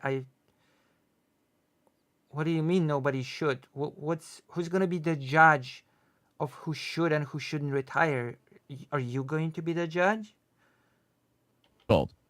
Frankly, I think retirement itself is a stupid idea unless Retirement itself is a stupid idea. you have some sort of health problem. Most elderly have health problems. Basically, all elderly people have health problems. Only a small fraction of elderly people don't experience some health problems that they have to be basically permanently medicated for. What are you talking about? Everybody that I know who is elderly, who has retired, is dead within 5 years. It's okay. But correlation does not equal causation. You don't know why they died. You don't know what caused the people that you know to die within 5 years of retirement. You have no way to know. And you have no way to link it directly to them retiring, therefore dying. I'm sorry, Ben is educated in law, I think, and in a prestigious university at that. I do not believe that Ben is spouting such nonsense and doesn't know what he's doing. It is just impossible. And if you talk to people who are elderly and they lose their purpose in life by losing their job. But your purpose in life doesn't have to be defined by your job. Plus, and this is a critical thing, you can retire formally, but still continue doing things that were related to your job. That is a thing that people do. In fact, my grandfather, by the very end of his life, when he was like 85, he did eventually retire. The thing is that the students still kept coming to him to consult with him, etc. I think even faculty came to him to consult with him, or even people from the company where he was on the board still came to consult him in some degree. So he was retired, but he wasn't totally out of the loop when it came to activities related to what he did when he worked. So that is also an option for people. Not even mention, you can just create a new purpose for yourself. Once you stop working, the new purpose can be doing the things that you couldn't do when you worked, traveling, exploring the world, trying new things, trying to learn totally new skills, trying to learn a new language. Like, there is a link to people losing a purpose in life and drastically deteriorating, but it is not linked to your professional career necessarily. For example, my mother took care of her professor at university till the day he died, and at one point he was perfectly well. He was an artist, and artists operate on totally different rules when it comes to employment. He was very knowledgeable, he was very intelligent. He would hold conversations with my mom about art, history, and other such topics. And suddenly, because he had an accident, I believe it was a broken hip related accident. And during his recovery, when he had all those interesting conversations with my mom about art, history, culture, and many other things, his family turned away from him. His family basically abandoned him, sort of stopped visiting, just decided to cut him out, to turn their backs on him. And his mind just deteriorated rapidly from this. He just deteriorated rapidly. He was not able to hold any conversation. He was not able to sort of be present in the moment. He was not able to communicate in any way. His mind just deteriorated rapidly from the experience of his family turning their back on him. So yeah, there is sort of this link between feeling that your life has purpose, feeling that things matter, feeling that you matter to others as well, that will heavily affect your mental state, your mind state, and your even mental faculties, your mental performance. But these things do not have to be linked to one's professional career. There are many factors at play.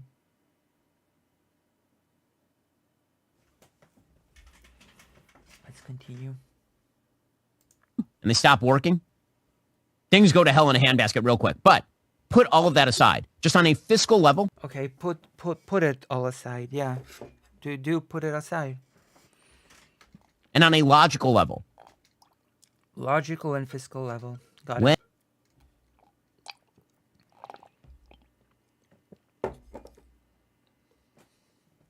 Franklin Delano Roosevelt established 65 as the retirement age, the average life expectancy in the United States was 63 years old.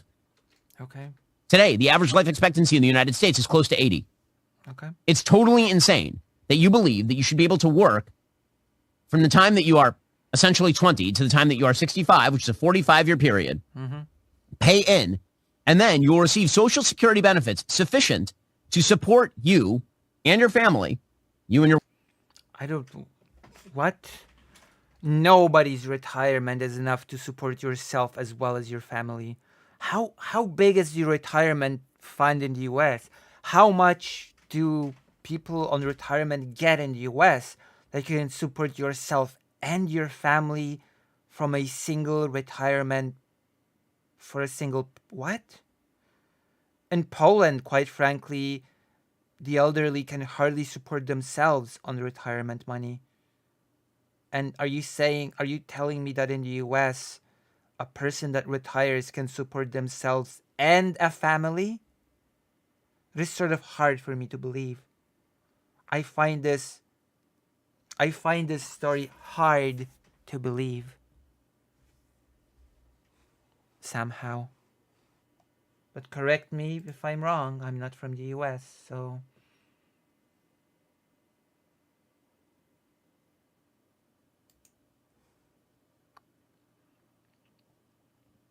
your wife or whatever for like another 20 years. That's crazy talk. Why is it crazy talk? You're just saying it's crazy, but you haven't established why. That is not fiscally sustainable. Why? The notion that if you have to raise the retirement age to 67 or 68, that everyone is going to fall apart. My parents are that age. My parents are not retired. What do your parents do? Would be my question. What do your parents do? Are they physical workers? Are they sort of, do they do work that requires just thinking about things? What sort of, is it physical or not? That's the basic question. What do your parents do? And they shouldn't retire. It would be very bad for them to retire. That's for them to decide what's good for them or not. Not for you. It's just, what is this? What happened to freedom? What happened to American freedom? By the way, it's disrespectful to people who are 67, 68, 69 years old to suggest that they are in the same shape as people who are 65 were in 1940. It's not true at all. What are you referring to with the 1940 example? Have you met a 65-year-old lately? Yes. 65-year-olds are not old in the United States. They're not? How old is old, Ben? How old is old? I guess according to your logic, people never get old because you just think that retirement is a stupid idea, period. So I guess in your world, people don't get old, period. They're not. 68 They're not. 8-year-olds are not old in the United States. They're not. Again, Joe Biden thinks he's not old, and that dude is running for president again. It doesn't matter how you feel. I mean, apparently he does say he's old all the time. But you can, okay, feeling you're not old and being old are two different things. My grandfather told us in the car once, when I was 14, I thought 30 years old was old, 45 years was ancient. Past that, a person's half in the grave, basically. 45 plus is a person's basically just basically dead. That is what my grandfather said. And then he said, now I'm 85 and I feel pretty young. But guess what? He knew he was old. He's just because he said I feel young. The key word here is I feel young. He didn't say I am young. I feel young. Nobody who says I feel young actually believes they're young.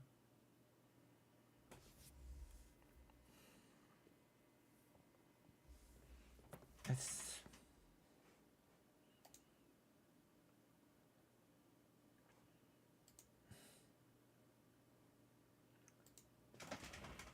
Oh, God. And that dude actually is old, and he's 81.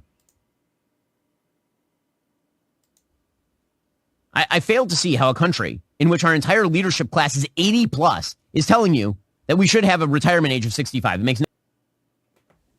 Wait, doesn't it make sense to give people options to retire at this age? No sense at all. It's just, this is stupid. And apparently there's more. There's more Ben Shapiro. Ben Shapiro. 6.6 million followers. Incredible. Yesterday, I apparently broke the internet with the hot and spicy subject of social security and retirement. Today, I broke down what are actually two separate arguments that many are incorrectly conflating. One, social security is a Ponzi scheme that is 100% going to bankrupt the country. Two, it's a free country. If you have the money to retire and you want to, that's your choice. But work is a large part of a fulfilling and purposeful life. And retirement as we know it today, sending the elderly out to pasture to wither away, is not how we were created to live. Take a look. What if you physically cannot do your job anymore? What then, Ben? Should they just continue? Regardless? What would you tell them? So yesterday, I apparently blew up the internet. Right. I blew up the internet because of something that I said on this show. Amazing. What exactly did I say that blew up the internet? Well, I touched the political third rail. I talked about Social Security. Now, I know what you're thinking. What's so spicy about Social Security?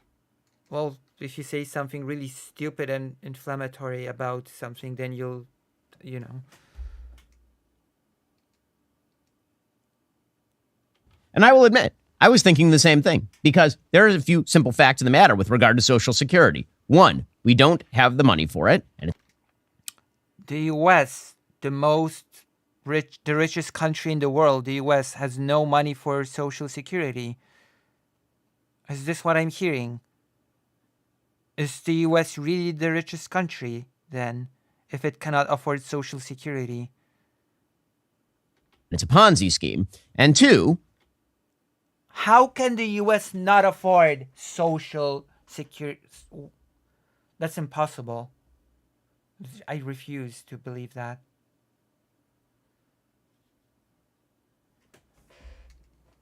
with regard to sort of the personal decision to retire, very often when people retire, they're making a bad decision. This is what I said. I want to play you the clip of what I said yesterday. Can you actually substantiate that in any way, apart from anecdote? And then I want to discuss why exactly this was so controversial. Okay, let's discuss it. And I think it goes deep to the root of something that's happened on both the right and the left, What happened? which is this weird idea that work is somehow demeaning and bad and terrible. No, there's no such. No, nobody says that work is bad, demeaning. It's just that you shouldn't be forced to work when you cannot do it or don't feel like do it anymore. That is the thing. There's nothing wrong with working, but you should have the option not to work, because otherwise, what basically, I'd hate to use the slavery comparison, but And that somehow purpose and fulfillment don't come from work and don't come from church and don't come from family. So where do they come from? That's a broader argument. I mean, yes, fulfillment can come from work, from church, and from family, sure, but they don't have to. They come from, your fulfillment comes from what you choose for it to come from. You create your own purpose, you create your own fulfillment through those things.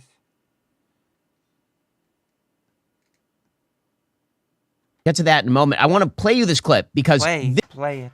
Yes, please. this apparently set 1,000 hearts aflutter. And let's be real about this. It's insane that we haven't raised the retirement age in the United States. Oh, that clip. Are you going to play it in its entirety, even though I just watched it? It's totally crazy. Joe Biden. You are? Oh, God. If that were the case, Joe Biden should not be running for president. Hey, Joe Biden is 81 years old.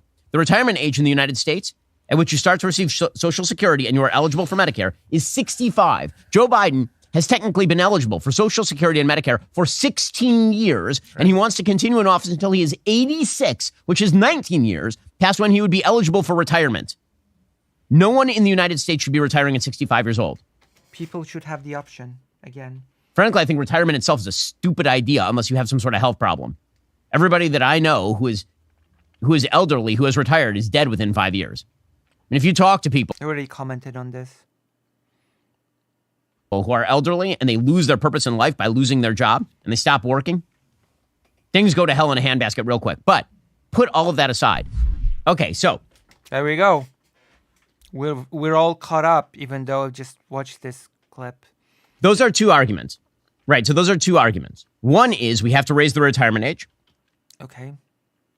And two, Which is a pretty wild argument, considering, oh my God. is that as a general rule, it is not a good personal decision for people to retire early. And As a general rule. So your second thing contradicted the first. Because if it's a general rule that it's not a wise decision to retire, then it means that people should still have the option. Because there exist people for which it is a good idea to retire, in which case they need that option still. No? Say, even right there, unless we are talking about people who suffer a physical or mental malady as a result of continued work. So, for example, you're a bricklayer and now you're 65 years old and your back is gone. Obviously, you're going to want to retire from being a bricklayer. Perfect. Perfect, which means that the retirement age of 65 is exactly for these sort of people. There are a lot of bricklayers, Ben. There are enough physical workers in the US to create a law that says that 65 is the age at which you are eligible for retirement. You just made this argument for us. There's not 200 bricklayers in the entirety of the US. Because you have a physical malady, which I literally said on the show yesterday, and everybody is ignoring. But let's go through these arguments one by one. Wait, you just made an argument for keeping the age of 65, then. You have this rule. 65 is the retirement age. And everybody who worked physically their entire lives can now just retire. Or are you advocating for some convoluted system in which people would have to prove that they actually cannot work anymore instead of just making it 65 across the board? Are you advocating for some bizarre bureaucratic system in which people would have to come in for a health check to see if they're actually too tired and too sort of physically unfit to continue working? Like, what you're proposing seems very bad to me. Unless I'm just strawmanning you. Because the first argument about raising the retirement age or privatizing Social Security or changing the Social Security system, this is considered the third rail of politics. And as I said in the show yesterday, Donald Trump hasn't touched it. He's the first Republican in a long time to have basically said the entitlements are off the table. We're not going to do anything about them. And I've said before, that's a smart political move. But smart political moves aren't necessarily good for the country. Both parties Oh my God. Yeah, because what you're proposing is super good for the country. Please now argue that we can't touch Social Security. We can't touch Medicare. We can't touch Medicaid. The entitlement programs basically have to stay. The problem with that is that, of course, they're all going to go bankrupt. How? Oh, how? What do you think the budget of the US is? And you really believe there's no way to get money for those? The US, the richest country on the planet. Allegedly. Isn't the US supposed to be all powerful and super wealthy?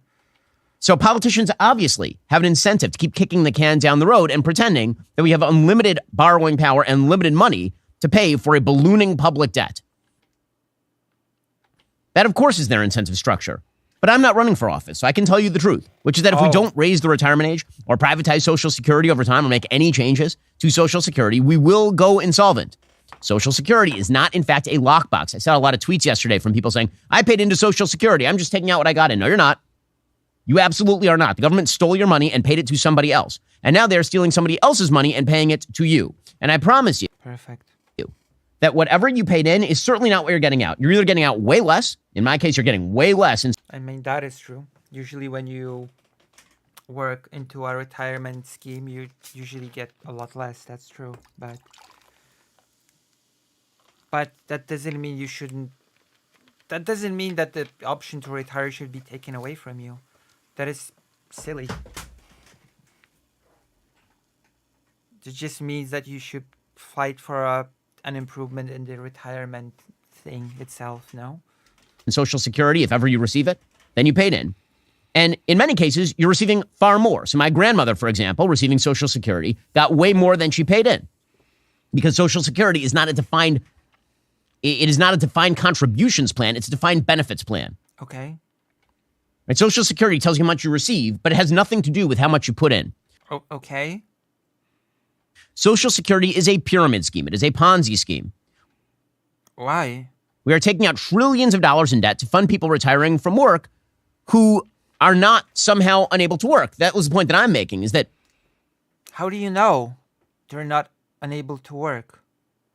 many of the people that we are paying not to work right now, who are 65 years old, yes, they paid into the system. How do you know they're not? Are people just drones to work till they drop? Or just physically crippled to the point that they cannot work anymore? But that is because the system should not have taken their money in the first place. You should not have your money taken away from you by the federal government and then spent somewhere else. And then later. So taxes should not exist, in other words, according to Ben Shapiro. Taxes should not exist, period. Because taxes is taking money away from you and spending it somewhere else. That's how taxes work. So should taxes be done away with completely, according to Ben Shapiro? Is that what he's advocating for?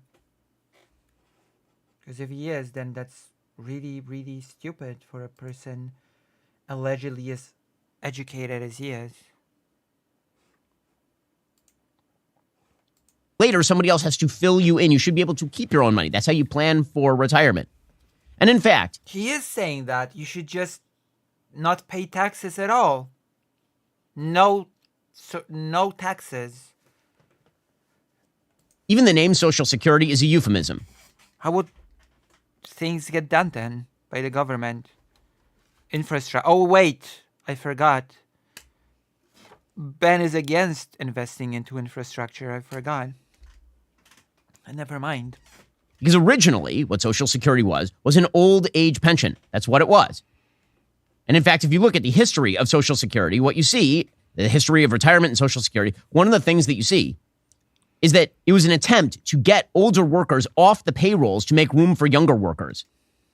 The first kind of full Social Security scheme was put in place by Otto von Bismarck in Germany and was a way of clearing the older payrolls of older Perfect. That's perfect, Ben. Perfect. workers because they weren't as effective. And in fact, older workers fought it.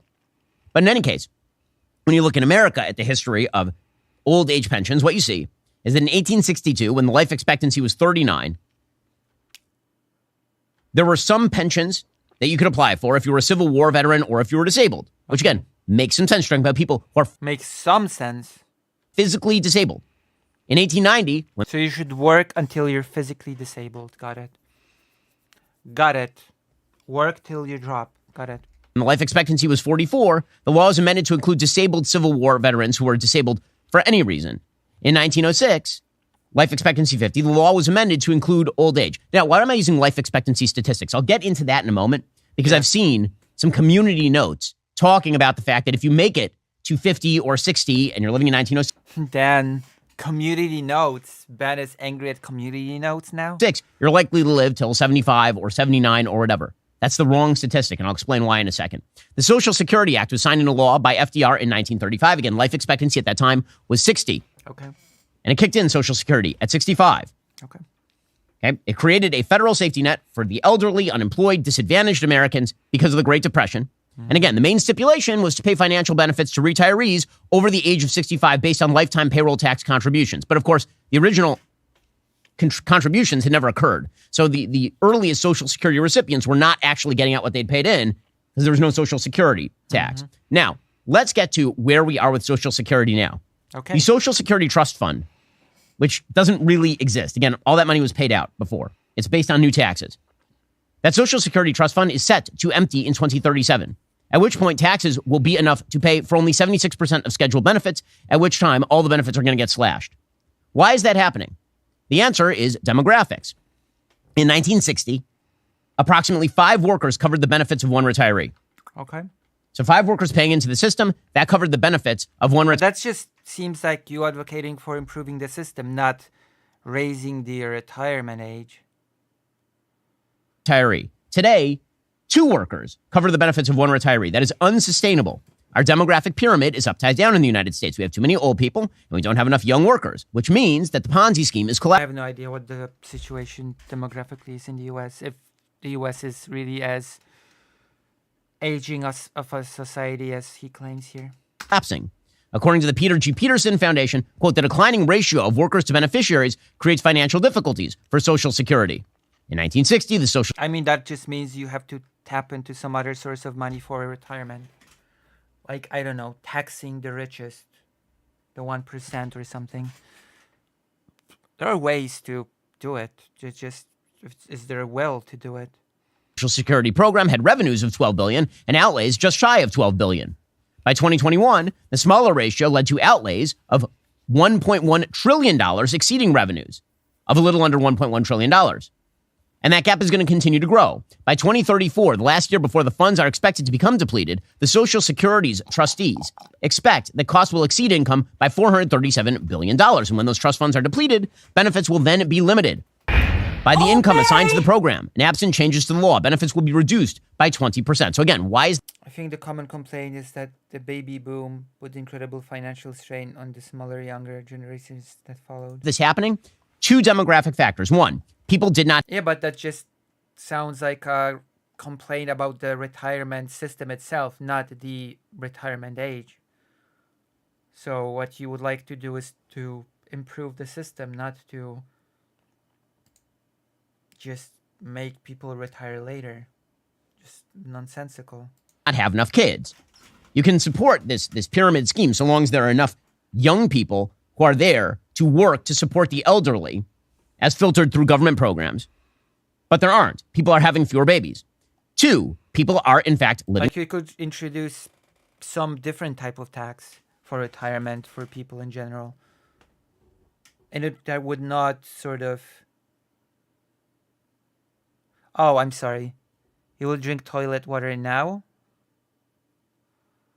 I'm sorry. What? What do you mean? Hello. Also, thank you for the $20. I'm sorry. I just didn't see it. I'm sorry.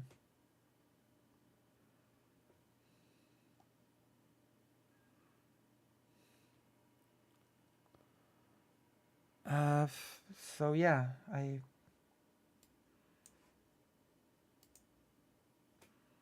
just found this to be nonsensical. This is just silly. longer. Around 1960, that was the end of the baby boom. The average number of children born to a woman was 3.6. Today, that number is 1.6, which is not replacement level. In 1960, if you reached 65, if you reached retirement age, you're expected to live to about 80. Today, you're expected to live to about 85. Yeah, but you could just introduce different sources of money for the retirement. Or just criticizing the way the thing is set up. You're not making a good case for the age of being raised. What does this have to do with anything? You're saying the retirement system is flawed. Sure, I can agree with that. It just means that it has to be changed to accommodate to our existing situation. I don't see how that actually makes your point in any way.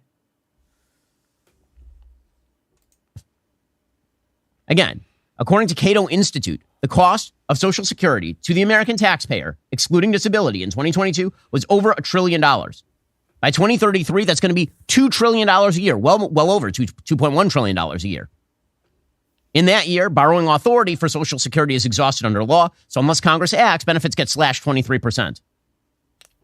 As far as the generalized debt problems with Social Security, Medicare and Social Security are now responsible for 95% of all long-term American unfunded obligations. When you hear people say that it's the Defense Department that's bankrupting the country, that is wrong. It is Medicare and Social Security.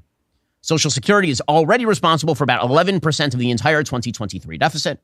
And according to the Social Security and Medicare Board of Trustees, this is them, the people, right? These are the people who run the thing. Okay. According to them, Medicare and Social Security, their unfunded obligations, which is about the 75-year unfunded obligation, meaning it's not funded by any of the law today, exceeds $78 trillion. Okay. $78 trillion, which is 3 times all the goods and services produced in the United States last year. So in other words, this ballooning social... I have no idea what the point is here. Like, how does that relate to the budgets, first of all? And second of all, why not look for alternative sources of funding those systems? Social Security program is bankrupt. It is. It's just a question of when the bankruptcy becomes evident to everyone.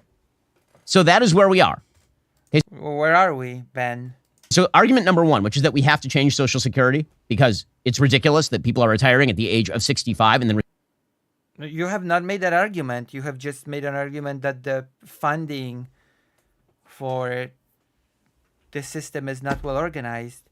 But you absolutely have not established that it means that it follows then that people should not be retiring at 65. No. Because even if people retire later, the same problem basically persists. You're not fixing the problem by raising the retirement age, actually.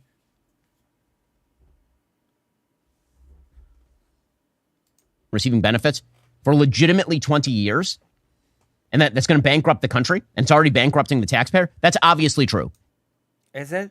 Everyone knows it. Democrats know it. Republicans know it. They just lie to you. So people are like, oh, they're just, okay, everybody's just lying apart from Ben Shapiro. Got it. Why don't politicians say this? Because they'll lose. Because they know that you don't want to hear it.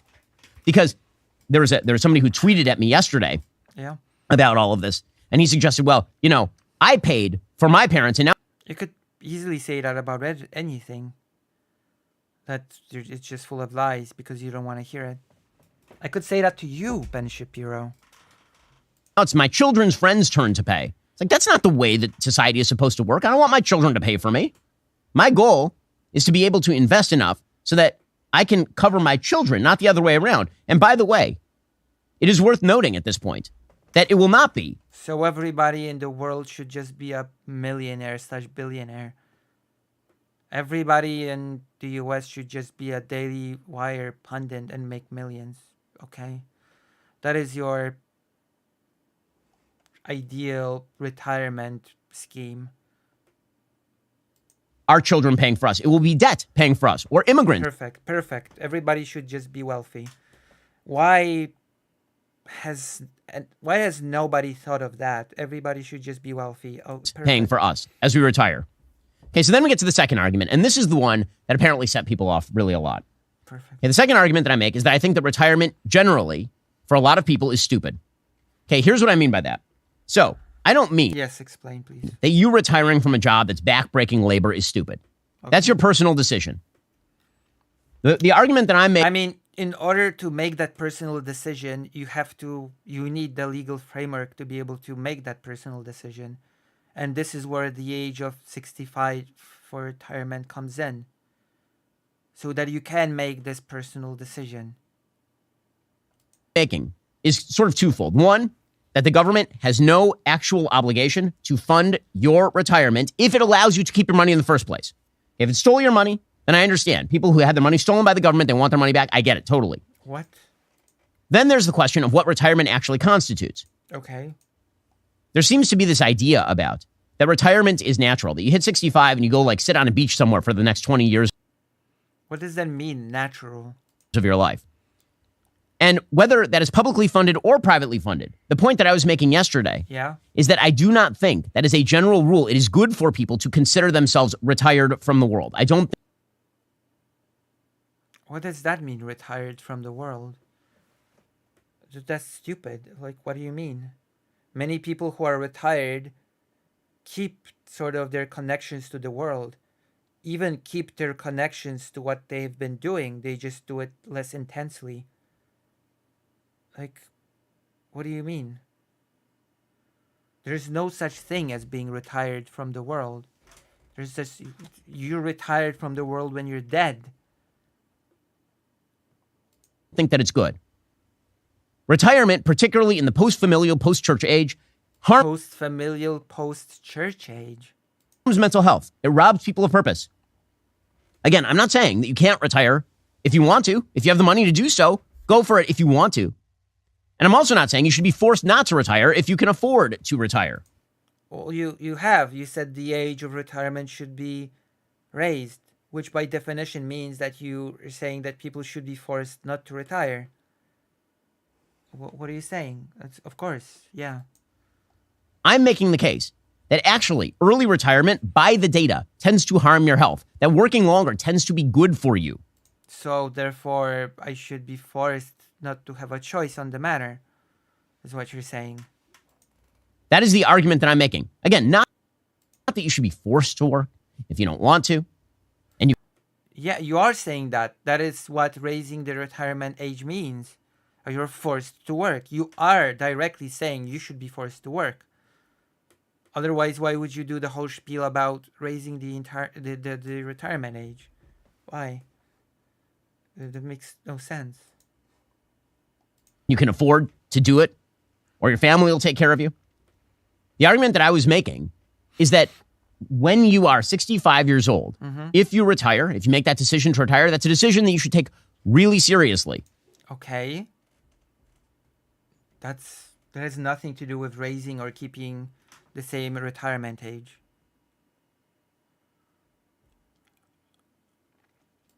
And this bizarre idea that the best thing you can do, so much that the government should sponsor it, is I'm sorry? retire. Idea that the best thing you can do to retire, that's a decision that you should take really seriously. And this bizarre idea that the best thing you can do, so much that the government should sponsor it, is retire. And when I say retire, I don't mean get an alternative job. How would getting an alternative job be retiring? How would that be retiring? What do you mean? What?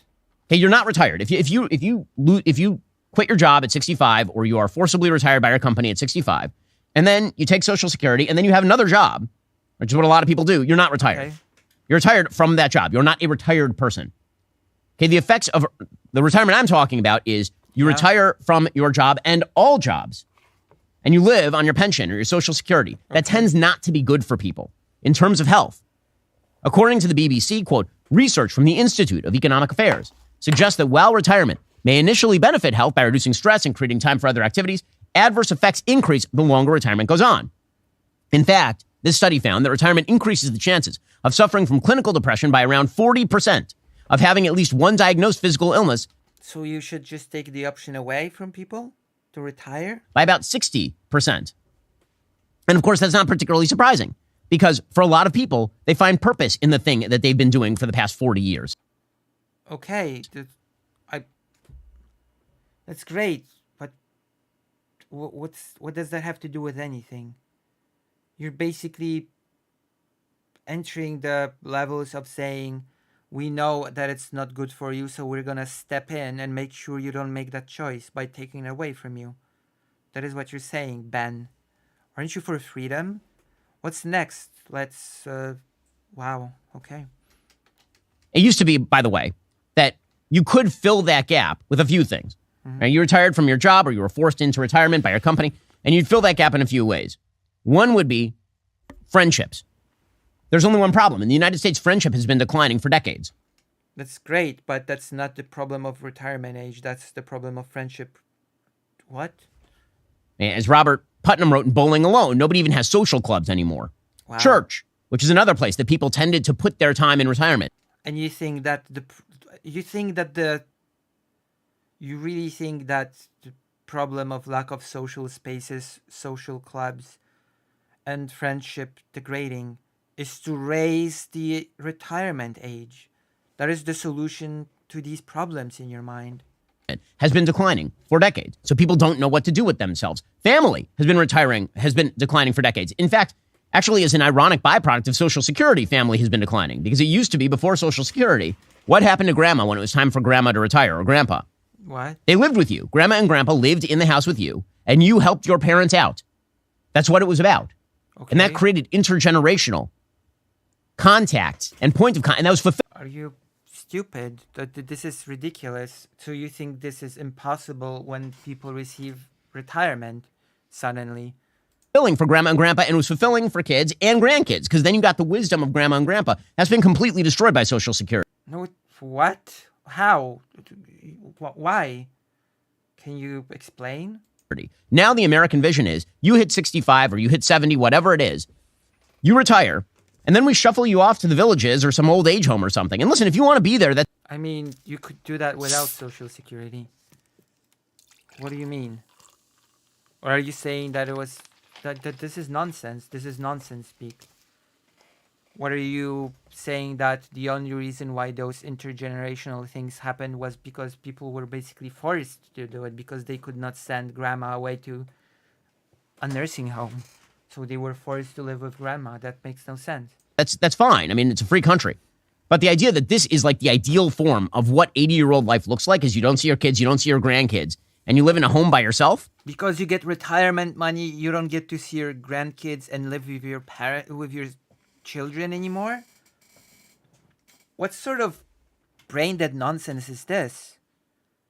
What do you mean? What does social security have to do with any of this?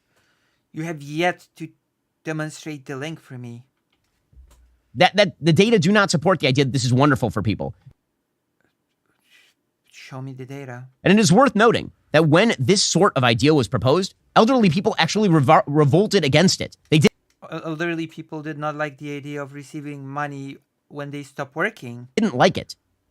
Piece from 1999 by Mary Lou Weissman in the New York Times called The History of Retirement, From Early Man to AARP.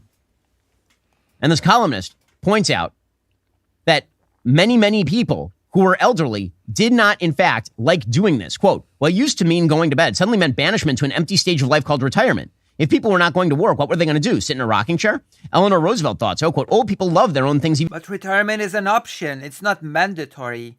We could be having this conversation if retirement was mandatory, but it's not.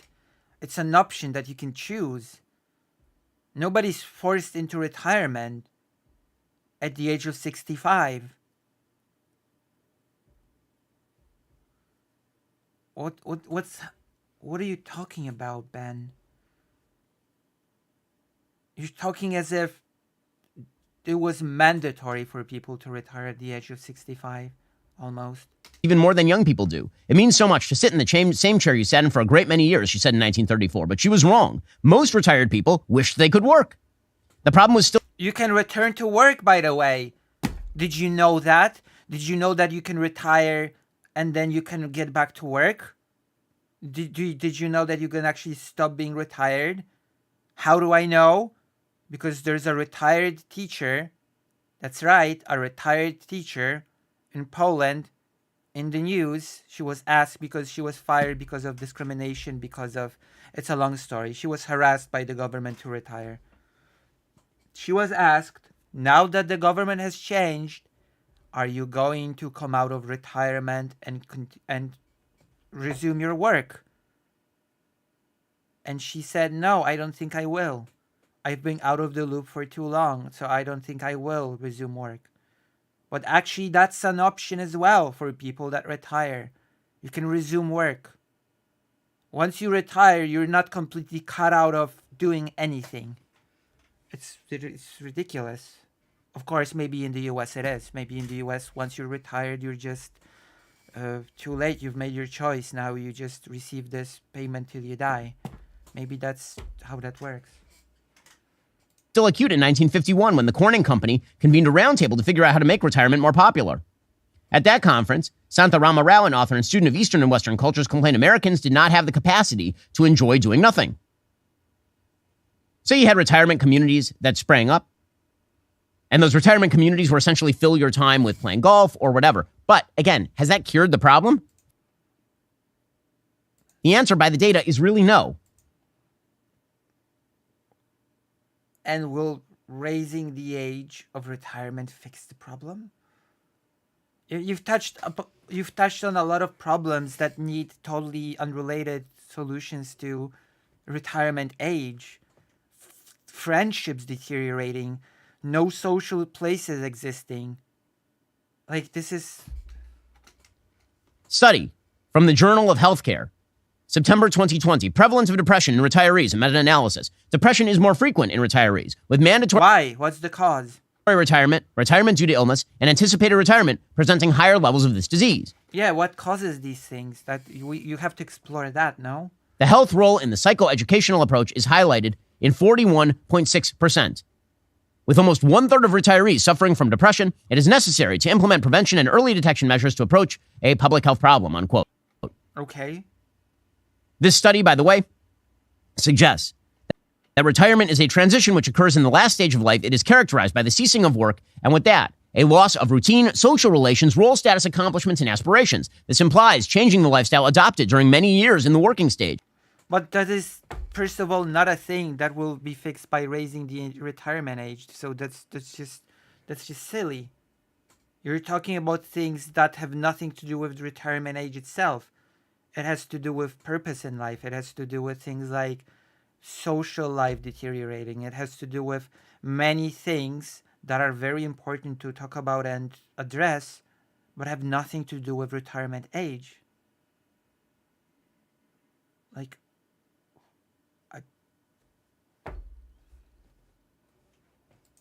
and supposes a phenomenon that can alter the psychosocial realm of the retiree. Additionally, the aging process supposes diverse changes in health, and it would lead to the decline of individuals who suffer it, altering their self-image, self-esteem, autonomy, and functionality. The majority of individuals understand the transition from being active in working life to retirement as the process by which they start to become old, which generates feelings of uselessness, thus predisposing them to depression.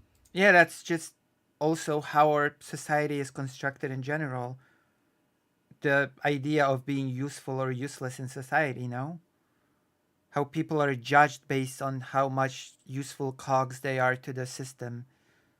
Isn't also that a little bit of a contributing? Another journal article from the Journal of Population Aging, Work, Retirement, and Depression, found a considerable depression, by the way, difference in the depression rates in men who retired. 24% said that they were depressed, compared to currently employed about 6%. They found that women, significantly less of a difference. Why? Well, because a lot of women work part-time, and so they were already engaged in stuff that they were doing outside of work.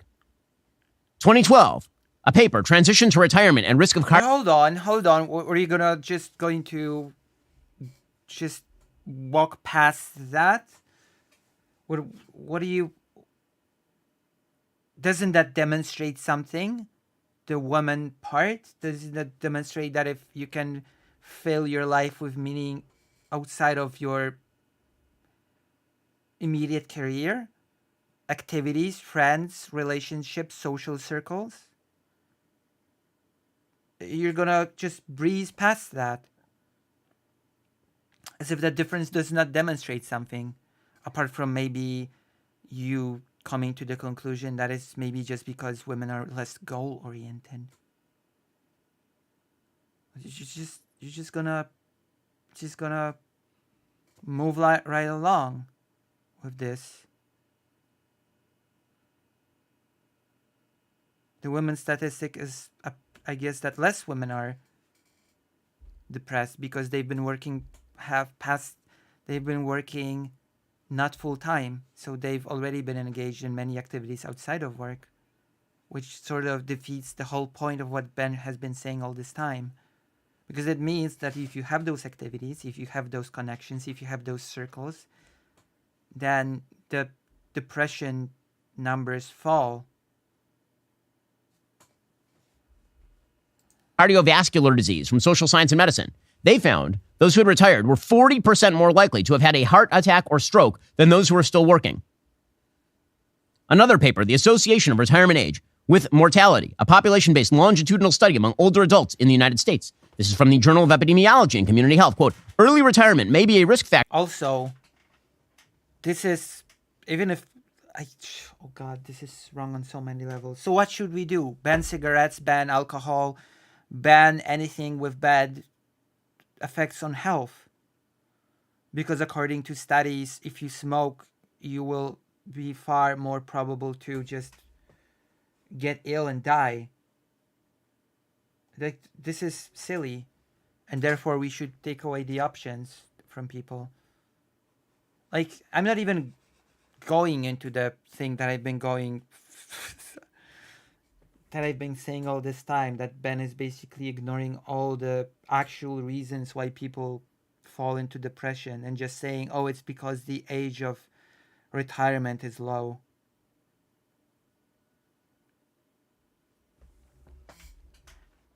Factor for mortality and prolonged working life may provide survival benefits among American adults. That same study found among healthy retirees, a 1 year older age at retirement was associated with an 11% lower risk of all-cause mortality. So again, that same study, by the way, one of the researchers explained that delayed retirement is the secret to a longer life. He defined retirement as, quote, the first year people responded to the survey saying they were completely retired. Okay, so there's some counter arguments to this argument that I'm making, which is that if you have a personal choice as to whether to retire or not to retire, you should seriously consider not retiring. And by retiring, again, I mean like retiring from all work, not you get an alternative job. That doesn't count as retirement. Okay. If you retired as a bricklayer and you became a tutor, that doesn't mean that you're retired. You're still working. Okay. Okay, so here are the counter arguments. Okay. The counter arguments are that you should be able to retire from your job so you can do fulfilling things. Yeah, I've heard that. I've heard that from a couple of streamers as well. Now, again, if your argument is that you should retire from a job you don't like to take a job you do like, that's not retirement. That's just changing jobs. If you are retiring on somebody else's dime, by the way, your choice has externalities. Somebody else is paying for your retirement. Also, you should find something that actually is fulfilling to do. Okay. But the problem is, as I've mentioned before, society has now removed many of those fulfilling things to do. Well, then that's not a problem of the age of retirement. That's a problem of society removing a lot of fulfilling things. So I think your advocacy is a bit misplaced, Ben, by your own admission. Okay, then there's another bizarre argument that I'm hearing a lot. Okay. And that argument is that it is elitist to say that people should, as a general matter, continue to work because as long as you are healthy, and as long as you're healthy mentally and physically, there is something good about working. Okay. I'm not sure why that's elitist. It seems to me that that's true. Now, there are a bunch of people who are like, well, that's because you're not a bricklayer. Again, I said yesterday, if you're a bricklayer and you hurt your back, that's a completely different thing. Well, wait a minute, Ben. Hold on. If there's not a rule that people at the age of 65 can retire, that includes the bricklayers. Unless, again, you want to create a system in which every individual would have to go and prove they're not able to work anymore. Is that what you're advocating for? For every single individual to have to go to some sort of a mandatory health checkup to prove that they're not fit to work anymore because they've been working for so long as a bricklayer? Because there is no general rule that they can just retire at 65. You've taken that away. So what other alternatives does the bricklayer have to actually retiring in your world? From a person who was a bricklayer, worked their way up to the management level of the bricklaying company, is still healthy, and then is forced to retire or decides to retire. Not the same thing at all. That's true, but by taking away the general rule of being able to retire at 65, you're also taking it away from the bricklayer. Jesus, those are child labor arguments. True. I mean, children are healthy enough mentally and physically to work, so that is true. That is actually true. You're talking about a health problem. Health problems are an entirely different category. In fact, if you have a serious health problem, we're not talking about retirement. We're talking about disability. What? Well, that's social benefit, first of all, which you're against. And second of all, what? No, it's not disability. There's a difference here.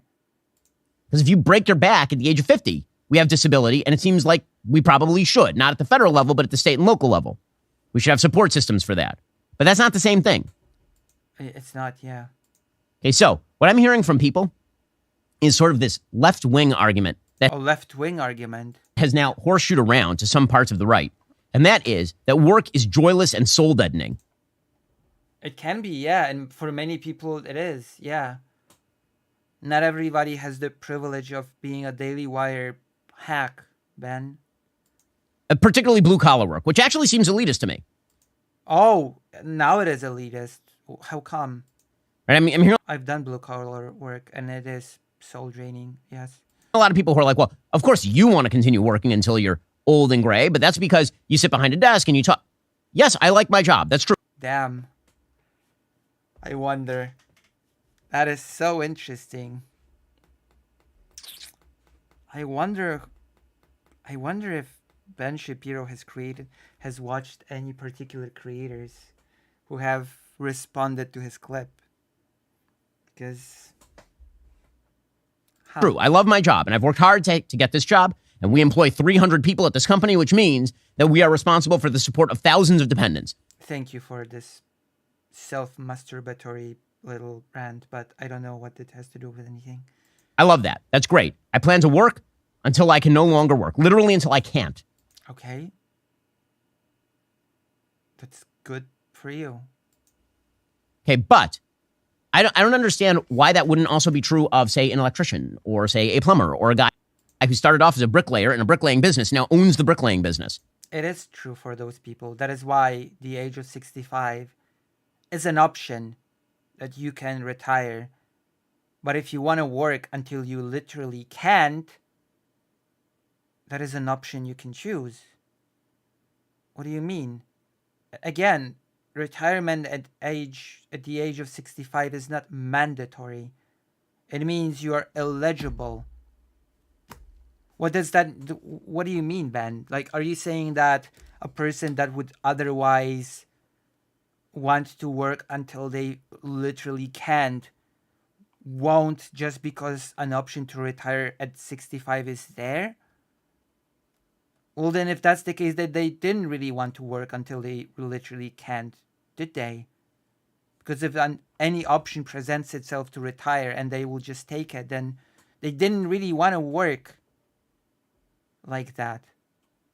A person that actually wants to work until they literally can't will have the option to retire and won't take it. Like my grandfather, for example. Like, even when he floated the idea of retiring, the people at the university where he worked basically begged them not to. But, yeah, it's an option. So I don't know what this argument is supposed to demonstrate. Yes, that's right, Ben. An electrician, a bricklayer, all of them can, if they so choose, work until they literally can't. But also, they can retire. That seems kind of actually elitist to me. Why? Are you an idiot? I know you're not. I don't...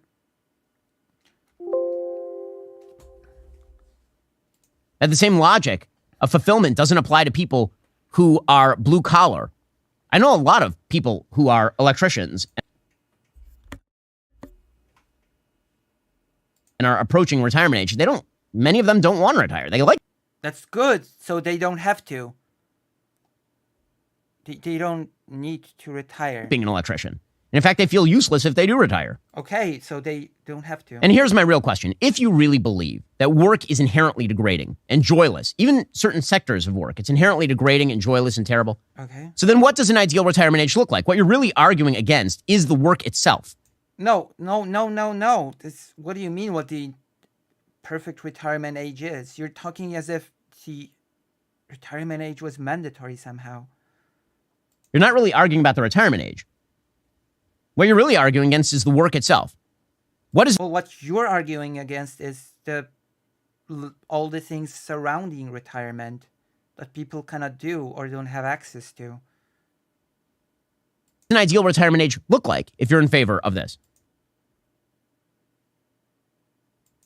Does a retirement age look like 21? I mean, that's when you're young and you're healthy and you can really enjoy retirement. Why not push it to 21?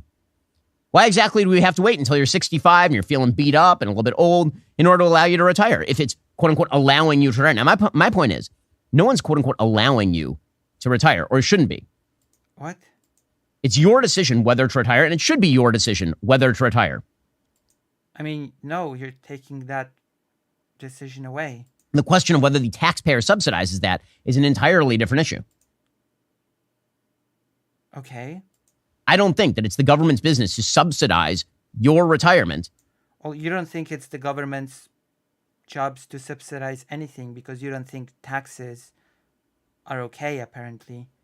From what you've said earlier, you think you're against taxes, period, as a concept. Because you said taking money away from people that work is bad, period. So you just don't think taxes are okay in any way. I'm not talking about people who are on the cusp of receiving Social Security, by the way. Because the government did steal... Like, you don't think taxpayers should subsidize anything because you don't think taxpayers should be a thing. Your money. And presumably there will have to be a phase out with regard to the age provisions of Social Security. What I am saying is that as a general ideological matter, you should be allowed to keep your own money. There has never been, as my friend Matt Walsh says, a greater robbery Oh my God, Matt Walsh, your friend. Amazing. of the middle class than Social Security. What about taxes, Ben? What about taxes, period? They literally take working families and they tax them and they steal their money and then they use that to pay elderly pensioners, many of whom are upper income. That is wrong. It is morally wrong. It is a Ponzi scheme for political benefit of the politicians. That's what it is. That was the point that I was making yesterday. And again, That was a horrible point, Ben. I think this goes to a deeper ideological point Yes? that I was making just a moment ago, which is, what do you think work is? Well, one of the fascinating things that some of the people who are sort of on the right on this, typically would be considered right wing of the political spectrum, who were very upset with me yesterday, they were saying, well, you don't respect the blue collar worker because you're saying that people, quote unquote, don't deserve to retire. My point is that I don't think that retirement is a good personal decision. Okay, that's your business. That's okay, sure. I think there's a deserve about it. You deserve whatever you can pay for. So, what you're saying is that there should be no taxes, period. And people should just work, and if they can somehow scrounge up enough money in their sock or piggy bank, then they're free to stop working. This is just stupid. I'm sorry.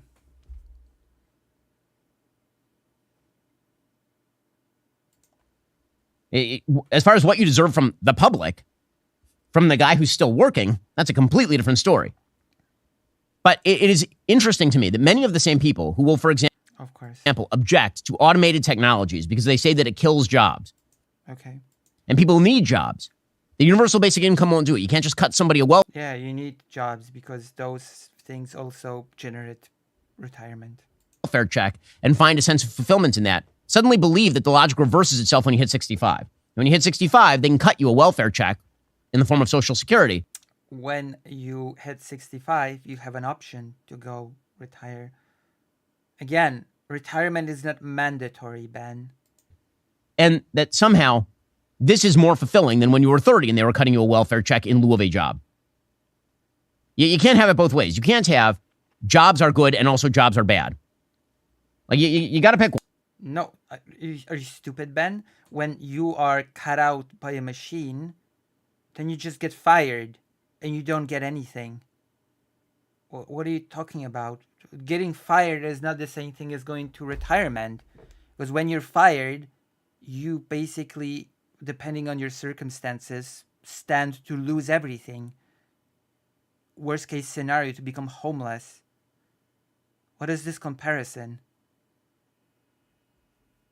A lot of people are just one or two missed paychecks away from poverty.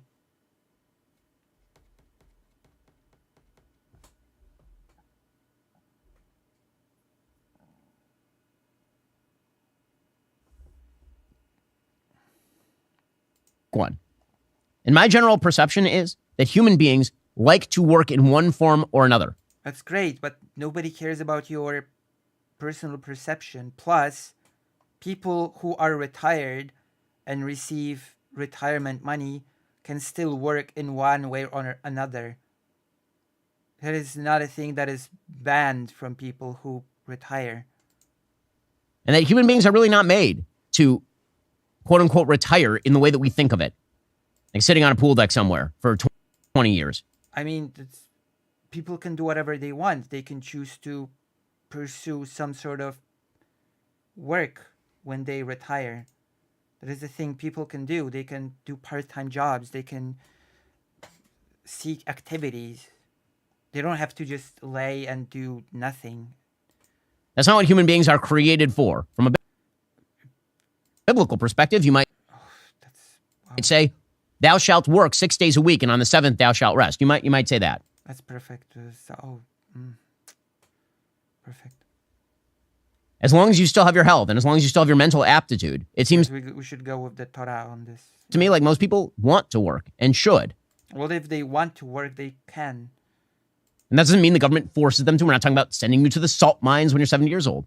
But I'm just bewildered by this perception that that's somehow an elitist sentiment, when the point that I'm making is that I believe it is human nature for people to want to feel productive, useful, and purposeful. Sure, but then what's your problem, Ben? If that's your argument, then you should not be against the age of retirement being the way it is right now. Because anyone who wants to continue work can.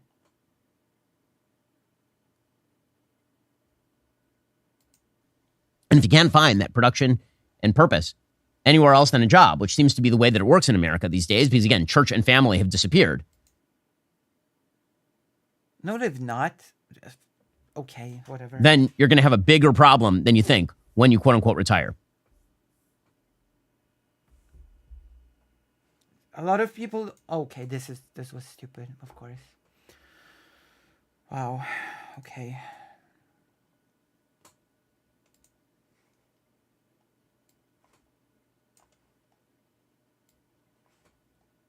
Having the option to retire at 65 is bad because a lot of people don't want to retire at the age of 65. What are people forced at gunpoint to retire at 65? Nobody's forcing you to retire, Ben. Nobody's forcing 65-year-olds to retire. It's an option. This was so...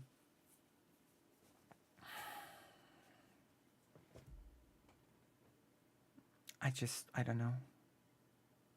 I was so ridiculous. I think how long have we been streaming anyway? 6 hours. I think we're done for today. 6 hours is such a long time to stream.